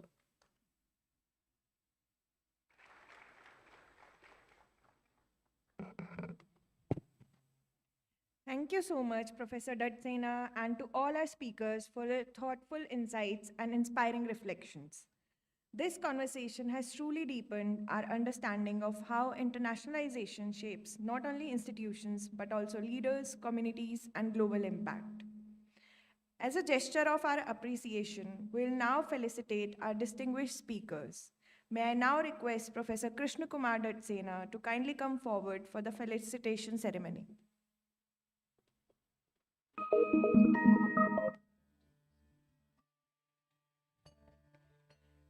Mr. Xavier, sir, please.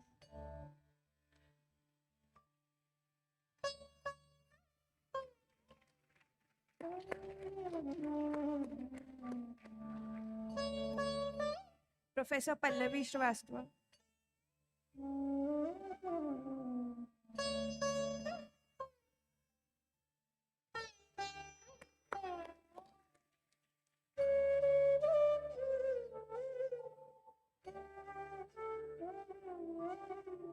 Professor Swaroop Kumar Datta,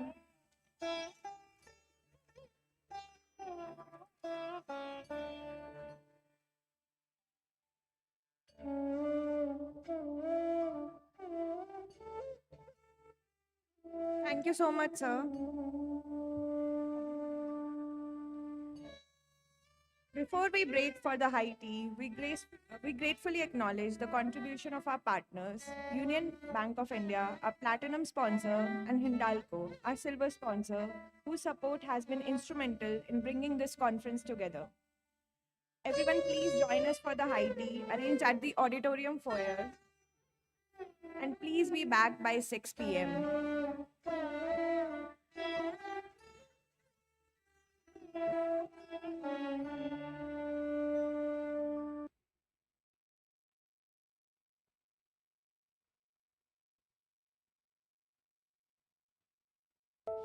पापा इस दिवाली दादू और दादी को यहाँ बुलाए? बेटा हम वहाँ जाएंगे क्यों? क्योंकि त्योहार हमेशा अपने घर और अपनों के साथ मनाते हैं। पापा इस दिवाली दादू और दादी को यहाँ बुलाए? बेटा हम वहाँ जाएंगे क्यों? क्योंकि त्योहार हमेशा अपने घर और अपनों के साथ मनाते हैं। क्या ये अपना घर नहीं है? बेटा हम यहाँ रहते हैं, पर ये अपना घर नहीं। हम अपने घर में कब रहेंगे? यूनियन होम लोन के अट्रैक्टिव इंटरेस्ट रेट से मनाइए त्योहारों की खुशियां अपने घर अपनों के साथ।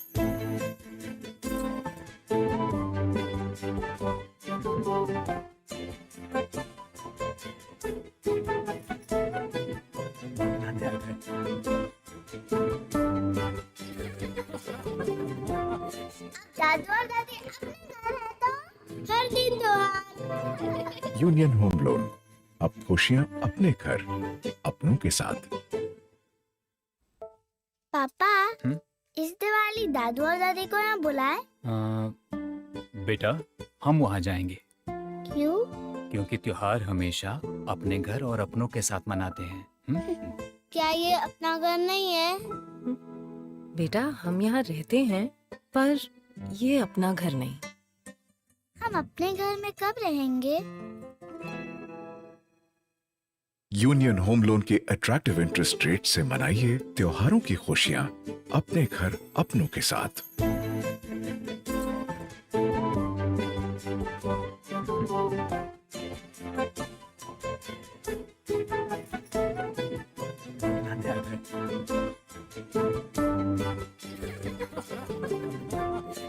दादू और दादी अपने घर है तो हर दिन त्योहार। यूनियन होम लोन, अब खुशियां अपने घर अपनों के साथ।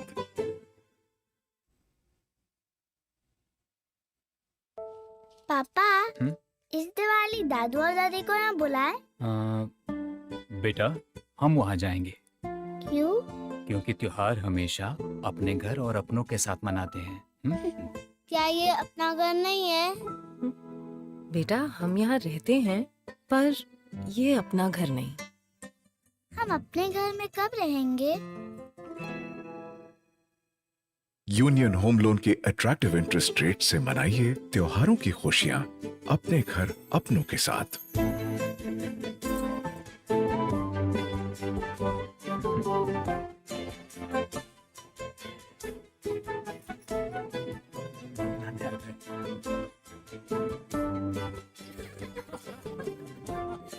दादू और दादी अपने घर है तो हर दिन त्योहार। यूनियन होम लोन, अब खुशियां अपने घर अपनों के साथ। पापा इस दिवाली दादू और दादी को यहाँ बुलाए? बेटा हम वहाँ जाएंगे क्यों? क्योंकि त्योहार हमेशा अपने घर और अपनों के साथ मनाते हैं। क्या ये अपना घर नहीं है? बेटा हम यहाँ रहते हैं, पर ये अपना घर नहीं। हम अपने घर में कब रहेंगे? यूनियन होम लोन के अट्रैक्टिव इंटरेस्ट रेट से मनाइए त्योहारों की खुशियां अपने घर अपनों के साथ।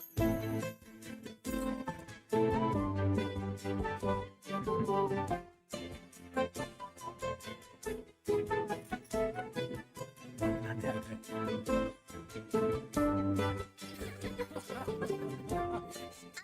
और दादी अपने घर है तो हर दिन त्योहार। यूनियन होम लोन, अब खुशियां अपने घर, अपनों के साथ। पापा इस दिवाली दादू और दादी को यहाँ बुलाए। बेटा, हम वहाँ जाएंगे क्यों? क्योंकि त्योहार हमेशा अपने घर और अपनों के साथ मनाते हैं। क्या ये अपना घर नहीं है? बेटा, हम यहाँ रहते हैं, पर ये अपना घर नहीं। हम अपने घर में कब रहेंगे? यूनियन होम लोन के अट्रैक्टिव इंटरेस्ट रेट से मनाइए त्योहारों की खुशियां अपने घर, अपनों के साथ।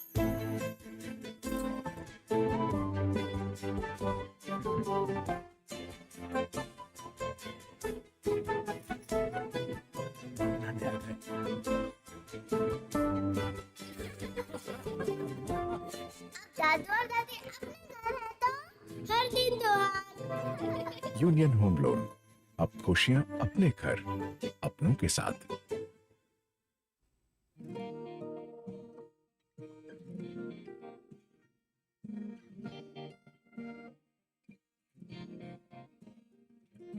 आज लिखेंगे हम अपना कल, जब अपनी सोच को राह मिले, सच तक ले जाएंगे अरमानों को, जब आशाओं को राह मिले।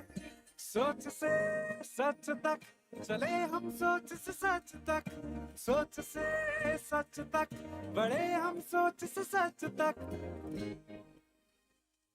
हर नारी का सपना, हर नारी की शक्ति, ऊर्जा से उन्नति का सफर, हौसला हो अपने दम पर।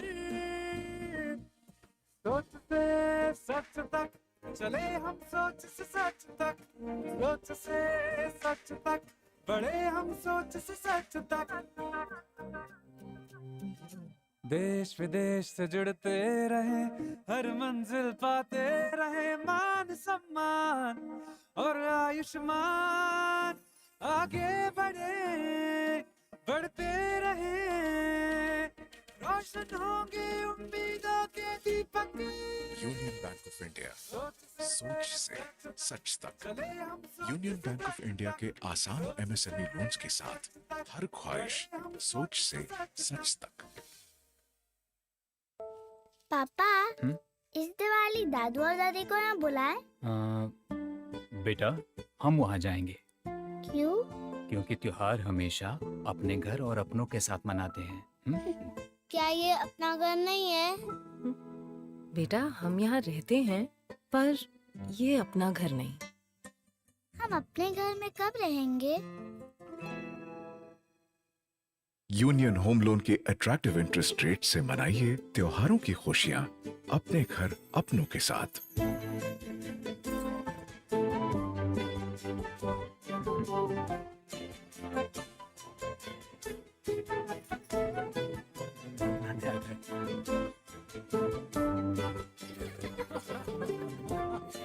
दादू और दादी अपने घर है तो हर दिन त्योहार। यूनियन होम लोन, अब खुशियां अपने घर, अपनों के साथ। पापा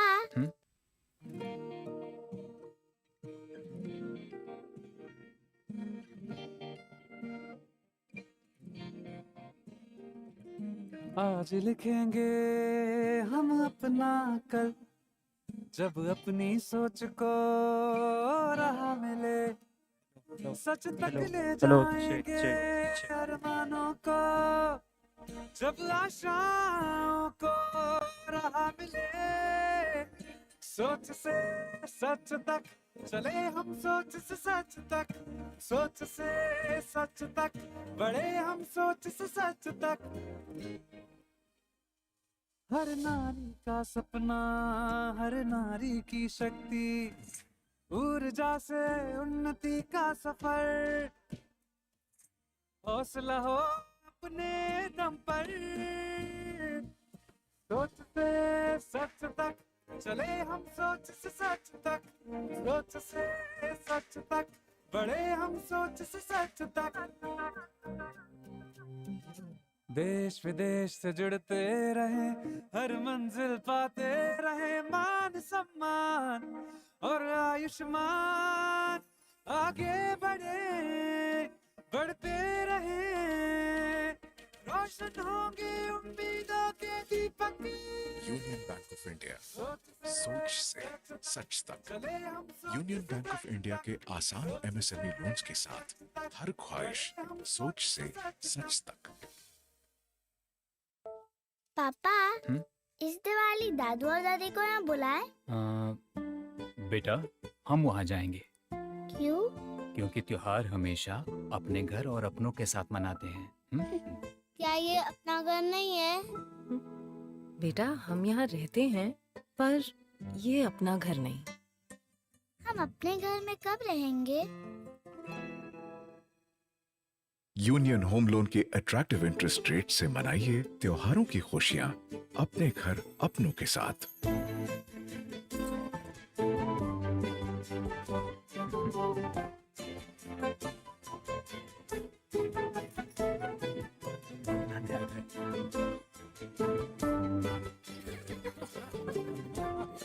दादू और दादी अपने घर है तो हर दिन त्योहार। यूनियन होम लोन, अब खुशियां अपने घर अपनों के साथ। पापा, इस दिवाली दादू और दादी को यहाँ बुलाए? बेटा, हम वहाँ जाएंगे। क्यों? क्योंकि त्योहार हमेशा अपने घर और अपनों के साथ मनाते हैं। क्या ये अपना घर नहीं है? बेटा, हम यहाँ रहते हैं, पर ये अपना घर नहीं। हम अपने घर में कब रहेंगे? यूनियन होम लोन के अट्रैक्टिव इंटरेस्ट रेट से मनाइए त्योहारों की खुशियां अपने घर अपनों के साथ।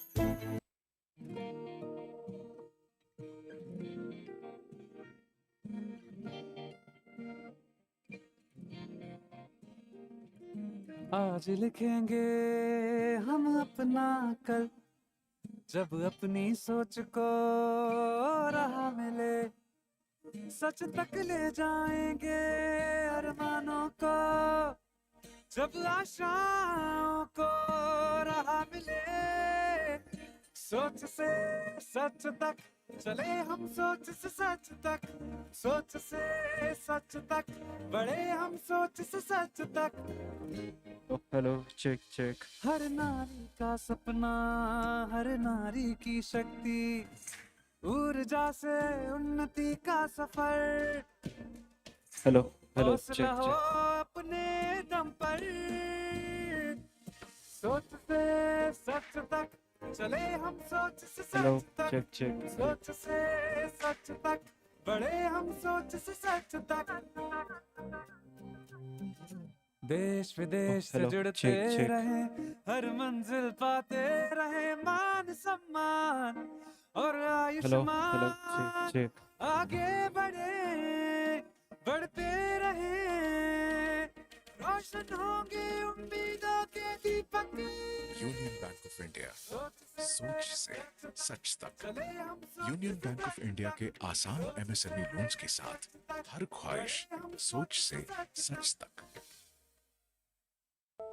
पापा, इस दिवाली दादू और दादी को यहाँ बुलाए? बेटा, हम वहाँ जाएंगे।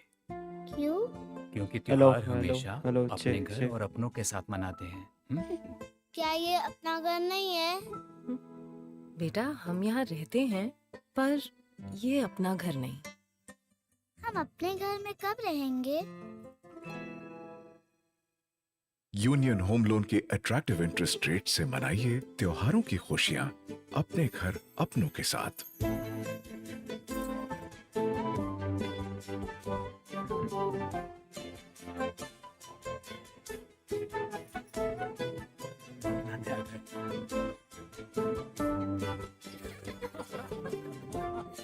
दादू और दादी अपने घर है तो हर दिन त्योहार। यूनियन होम लोन, अब खुशियां अपने घर अपनों के साथ।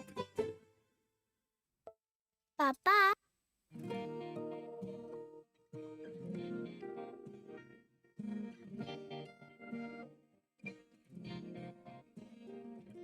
आज लिखेंगे हम अपना कल, जब अपनी सोच को राह मिले, सच तक ले जाएंगे अरमानों को, जब आशाओं को राह मिले। सोच से सच तक चले हम, सोच से सच तक, सोच से सच तक बढ़े हम, सोच से सच तक।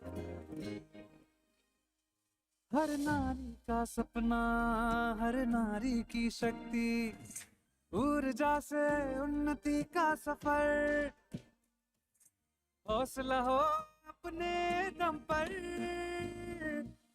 सोच से सच तक चले हम, सोच से सच तक, सोच से सच तक बढ़े हम, सोच से सच तक।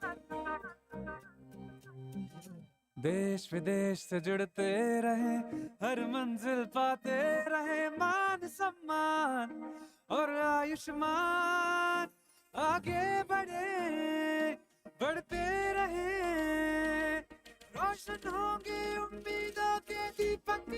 यूनियन बैंक ऑफ इंडिया, सोच से सच तक। यूनियन बैंक ऑफ इंडिया के आसान एमएसएमई लोन्स के साथ हर ख्वाहिश सोच से सच तक। पापा, इस दिवाली दादू और दादी को यहाँ बुलाए? बेटा, हम वहाँ जाएंगे। क्यों? क्योंकि त्योहार हमेशा अपने घर और अपनों के साथ मनाते हैं। क्या ये अपना घर नहीं है? बेटा, हम यहाँ रहते हैं, पर ये अपना घर नहीं। हम अपने घर में कब रहेंगे? यूनियन होम लोन के अट्रैक्टिव इंटरेस्ट रेट से मनाइए त्योहारों की खुशियां अपने घर अपनों के साथ।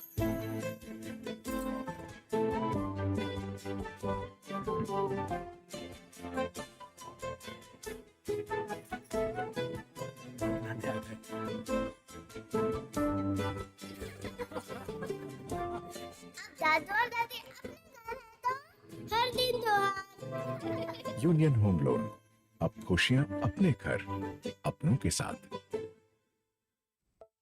पापा, इस दिवाली दादू और दादी को यहाँ बुलाए? बेटा, हम वहाँ जाएंगे। क्यों? क्योंकि त्योहार हमेशा अपने घर और अपनों के साथ मनाते हैं। क्या ये अपना घर नहीं है? बेटा, हम यहाँ रहते हैं, पर ये अपना घर नहीं। हम अपने घर में कब रहेंगे?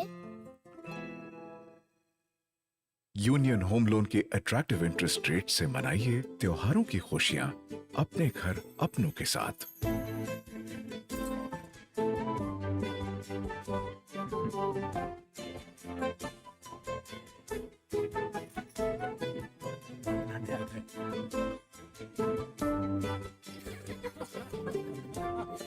दादू और दादी अपने घर है तो हर दिन त्योहार। यूनियन होम लोन, अब खुशियां अपने घर अपनों के साथ।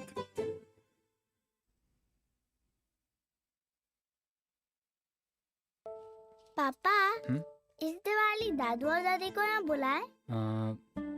बेटा, हम वहाँ जाएंगे। क्यों?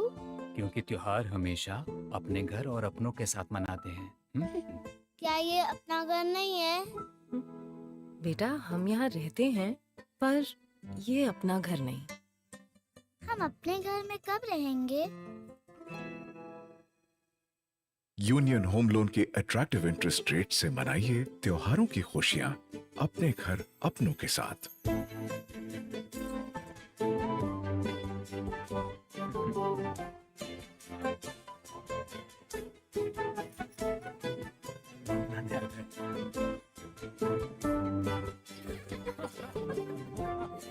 दादू और दादी अपने घर है तो हर दिन त्योहार। यूनियन होम लोन, अब खुशियां अपने घर अपनों के साथ।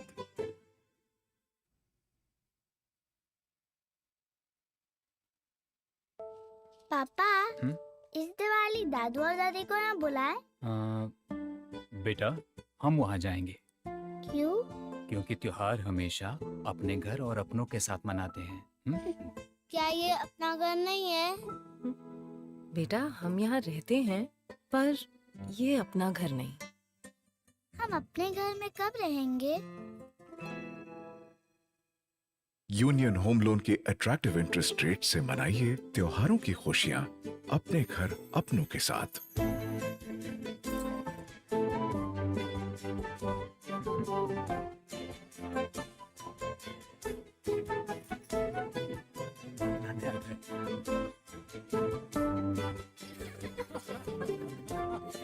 दादू और दादी अपने घर है तो हर दिन त्योहार। यूनियन होम लोन, अब खुशियां अपने घर अपनों के साथ।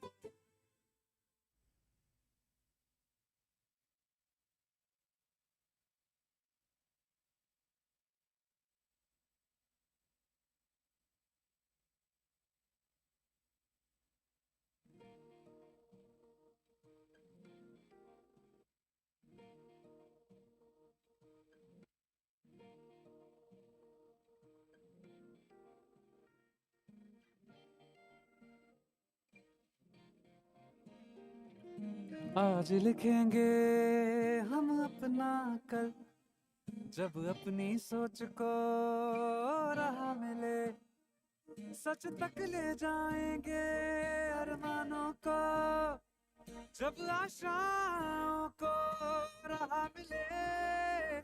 सोच से सच तक चले हम, सोच से सच तक, सोच से सच तक बढ़े हम, सोच से सच तक।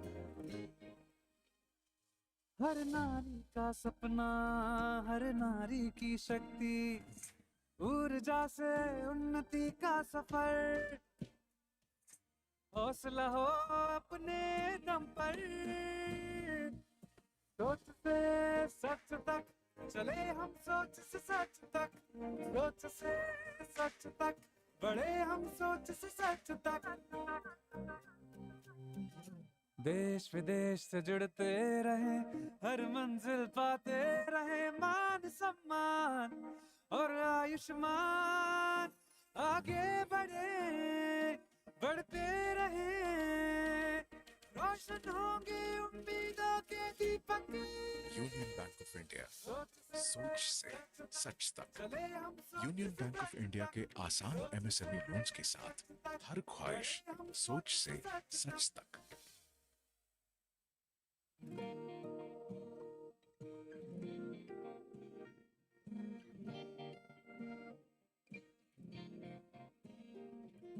आज लिखेंगे हम अपना कल, जब अपनी सोच को राह मिले, सच तक ले जाएंगे अरमानों को, जब आशाओं को राह मिले। सोच से सच तक चले हम, सोच से सच तक, सोच से सच तक बढ़े हम, सोच से सच तक। हर नारी का सपना, हर नारी की शक्ति, ऊर्जा से उन्नति का सफर, हौसला हो अपने दम पर। सोच से सच तक चले हम, सोच से सच तक, सोच से सच तक बढ़े हम, सोच से सच तक। देश विदेश से जुड़ते रहे, हर मंजिल पाते रहे, मान सम्मान और आयुष्मान, आगे बढ़े बढ़ते रहे, रोशन होंगे उम्मीदों के दीपक। यूनियन बैंक ऑफ इंडिया, सोच से सच तक। यूनियन बैंक ऑफ इंडिया के आसान एमएसएमई लोन्स के साथ हर ख्वाहिश सोच से सच तक। पापा, इस दिवाली दादू और दादी को यहाँ बुलाए? बेटा, हम वहाँ जाएंगे। क्यों? क्योंकि त्योहार हमेशा अपने घर और अपनों के साथ मनाते हैं। क्या ये अपना घर नहीं है? बेटा, हम यहाँ रहते हैं, पर ये अपना घर नहीं। हम अपने घर में कब रहेंगे? यूनियन होम लोन के अट्रैक्टिव इंटरेस्ट रेट से मनाइए त्योहारों की खुशियां अपने घर अपनों के साथ।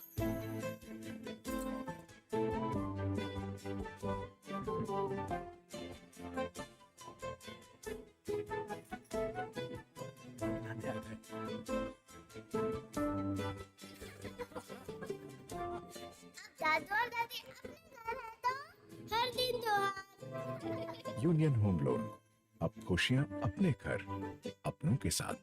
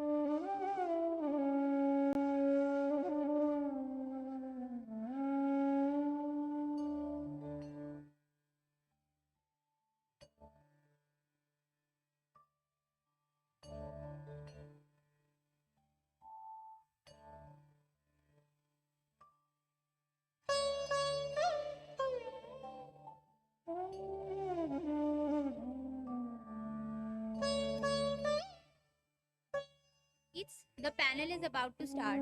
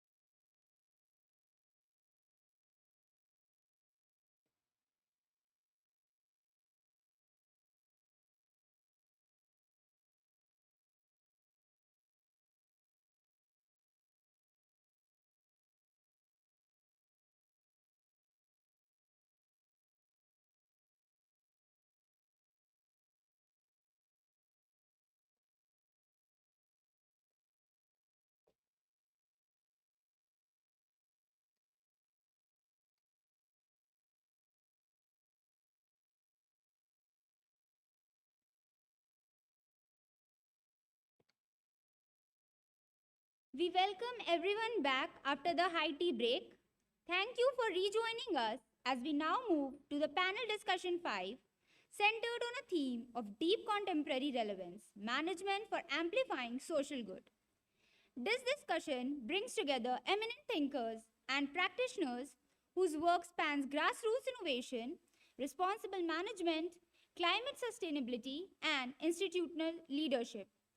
May I now request our esteemed speakers, Shri Pramod Agarwal, Professor Sebastian George, Professor Anil Gupta, Professor Anjal Prakash, Dr. Chandrika Parmar, and Professor Gaurav Marathe to kindly join us on stage.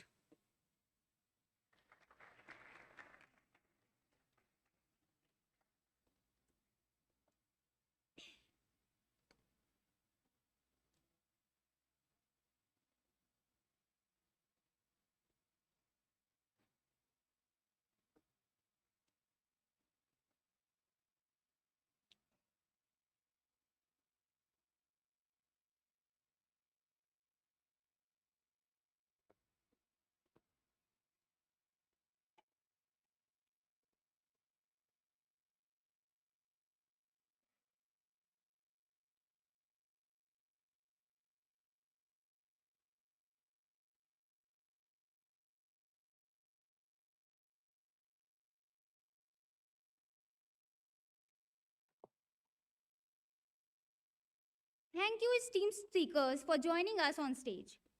Our very first panelist is Shri Pramod Agarwal, a senior IAS officer with nearly 3 decades of administrative experience across state and central governments. He is the former chairman and managing director of Coal India Limited and has also served as the joint secretary in the Department of Disinvestment, Ministry of Finance, Government of India. Shri Agarwal brings deep expertise in public administration, large-scale infrastructure management, and strategic governance. Our second panelist is Dr. George Sebastian S.J., Director of XLRI. Dr. George joined as the 14th Director of XLRI in 2022. Prior to this, he served as the Director of XLRI Delhi NCR and brings over 14 years of experience in management education. His academic expertise spans areas of organizational behavior, including individual behavior in organizations, transformational leadership, and managerial counseling. His research interest lies in leadership and personal effectiveness, and he has authored several articles and research papers in reputed national and international journals. Our third panelist is Professor Anil K. Gupta, FNAAS, FWAAS, and FINSA. He serves as visiting faculty at the Indian Institute of Management, Ahmedabad, and as professor at IIT Bombay and ICSR. Professor Gupta is the founder of the Honeybee Network, the National Innovation Foundations, Shrishti.org and Gyan.org, and was a CSIR Bhatnagar Fellow from 2018 to 2021.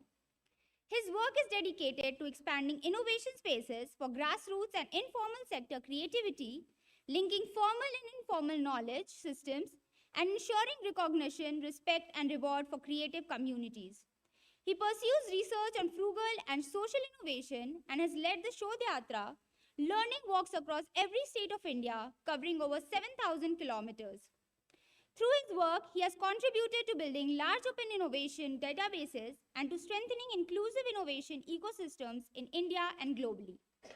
Our next panelist is Professor Anjal Prakash, a distinguished academic and expert in water resources, climate change, and environmental policy.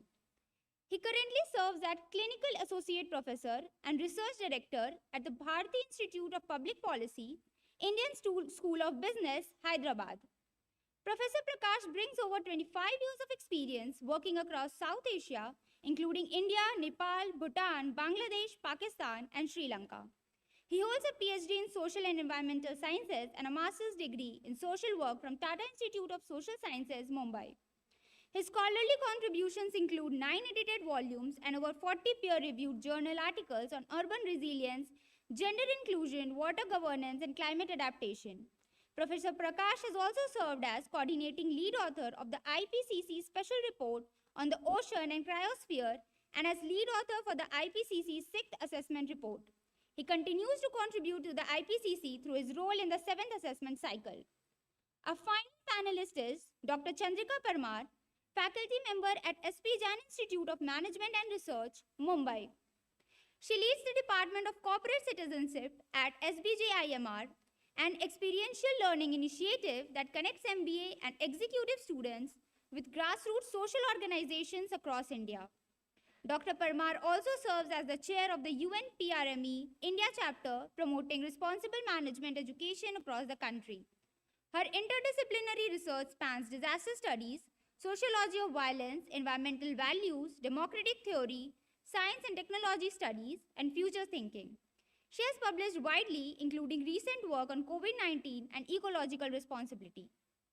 This session will be moderated by Professor Gaurav Manohar Marathe, Assistant Professor in the area of Organizational Behavior and Human Resource Management at IIM Ranchi. Professor Marathe is a Fellow of Management from XLRI and his teaching and research focus on leadership, meaning in work and life, and positive organizational behavior. At IIM Ranchi, he has also contributed to key institutional responsibilities including program leadership and initiatives in people development and social impact. May I now invite all our esteemed panelists and our moderator, Professor Gaurav Marathe, to kindly take the stage. With that, I hand over the session to Professor Marathe to lead the discussion.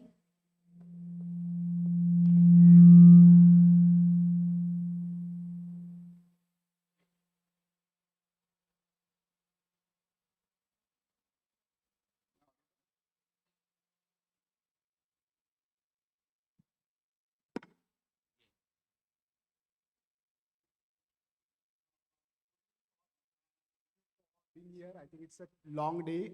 Began at 9 a.m. and it's already 6 p.m. and still all of you being here is so deep gratitude to all of you.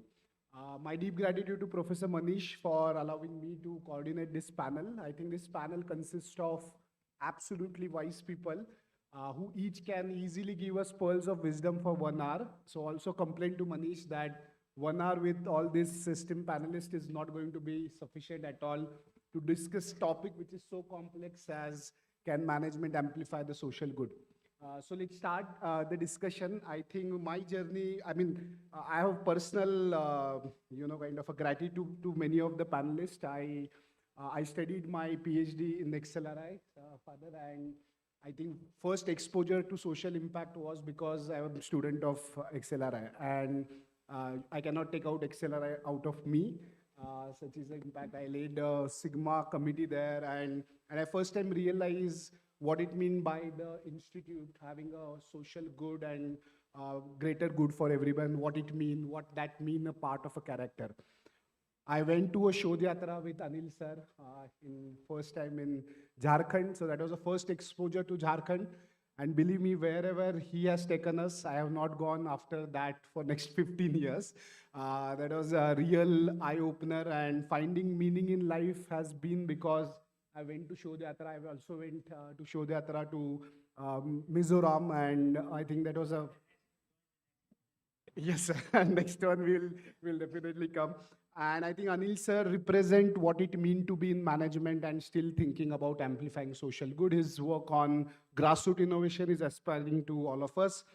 I have met Professor Chandrika when Rohit introduced me to PRME. We became a member of Responsible Management Group. And I think most of the time I used to feel Education Institute do social good to just show something. But where I felt that it is really being done was SPJMR, where the work that she's doing is phenomenal, kind of bringing the social impact projects, and kind of a conference that I attended last year when I came there. Then Professor Anjal Prakash, and I have not met before, but when I look at his profile, ISB professor and doing a policy research, which all of us as a management professor dream of, that can our research be contributing something. And he is a professor who is really doing that and bringing it out, kind of making me more feel guilty about what we are exactly doing. And then Pramod Agarwal sir is our regular professor visiting faculty. So we have heard him many times in this institute. And I think in last 10 years where I felt amplifying social impact, I think it was organizations which he led, and many such organizations, the impact that they make in terms of corporate social responsibility in not so developed states like Jharkhand and Bihar is absolutely phenomenal. I think most of the work literally depend on kind of a resources that they provide. So with that background, it is a very personal for me to lead this panel. And since we have a very limited time, I would start with my proposition. And my proposition is rather reverse to what the topic is. I feel that management has very badly failed to amplify any kind of a social good. For last 12 years, we at IIM Ranchi are attempting to do some kind of a social good. So amplifying is really big word. The question comes that, are we really able to do some social good? Definitely there is an implicit part that we create a managers, they go to organizations do some social good and that is taken care of. But beyond that, particularly social good in form of being with people who don't have and taking them along with us, are we really able to do as a educational institute, at certain level organizations beyond being doing some kind of explicit CSR? Is my proposition. And now I will invite this esteemed panel to kind of, maybe building that argument further or maybe reverting that argument, and maybe that's a good start to start our discussion. So please.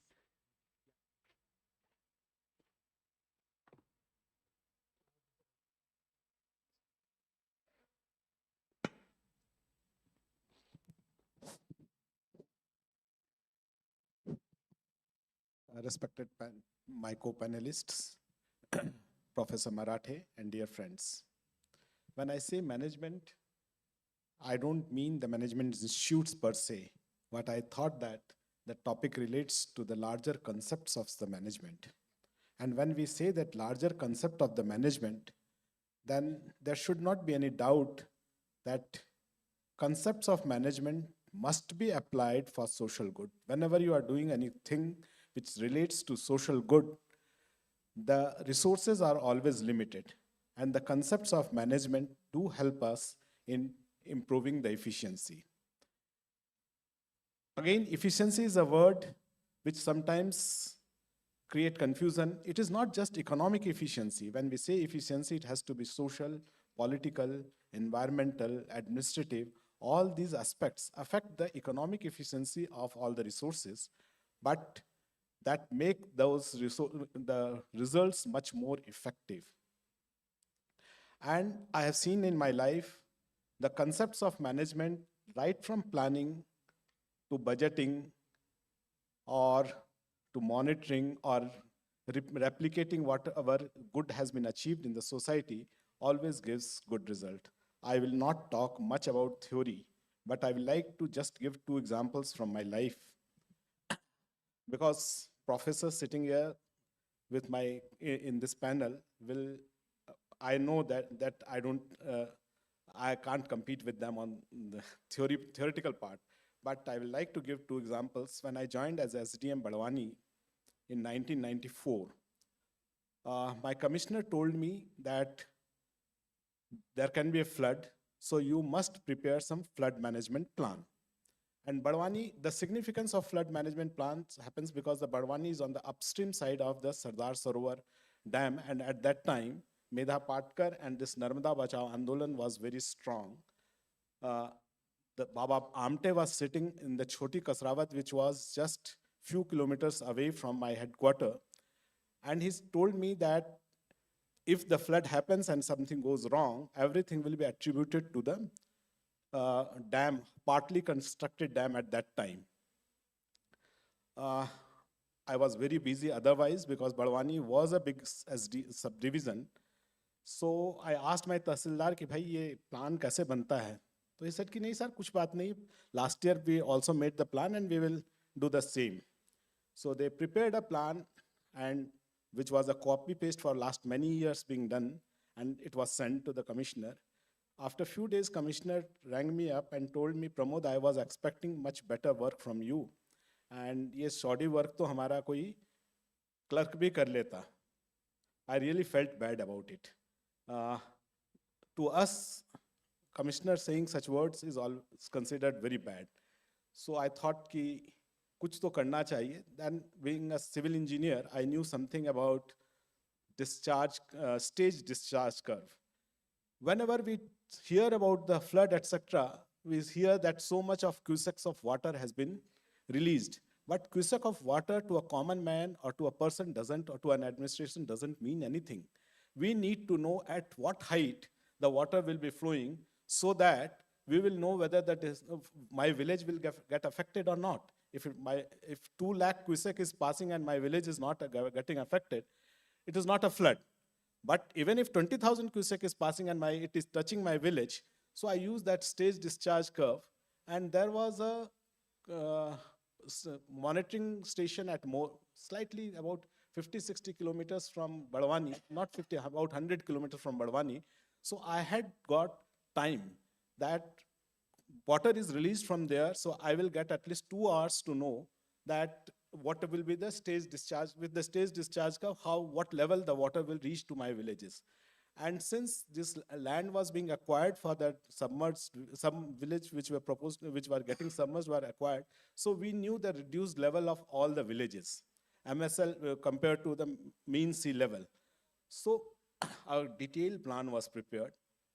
We identified which villages will get submerged first, which villages will be the second stage, which villages will be the third stage, and how to we cannot protect them, but the population can be shifted to some other place.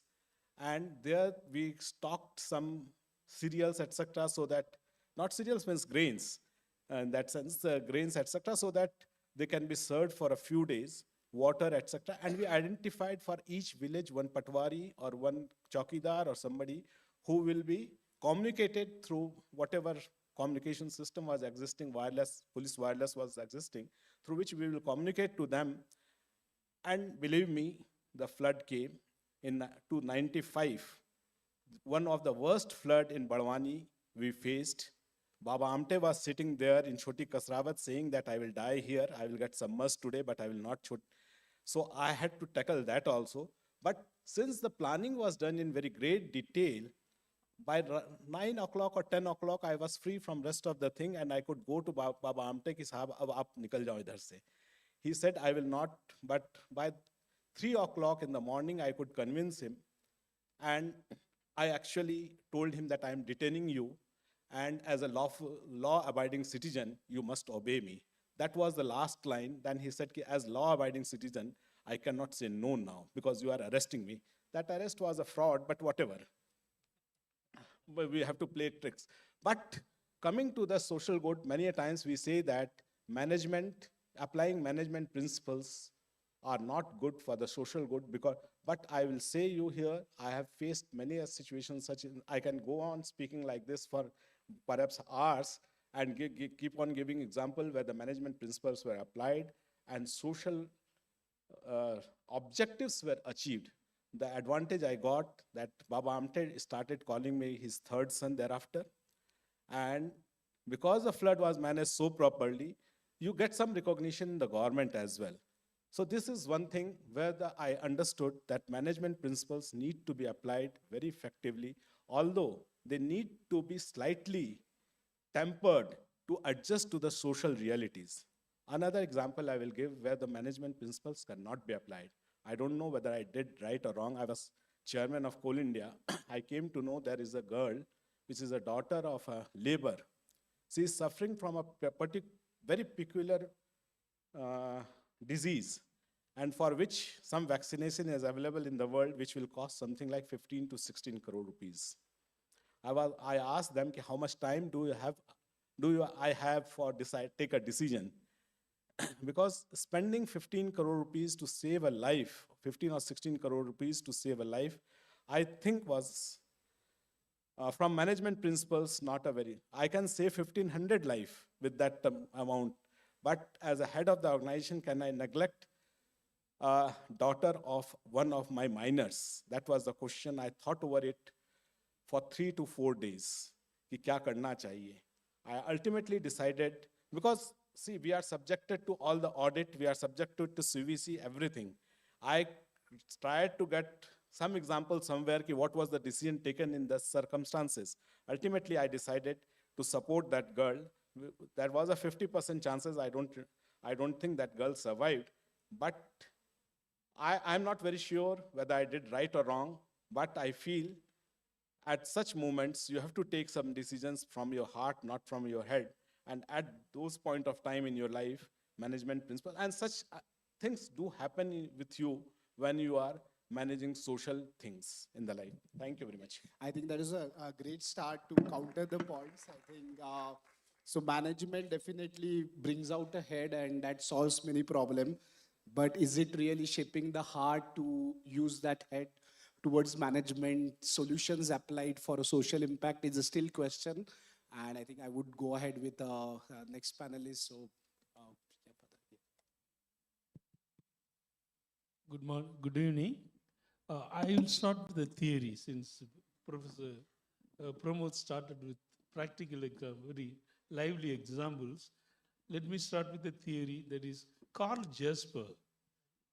Carl Jasper was a philosopher as well as a historian. He was not studying about kings or queens, but he was studying about history of humanity itself. So he divides the humanity into three separate parts. Basically, he calls it axial period. The period before axial period is pre-axial period. Then a period coming after that is post-axial period. Now, axial period, approximately he divides 600 AD. 600, he puts it 500 years together. Okay, because he is measuring the humanity. So it is 600 BC to 200 AD. That is a period he calls it axial period. See, why does he call it axial period? Because for that, understand the pre-axial period. In pre-axial period, an individual human being did not have any identity.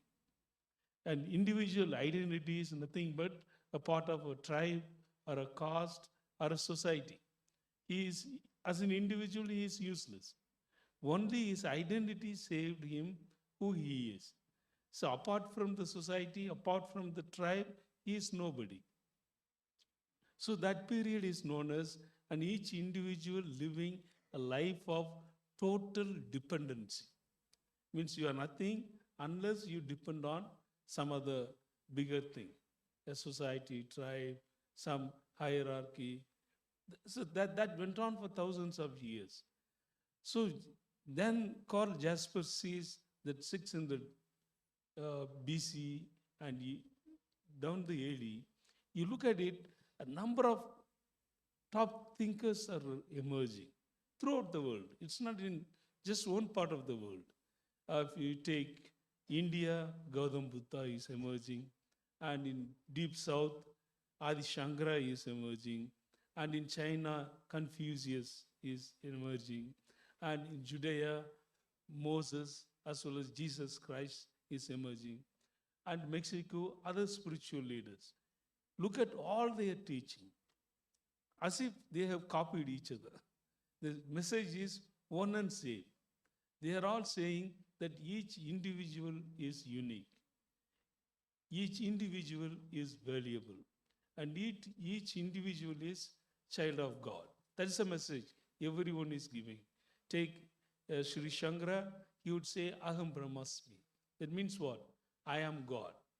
So, the pre-axial period, the individual importance was totally denied. So in an axial period, the importance was on the individual. You are unique. You are somebody. You are valuable and you are lovable. That was the message. And even Jesus would say, the kingdom of God is not outside. It is within you. It is within your heart and mind the world exists. And you are unique, you are lovable. These enlightened ideas, as time was passing on, now come to 19th century, it becomes selfishness. I, as an emancipation concept, become me, I, me, thine. Everything else is nothing. So, we also know every great idea starts great, then it gets diluted and corrupted. As the 19th century is a typical materialism where nobody cared about other people. Always it's me, myself, my pleasure, my interest. It is then Carl Jasper says the third phase already started. That is starting with 20th century. First, total dependency on the society or the tribe, axial period, total independency, that individual is unique and he can do something. And third, he calls it interdependency. That is, you and I are living in the era or period of interdependency. That is, I am not, by myself, I am useless. If I lose myself also, I am useless. I am somebody only as long as I am living with other people. Interdependent. I contribute and I receive. If this concept as a theory, unless comes to our mind and seeps into our consciousness, I don't think we are going to make any massive changes in the society. We are doing something maybe out of guilt feeling. XLRI started a long time back, village immersion programs where students go and stay in tribal villages. Some good things are happening. These are all tokenism. That's what we call it. It's a tokenism. A massive, a real radical change to take place. We have to realize that we are living in post-axial period. The other person is not different from me. I am and the other person are one and same. That consciousness need to emerge within us. Then the helping takes, wherever help is needed, wherever need is there, we will do it out of duty, not out of guilt feeling. Because suppose my hand is cut, I don't reflect whether I should apply medicine or not. My reaction is automatic because it is part of me. The day I think other fellow human beings are not separate from me, they are one and same me, then the urge to reach out become very spontaneous, very gracious. There won't be like any giver and receiver. It is both are giver and both are receiver. And that state, only we are moving, we have moved thousands of years, and we are moving forward, and the social consciousness is emerging, but need is it should accelerate. Otherwise, we are doing it in a very small scale. As the title says, in a massive way means first is the awareness, the other person is not other. The other person is me. And science gives us ample examples. Now they talk about quantum entanglement. What is a quantum entanglement? It's two particles. One particle may be on the Earth, the other may be in the Mars, but both behaving exactly same way at the same time. That means what? Both are interconnected. It's not only these two particles, each one of us, all of us are made of particles. So we are all intimately connected. Only thing is, it is our ignorance which separates each one of us from the other. It's pure ignorance, because of which I am thinking I am different, other person is different. The moment that veil of ignorance slips away, I think the massive change will automatically start taking place. Okay. Thank you, Father, for that beautiful message. I think now we have created a discussion where we can clearly see with Pramod sir example that management as practice definitely is amplifying social good. But with his second example and what Father pointed out that, but does management shaping heart in that way? I exist because of we, that feeling itself is if getting not fulfilled. That means management is also doing certain kind of harm or certain fundamental belief do we need to rework. I think maybe Professor Chandrika can join because she is doing this at her institute to give that experiential learning, kind of trigger the heart to within the management education. So maybe a good time to. Thanks, Gaurav. It's a pleasure to be here. So I think since morning we've been, been caught in a dilemma, and the whole debate has been, there's a tension between the whole conversation has been around business and society, management and society. We've talked about whether our role is to provide good quality education, but then where are values, skills versus values. So we've spoken as if all these things are antithetical to each other. We've spoken as if these things cannot go together. And that is where I think the tension comes. And in the morning, the question was also about nation building, character building, individual building, and whether those are, or whether, and then there is an assumption there also that businesses are all about profit and only about profit. So there's a tension again there, which I think was implicit right through the morning. And I think it continues even as we discuss it today here. And when we talk about management, Gaurav, I think one of the things that we need to probably take is a step back and say that management, as we're teaching in institute management schools or business schools, is a new thing post the 40s and the 50s. But management is not, right? Communities have managed their resources for centuries. I mean, if you look at the water and the bollies in the villages, communities have managed it very beautifully. Forests, many other things. So I think the challenge is that many of these things are not taught in the business schools. We don't talk about how communities are managing and how we can strengthen those management systems. I think what we do then is all that we can do at some level is because I think the focus of the management schools or what we call the business schools is very different. But in India, it was always supposed to be about management and society. So how do you then, using your word amplify, we can probably seed those thoughts. We can probably build some of those. The housewife always manages the household. She's always managed it. How do we amplify and do they figure in our curriculum? Are we at least talking about them? I think those are the kind of conversations that we can probably bring to management schools if you really want to amplify. I think the first step for that is to kind of seed those thoughts. You spoke about those thoughts being seeded in you. Father spoke about those continuous seeding of those thoughts. And then we hope that some of the people where the thoughts are seeded will nurture those thoughts. Not all will, but that's a wager we all make in the modern management schools. And as you were talking about the initiatives that I have, which is experiential learning, as part of which 360 PGDM students and 180 executive MBA students go out to work with NGOs. Like for 360 students worked in 102 organizations across 26 states.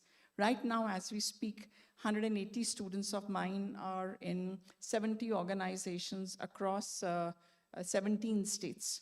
Working alongside learning alternative meaning of management. Understanding, community has its own structures and ways of doing it. We don't have to necessarily think in terms of 500 thousands of crores worth of enterprises. We can also think of 100-mile economies. We can also think of local economies. And how do we think? Because sometimes the NGO partners also resist and say, this is the value system with which we want you to approach the problem. So I'll just stop there to saying that, coming back to your very provocative question, saying that is management, and you were negative about it. I think it's about how we look at the domain of management itself. I think, again, we have built up the discussion further that there could be a completely alternate meaning of management, the way we look at it in current form. There's something more to it, and can that be exposed, and can student be learning from it and applying it back? I think that builds over first 2 points that I felt like look for it where there's a heart and head both together present. So I think good point for Professor Anjal Prakash to join in, because here we are doing a policy research of management and applying it to the social good directly. So how now you think your work is fitting into, and therefore what would be the perspective on topic? Okay, so thank you so much. And I'm going to go a little tangent and sharing very personal anecdotes of how I have come about, and that will have, and then I'll end up with the kind of learning that we have which can go into public policy. So about 35 years before, I was born in a place which is about 120 kilometers from here, which is Jamshedpur. And it's an industrial town, and when we were growing up, there were only two professions for us, which was available as resident of Jamshedpur. That was either you become a doctor or you become an engineer. There was no other things. And I was from the beginning was not a very good science student. I had to follow all the thing process, but and you would also feel guilty because you're not either not in any engineering college or you're not competed for medical college. Uh, so I was trying to apply and trying to see at that time, 35 years before, there was no other things that, we didn't even have any counseling and all. I saw very small advertisement of a very small size, which was in employment news. That time employment news to come. I was doing my graduation already, and it was written that there's a state-of-art college which is going to be in Chennai, and that going to teach us rural development management, and it was by Jesuit fathers. And I landed up there, and what they did is they, our first day of registration, it's a 2 years program, fully funded. We got scholarship to attend the program. And they told us, this small address was given to us and told us that in 2 days, you must reach that place. I was from a North India. I did not know T of Tamil. And I land up in a heart of Tamil Nadu. And that time, LTT was very strong. The Tamil feeling, North-South was feeling was very strong. Because of my color of skin, probably I could mingle it. I could reach there. Right? And they did not tell us what to do with this. Like I spent for 1 full month there in Tamil Nadu and learned to, did all things that I wanted to, but didn't do anything other than just mingling with the community there. And after 1 month, we were all picked up. And then I found out that all about 25 students that were there in the program, they were all placed in the same district. It was all next to each other. And they were all picked up in a bus and we went there. And we asked them, professors, what do we do with this 1 month of very interesting time that we had in the field? They said, nothing, don't worry. And we had all this module of what is, social stratification is, what is the critical theory, all that has been taught. 2 years of the program, we were sent to the same village and our eyes were winded up. We just could see the things on our own things, understanding what society is all about, what are the problems that people are facing, all that was there. And it was 2 years program. They said it's not aggregated program, so go and do yourself whatever you want to do, you're out from here. And I was always wanted to do, okay, fine, I have to take the degree because it was not a degree supported program. So my professor, one very good professor called Professor Felix, he told me, probably you can go and join TISS, Tata Institute of Social Sciences in Mumbai. And I landed up in Mumbai. And the first day we had orientation program there. And it was very elitist school, right? Mumbai, anybody who knows TISS had 2 types of people. One who used to fly at that time and come to the college. And second type of people who were idlers, like lower middle class people like us. And we had orientation going on. And they will place us in a slum or in a locality, lower socio-economic locality in the first term that we had, first semester. And the question, one girl got through a slum. And she was from very elite background from Delhi. And she asked the question to the professor, ma'am, is it okay if we carry our own water bottle? Because I know water is contaminated in the slum area. And teacher was also no less. I'm just telling you the elitist understanding of society and things happening. Teacher was no less. Said, yes, you must carry your own water. Because, and that time we were taught about subject and object. Said, you must be very objective in the field. The subject will going to force you to have water, but you should not have the water. You should carry your own bottle because your health is more important for us. And I got a shock because I came from just your training of staying in the community, being one of the community, and you have landed up in a very elite school in TISS. That's cut to that. I finished all the course and I land up in a place in Ahmedabad called Viksat, where it was working with the community. And the first year end, I joined a program by Professor Gupta, which is a 3 weeks course on summer school on ecology and economics. That is the program that we had done it. And today what I am is subject to all the experience that I have. Now coming to the whole point of what, social good, how do we look at management institution? First, I would say that the investment in me as an individual has led to a lot of changes around me.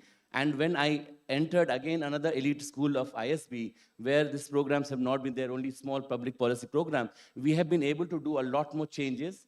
We are now part of a program where very similar to Shodh Yatra, that we have also been engaged with the student, taking them to rural areas, villages. So last year, one of Professor Ashwini Chhatre has taken them to areas in Orissa, working tribals. This year, I'm trying to get them to Kutch area so that they work. Now, cutting the long story short, I would say three things that will be important for us when we are looking at amplifying management education. I totally agree with you that management has been part of the communities for years and years and years.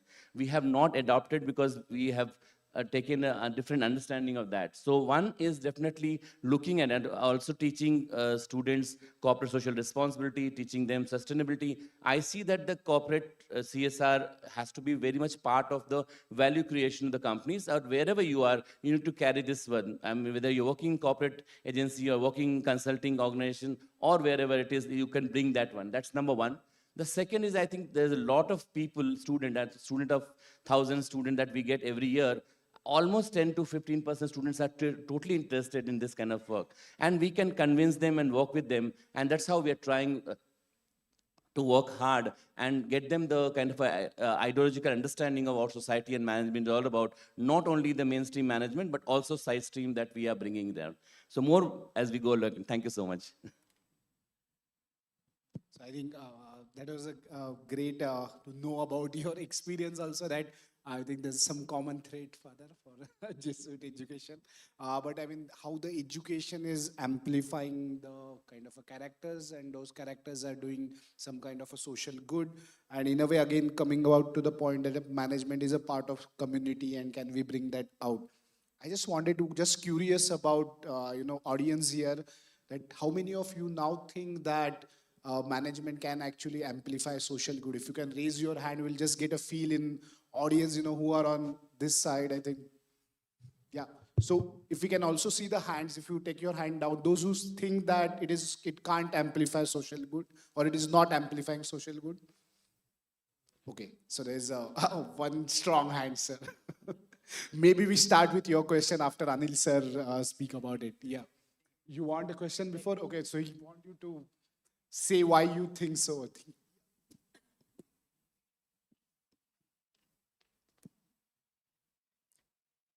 Sir, amplification, like impact at scale, we'll look at leadership. Management is middle level.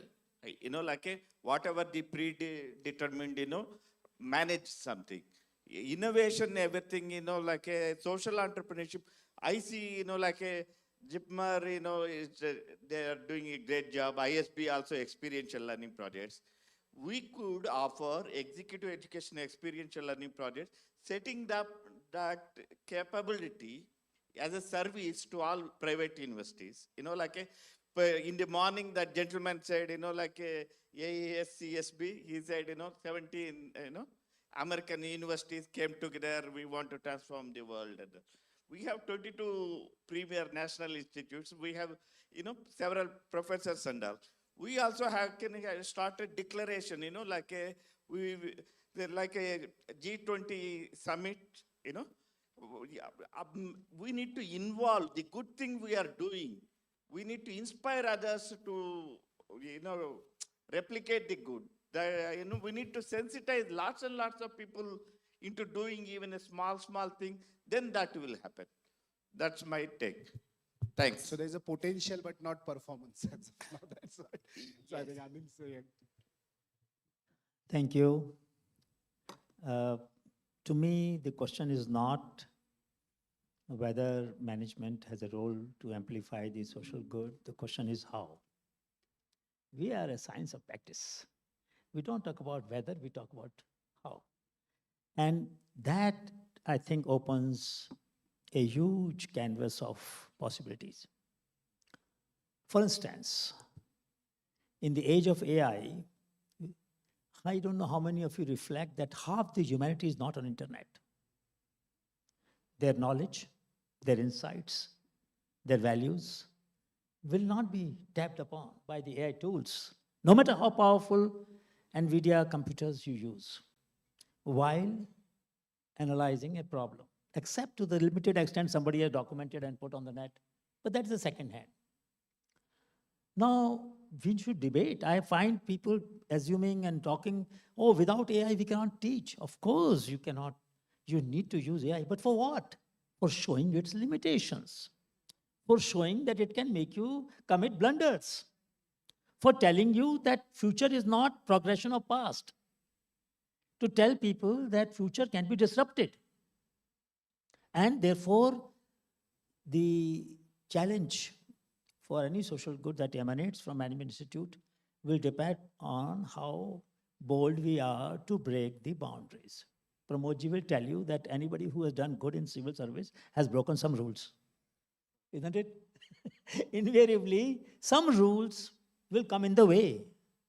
When this Shodhyatra course was introduced, I sent an outline. It was designed by students. They took me for a cup of tea on a tea shack outside the campus and said, sir, you take people to Shodhyatra, but when you do Shodhyatra, we don't have a break.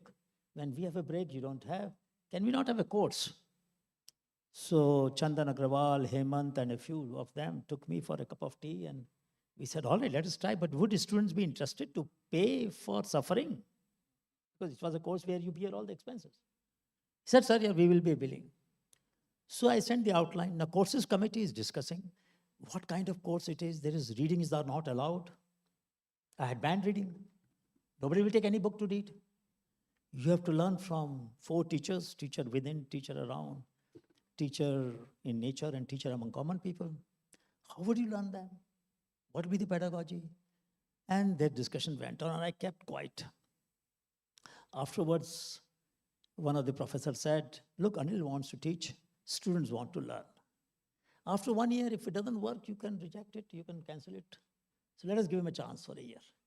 And that was the way course began, in which readings were banned, are still banned. And now there are 2 Shodhyatras, one for PGPX and one for PGPs. And there is a fight to get into this course. It's a very difficult course to enter into. So what I'm trying to say that there is a market, if you want to use the language, for learning about transforming society, in the process transforming oneself, as you were rightly saying. There's a beautiful word in Sanskrit, but in most languages, samvedana. Sam means equal, Vedana means pain. When you experience somebody else's pain as intensely as they feel it, it becomes your pain. Now, what is the driver by which you lessen your own pain? Swantah sukhaye. For your own happiness. You are not doing a favor to anybody. You're not being a good Samaritan. You're not obliging anybody. You are solving your own problem because now the pain is yours. संवेदना से सृजनशीलता स्वांतः सुखाय के माध्यम से अपनी खुशी के लिए. So social good need not be something you do for society. You do it to come to peace with yourself because tension is within, not outside. Now there are many ways in which this can be amplified. Chandrika talked about an excellent example of immersive learning. Anjal talked about a summer school we used to do in IIMA on common property resource institutions. And Pramodji very self-critically mentioned, and he made a point about, a very interesting point, that whether I don't know whether I was right or wrong. This is the crux of social good. If you have a dilemma and you're not sure, that is the touchstone on which you test your values. If you knew surely what it will lead to, you're not taking any chance, you're not taking any risk. But when you're in a dilemma, you're not sure, I think that is the point at which we grow, both within and outside. And I would say that those dilemmas, they are like a sandpaper which sharpen our soul. Because you're suffering now, you are recognizing that there's a need for change, and whether my pedagogy, my curriculum, my discipline is not allowing it, and I need to do something about it, and I need to go beyond what I'm doing. So I would say that there are a large number of ways in which this can be done. The pedagogic transformation is overdue. We can't be teaching only what has been done. There is a big debate which took place between Samuelson and Friedman. Samuelson said, I won't touch a theory if its assumptions are not valid. Friedman said, I don't care, so long as theory predicts what it does. I don't care about assumption. And there was one fiscal economist, Alan Musgrave, who wrote a book, F-Twist Untwisted. And he said there are different kinds of assumptions. So Amartya Sen says in a paper in 1980, description of the choice, how come the poor people become weaker section? In 5th five-year plan, the language changed. What we used to, up to 4th five-year plan, they were called poor people. Suddenly in 5th five-year plan, they became weaker section. Oh my God, so poor are responsible for their poverty because they are weak. My God, this is the assumption that we made. There's a beautiful thought in linguistics. Language shapes the habit of thought. The kind of language you use determines the way you think and the way you configure the constellation of variables that you are analyzing. So I would say that when the subtitle of my book was Mind on the Margin Are Not Marginal Minds, I persuaded Dr. Kalam to write a letter to the Prime Minister, Mr. Dr. Manmohan Singh. And the thought was, in Narega, 100 days of employment was to be given. I said, is work only menial? Can work not be mental? Cannot they spend 10 days in mapping the knowledge of the society? There are 650,000 villages in this country, and you're providing employment for 100 days. Of course, the average is about 50 days. But even then, cannot we allocate 10 days? Now, this is asking a fundamental question. What is work? So we need to ask questions. We need to ask fundamental questions about the way public policy defines what is work. You are telling people, poor people have hand, legs, and mouth, but they don't have any head. If they had a head, they will be asked to do mental work. And that will be paid for. We are all knowledge workers. We are paid for our mind. But poor should not be paid for their mind because they don't have a mind. So these are some of the challenges that we face. We need to ask ourselves how many studies we have done where consultancy done for a company is shared with the workers of that company also, and not with the management alone. How is it possible that our accountability, because management is paying us, our accountability is only to the management, not to the workers? No, that's not right. So I would suggest that we ask some fundamental questions about our discipline, our pedagogy, our practices, and try to transform this discipline in a way that our society deserves. After all, don't forget that a lot of expenses in this campus are paid for by the taxes that people of this country have paid. And mind you, indirect taxes are regressive. Our income tax is a very small part of our total revenue. You know that better than us. Well, these studies, Anand P. Gupta, fiscal, he's done his lifetime work to show that indirect taxes were more regressive compared to income tax, which is progressive. So there's an incidence on the poor of the taxes, salt hai, or cheezein jo consume karte hain, and that constitutes a reasonably large share of the funds that government has, from which they allocate some funds for making this campus and providing us education. And we don't pay the full cost. When I was living in a campus, I had a house for which I paid 10% house rent allowance. That bungalow with a lawn was worth 50,000, 60,000 rupees. And mind you, all the secretaries of the government have similar bungalows. So somebody is subsidizing us. Subsidy is very bad when it comes to poor. It is all right when I get subsidy. This is the paradox. And we need to ask very self-critical question. You made my day when you began with a self-critical question, self-critical commentary about the report that you sent to the flood. This is the kind of honesty of purpose that we need when you self-critically assess our work and share them publicly. You didn't have to. But the fact that you did shows that many of us can learn from our mistakes. And I think management discipline makes us arrogant instead of humble sometimes. And we need to temper that. We need to become more humble. We need to become more attentive. We need to learn a little more humbly. And please remember, we have filed patents on a rural farmer of Jharkhand in US for typhoid. After the herbal lead was validated by ICMR Institute of Virology in Kolkata.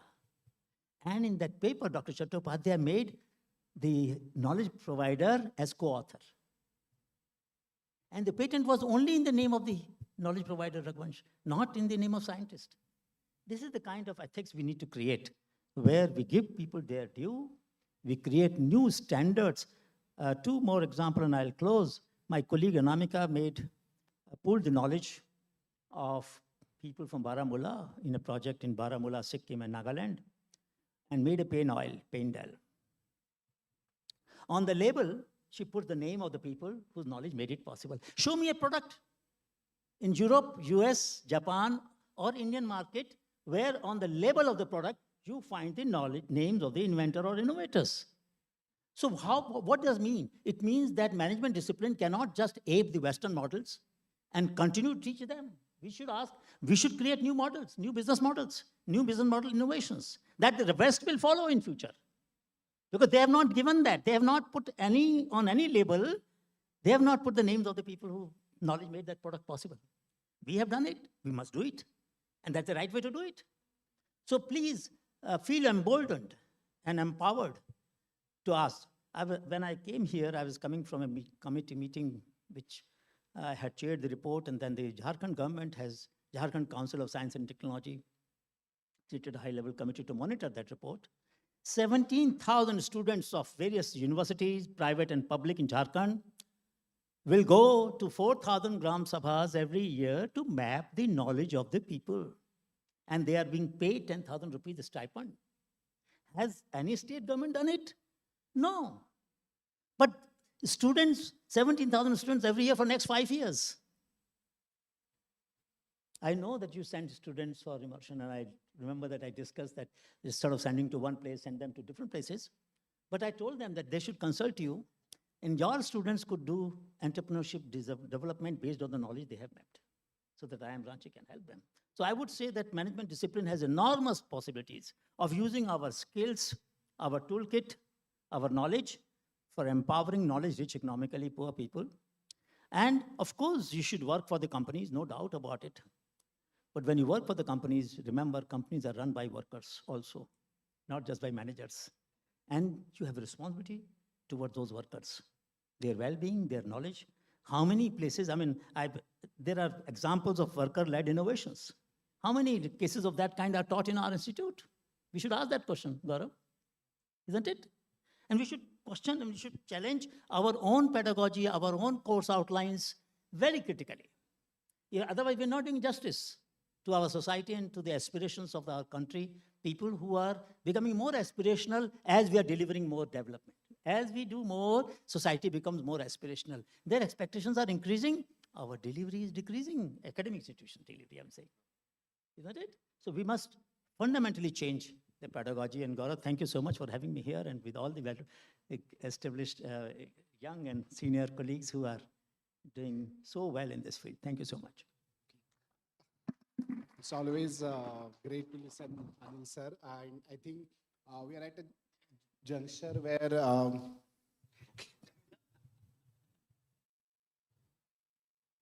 okay, I think we can. Is there anything here right now on stage? No, right? Okay, so I'm going to take extra time. Basically, we are at this stage where we know now with the first example itself that management has this solution of utilizing resources for efficient application. So, in a way, management inherently has an amplification in it, and therefore it can do an amplification of social good. And as pointed by both of you, that it exists in community, and we need to bring that back and kind of focus on that. But as Anil sir and Father said, that while Sarjanshilata has that potential of amplification, if we don't understand or we don't find Swanta Sukha in Samvedana, then we are not going to apply it for social good, but we'll keep applying it for personal good. And therefore, this dilemma can be again brought into that. Therefore, some changes are needed, that how the Samvedana get triggered and which becomes Swanta Sukha, and then we find solution in management education. I think we open up the forum. I was going to ask Ajit sir, yeah, so.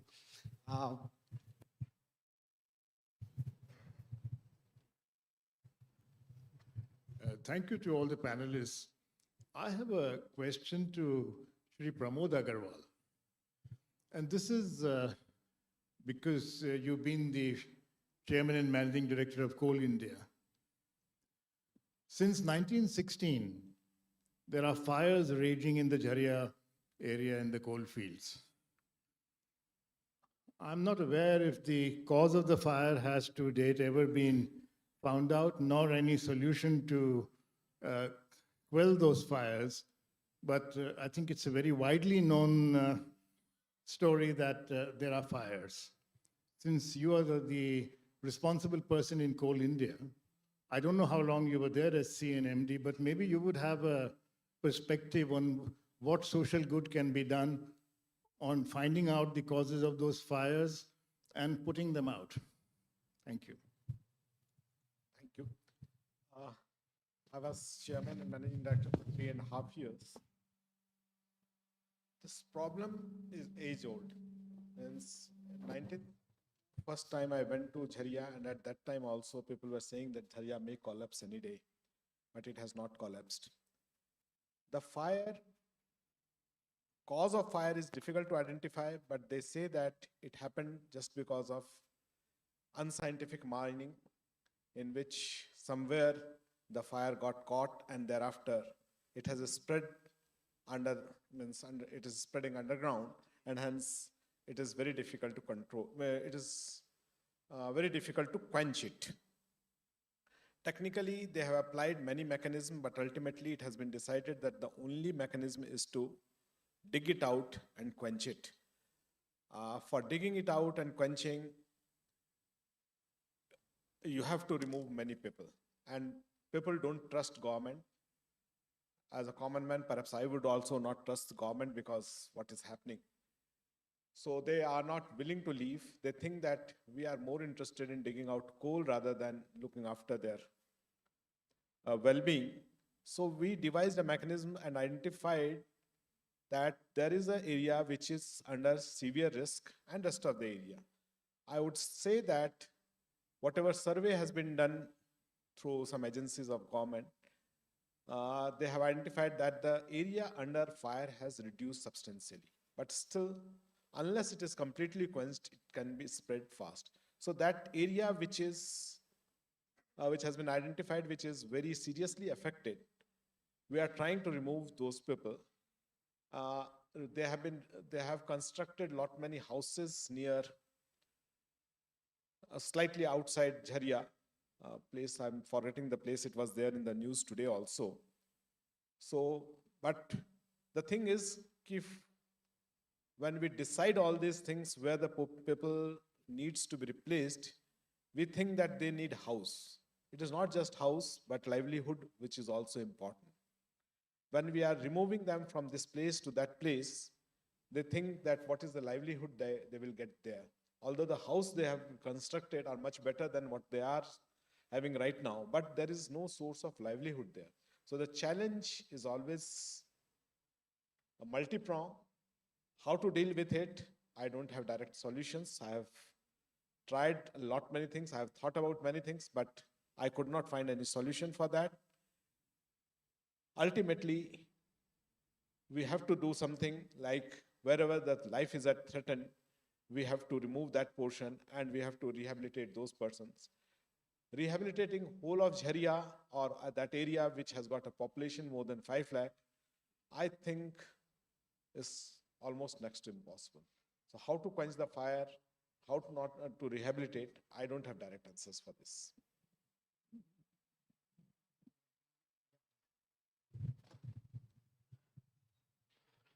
Good evening to all the respected panel members. My question to you that I'm sorry to say that I could not find a boundary, the term management here. Is it the management of Frederick W. Taylor you are talking about? Is it the management of Elton Mayo you are talking about? Is it the management of Aurangzeb, what he did for some societal good you are talking about? Is it the British Emperor, the management they have used for the societal good? I am not clear about this, actually, the term management here. Is it management discipline or management education you are talking about? I mean, all the separate categories are having separate dimensions to the social goods.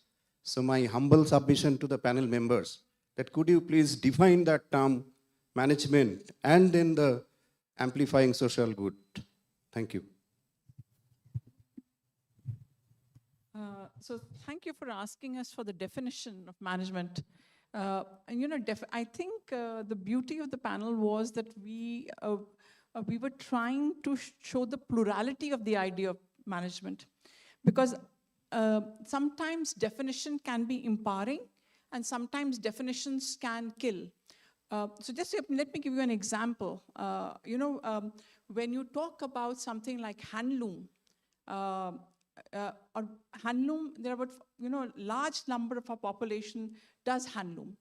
But supposing the government decides that power loom is also handloom, which it did try, then you immediately impact a large section of the population, right? Because, and it becomes absolutely disempowering, because the cost of the same sari, which is produced at handloom and power loom, will come at the same thing. Both will have the handloom tag, but it doesn't take the same.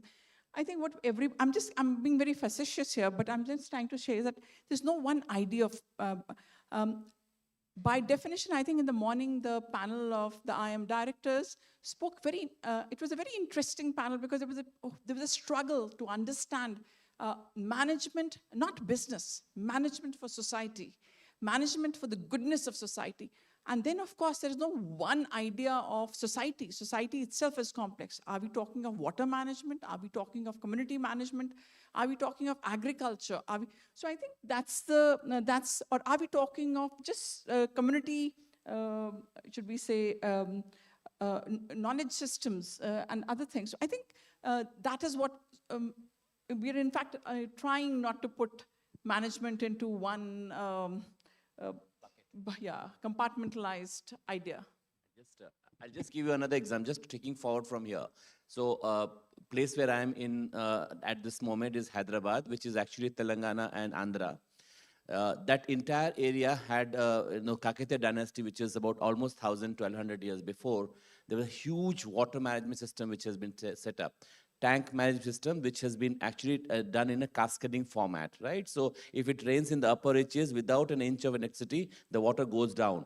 In the high time of Kakatiya dynasty, 97% of water was actually harnessed by these people. And it has also led to prosperity. It has led to a different type of society, which has managed, and we call it hydrosocial society, which has actually managed this very well. So taking up from here, I'm just giving you an example. When you're talking about management, it is here. But I'm also in Indian School of Business, which also talks about how we can move from management to business and business to management. And that is another interjections which you also try to see. So it depends upon where and which part that you're talking about, we can define that for you. Over to you.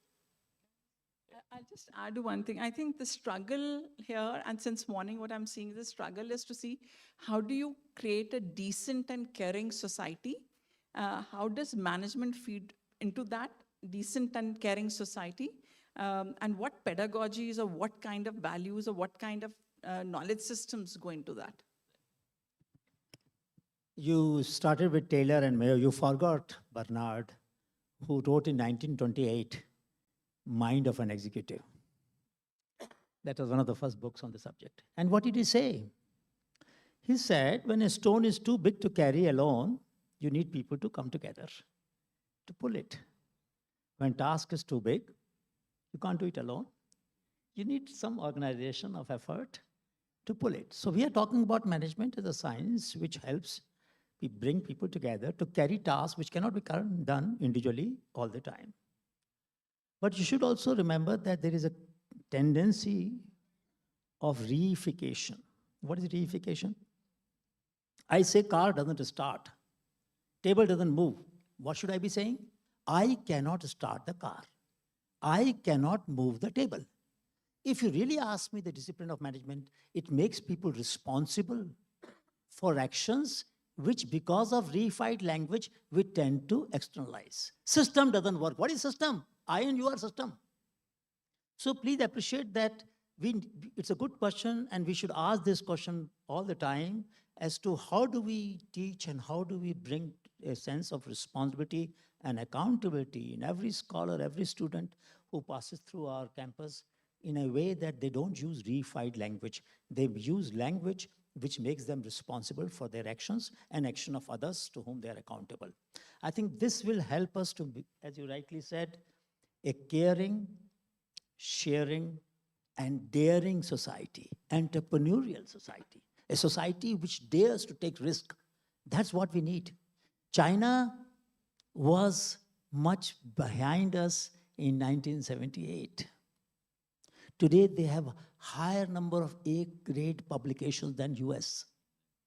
And look at any other parameter. I've been to China almost every year till 2019, before COVID, from 2007. And you look at their ability to converge and execute. If you really want to ask hard questions about management, learn from China, not from US. But where are we? What are we teaching? We are teaching American cases and not Chinese cases. I mean, this is the problem with us. We don't talk about Japanese or Malaysian or Philippines or Taiwanese experience in our class. We are still Western oriented far too much. So therefore, please use this opportunity. This conference is a good opportunity to ask some fundamental questions about what is our compass? Where is it pointing to? Which direction are we looking at? And discipline is at a crux. It's in a crisis. Management discipline is in a crisis because we are not able to define our contours properly. You know? So therefore, it is a good opportunity. It's a good time. Churning mein vish bhi aata hai, amrit bhi aata hai. And we should look at both. The good thing that we have done, your students have done, every institution has people who have done wonderful things. And there are things that we have not cared for. I mean, overburden of coal has enormous amount of rare earth metal. I told the BCCL chairman that, look, there is a study here, TIFR done it many years ago, shows rare earth minerals in overburden. We have huge pile of overburden lying here. Then I told him, you know, the TB is very rampant among the workers. And there is a TrueNet and a startup, some of you might know the company. It analyzes in few hours what the current technology takes few days. I said, have you used TrueNet technology here? No. But why can't we use it? Why can't the best of the diagnostic tools come for the workers in this sector? This is where our role is. We should bring the bridge. We should bridge the knowledge gap that exists in the quality of service we are providing to our workers, who are our backbone for the economy, and the fact that we have good solutions. TrueNet is being used in Africa by millions of people, but not in Jharkhand. Whose responsibility it is? Don't blame Coal India. I think we should blame ourselves. As a professor, this is my job, to bridge the gap between knowledge that we have because of our privileged access to the knowledge and the institutions that serving our society. And we're not bridging this gap, to be honest. I don't know your name, but don't mind my saying this. We should all take responsibility for this gap. You appreciate the point that this gap that exists is existing because we can't expect everybody to know everything, you know? We are academics, we are knowledge workers, that's our job. To bridge this gap in society wherever it's possible, we can do as a part of our job. So last point, all 45 students of FABM course this year and last year, they did an assignment for their submission, the requirement of the course. They took one bio-waste and they had to find opportunities of entrepreneurship in that bio-waste so that poor are not excluded. Abundant resources, if you make the basis of entrepreneurship, poor will not be excluded, right? Corn silk, for example, you throw away when you take a cob of corn, isn't it? I take tea of that every day in the morning because at our age, you need something for prostate. And corn silk has enormous value. Jharkhand mein sara ka sara corn silk pheka ja raha hai abhi, jahan corn hota hai. So, Gaurav, my point is we should ask hard questions. I'm happy that this conference is giving us an opportunity to ask hard questions, but follow them up. They should not die with the session. Follow them up and try to create a manifesto for all the IIMs, because it's a Pan-IIM meeting, create a manifesto of how should this discipline be reorganized so that it can be more effective and efficient. Thank you. I think this would be the last question. I think then we can, there is a long gap before dinner and you can join the panelists after that, please. Or is there only one question? We can take Thank you. So we'll have 2 questions, I think. I'm Dr. Subhendra Kumar Pratyahari from Birla Global University, Bhubaneswar, Odisha. My question is related to this particular topic of discussion, that is management and amplifying social good. We are talking about poverty and vulnerability is a core theme of from the starting of the entire conference. And I know that, and I think it is believed that it is a relative term. For rich, it's a relative term, how we define poverty and vulnerability. So in this context, my question is focusing on the students of the management schools being the part of the role-playing model to elevate this, how they can be amplified to understand the social good, and what as a management educator we can do for them, and what policy. I mean to say that whatever we are doing, it is purely a niche. Still, it is not been amplified. I think it is quite, my message is quite gone to every, still. But what best we can do as a management teacher? I have been like working for the PRME project since last year, and I understood it is working, but still it is not being amplified because of multiple reasons. I requesting the panelists to give light on that. Thank you. We'll listen to the second question also, and then we'll address together. Yeah.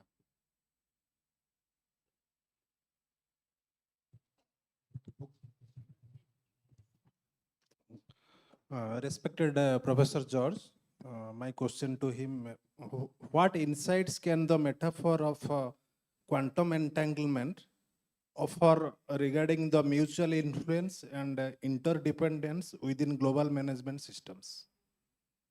Okay, I think one last question, Father, and then we'll, yeah.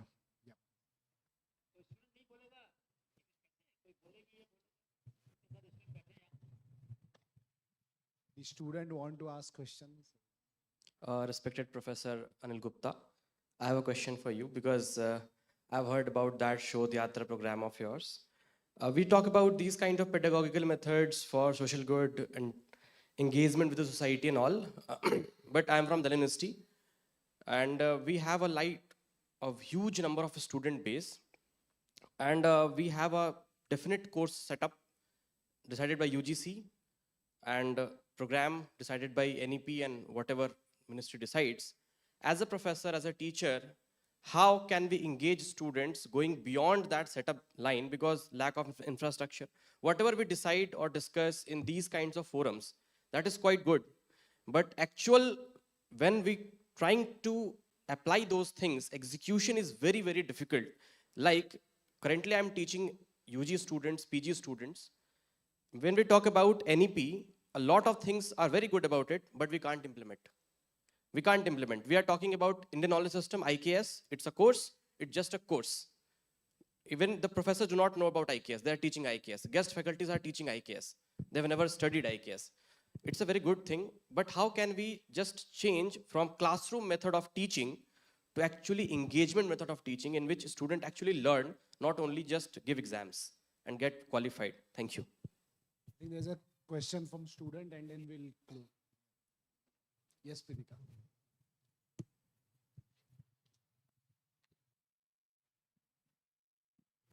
I just wanted to ask this question because I have this platform to ask this question and he opened the door for me.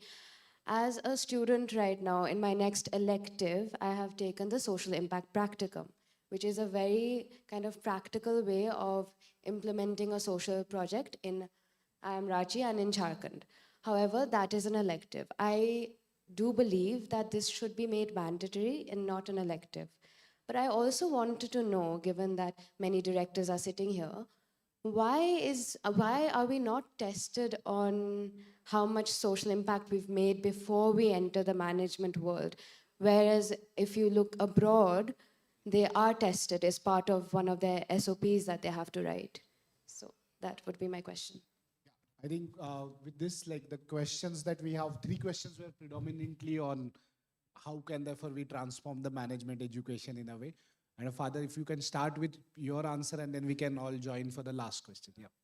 That's the biggest challenge you are asking, because management education involves lots of economics from the side of the students, and expecting students to, their major concern, whether you believe it or not, from day one onwards, how to pay the fee. So it is in this environment they are learning ethics and sustainability and other social impact. So it will not be fair on our part expecting too much from our students. And the student asked, why don't you make it core course, not a elective? And I think whenever it is ethical related, societal related, let it remain elective. The moment you force it, it becomes counterproductive. So let it remain elective. Let people choose the course voluntarily. And if you expect massive change from management education, I think we are expecting a bit too much. I will disagree. I mean, there should be some debate, isn't it? I have taught first year for many years, economics course and then ISP course. First year, compulsory course. And there was no visit of farms before I came. Only industry visit used to be there. After that, farm visit became compulsory. 3 sections. Later on, I taught 4 sections. They will go to different villages as a part of the requirement of the course. So this is not true that one cannot mandate certain kinds of pedagogy. Even if students don't like at that moment, they will like it eventually. Because this is a time when they are moldable. The question that you raised is a very good one, that everybody should be involved in doing something for larger social good. As a part of curriculum, NEP says that society and community should be connected to the pedagogy, isn't it? So Jharkhand, we could do that. Now it is mandatory. Every university in Jharkhand, not IIM, of course, included in that, but all the universities, private and public, will have to send a team, minimum 1 team, for going to the villages for 6 weeks as a part of this program. So who says we cannot mandate? We can mandate it. And in larger, optimal coercion is not 0. Even in the most intimate relationship, there is some coercion involved. Tumne kaha kyun nahi, tumne pucha kyun nahi? You know, so please remember, the optimal coercion is not 0. And in certain respect, I don't want to be democratic. I think if there's a reason for our society to have certain kind of perspective among our future managers and leaders, we should have it. Let me just also add to this, and I'll give you from ISB's example. Indian School of Business had a lot of focus on the diversity part. So our classrooms actually is almost 50%, and that is not because all these entrance examination, including CAT that you see, is very masculine nature. It doesn't take the other side of the story into account. And then we thought that we will give only small percentages of that entry point that we give, and the rest is on diversity in terms of what you have done, what social good have you done, is there anything that you have brought in. That's number 1. We also used to have 80% of classroom by engineers. We brought it down to almost about 40% this moment, because we also want to have much more diverse experience in this one. So this is something that has been very good, and I think we are very proud.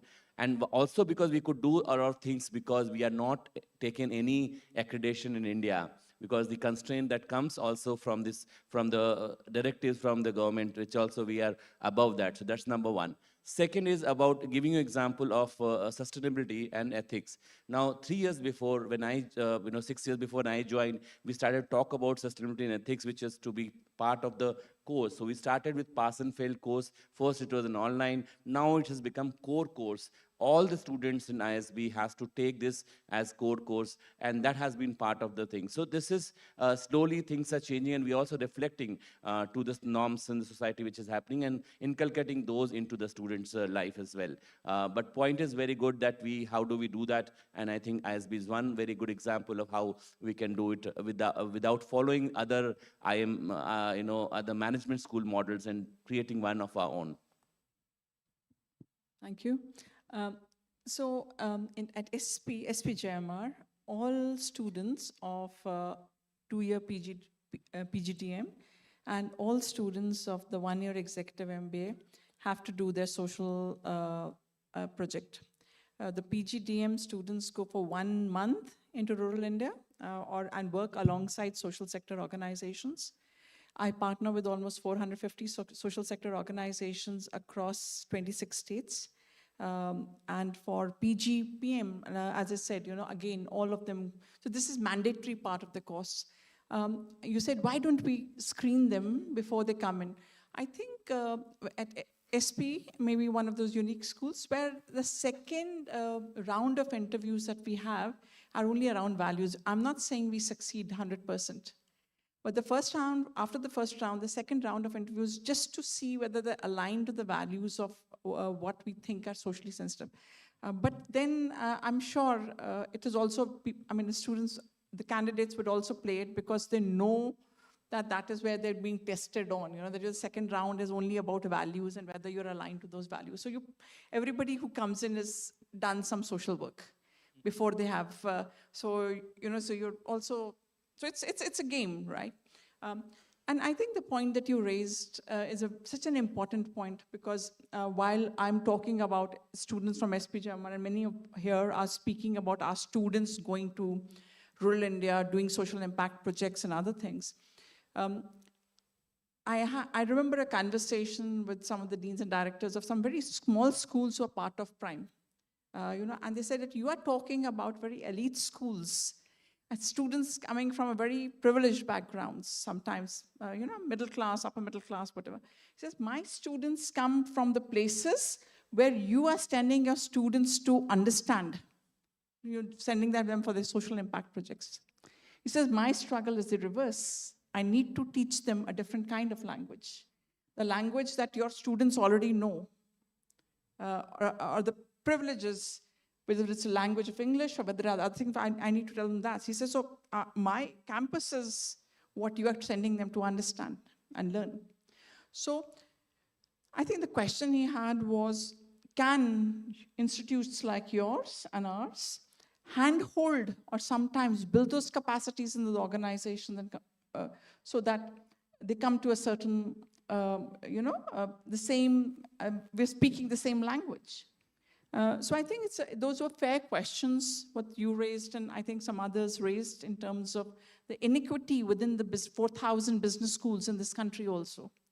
So it's not all equitable, and the language we're speaking is not necessarily the language for across. I think that was a great discussion, and we'll close the discussion here. I have one question which I would like to share with audience, and you can also go with some question. The purpose of such discussion is to get some more insights and more questions. When we go in flight and somebody get heart attack or something happens, immediately the doctor is called and then doctor goes and help, and you don't even need to call, doctor would stand and go and help. So the doctor profession would never have this discussion that can medical amplify the social good. I mean, they just don't need it. That exists in their DNA. So you can't ask this question to medical profession. You can't ask this question to firefighters. You will not ask this question to many other professions. But if I am a management professor and there's some management student and we are going through a flight, then I keep thinking, what is a question that would come when they would call me, managers come here and help the society. And if that question is not known to a management professor, that means we can still think and build it over. So with that, I express my deep gratitude to all the extreme panelists that are there. I've already taken a 20 minutes, so apologies to organizers. And we close it here with, Amy.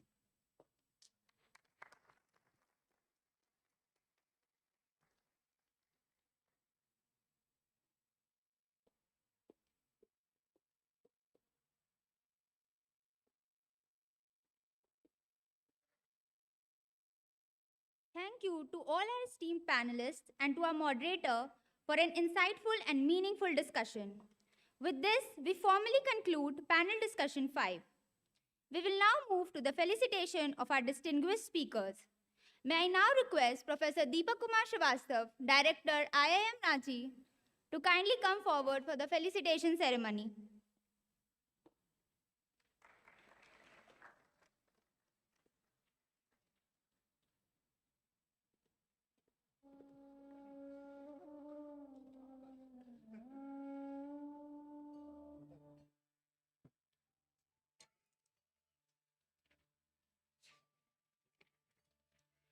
First, we'll start with Shri Pramod Agarwal.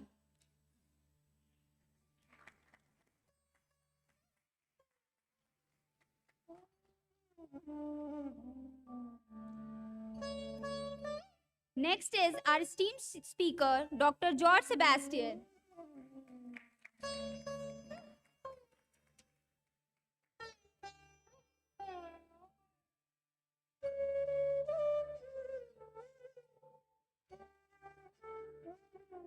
Next is Professor Anil K. Gupta.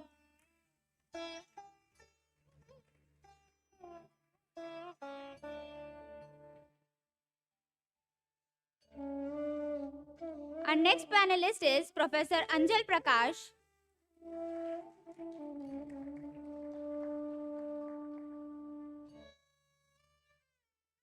Our final panelist is Dr. Chandrika Parmar.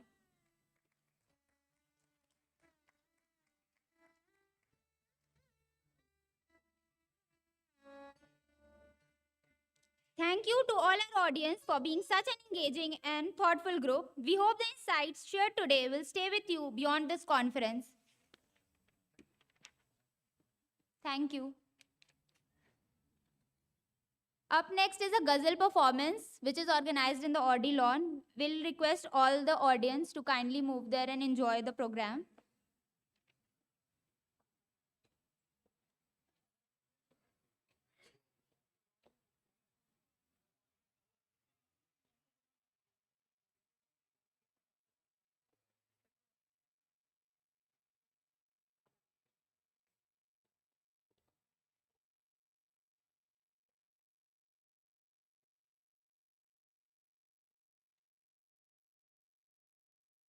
दादू और दादी को यहाँ बुलाए? बेटा, हम वहाँ जाएंगे क्यों? क्योंकि त्योहार हमेशा अपने घर और अपनों के साथ मनाते हैं। क्या ये अपना घर नहीं है? बेटा, हम यहाँ रहते हैं, पर ये अपना घर नहीं। हम अपने घर में कब रहेंगे? यूनियन होम लोन के अट्रैक्टिव इंटरेस्ट रेट से मनाइए त्योहारों की खुशियां अपने घर अपनों के साथ।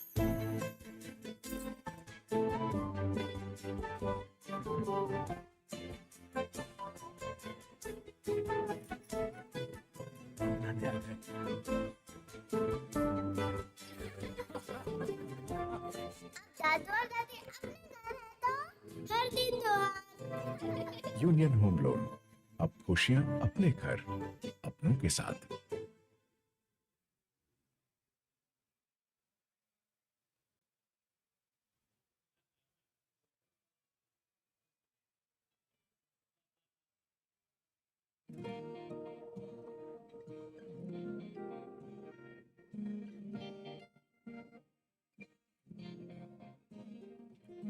आज लिखेंगे हम अपना कल, जब अपनी सोच को राह मिले, सच तक ले जाएंगे अरमानों को, जब आशाओं को राह मिले, सोच से सच तक चले हम, सोच से सच तक, सोच से सच तक बढ़े हम, सोच से सच तक। हर नारी का सपना, हर नारी की शक्ति, ऊर्जा से उन्नति का सफर, हौसला हो अपने दम पर, सोच से सच तक चले हम, सोच से सच तक, सोच से सच तक बढ़े हम, सोच से सच तक।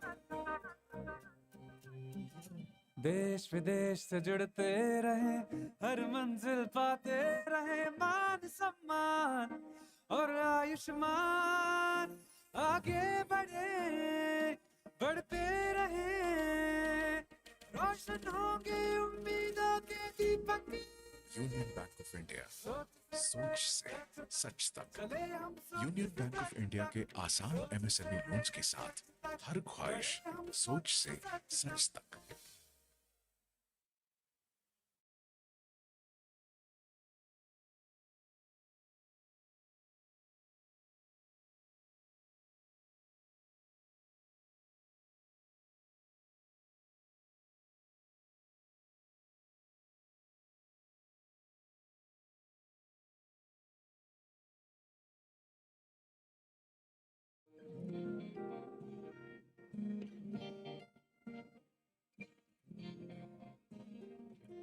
आज लिखेंगे हम अपना कल, जब अपनी सोच को राह मिले, सच तक ले जाएंगे अरमानों को, जब आशाओं को राह मिले। सोच से सच तक चले हम, सोच से सच तक, सोच से सच तक बढ़े हम, सोच से सच तक। हर नारी का सपना, हर नारी की शक्ति, ऊर्जा से उन्नति का सफर, हौसला हो अपने दम पर। सोच से सच तक चले हम, सोच से सच तक, सोच से सच तक बढ़े हम, सोच से सच तक। देश विदेश से जुड़ते रहे, हर मंजिल पाते रहे, मान सम्मान और आयुष्मान। आगे बढ़े, बढ़ते रहे, रोशन होंगे उम्मीदों के दीपक। यूनियन बैंक ऑफ इंडिया, सोच से सच तक। यूनियन बैंक ऑफ इंडिया के आसान एमएसएमई लोन्स के साथ हर ख्वाहिश सोच से सच तक।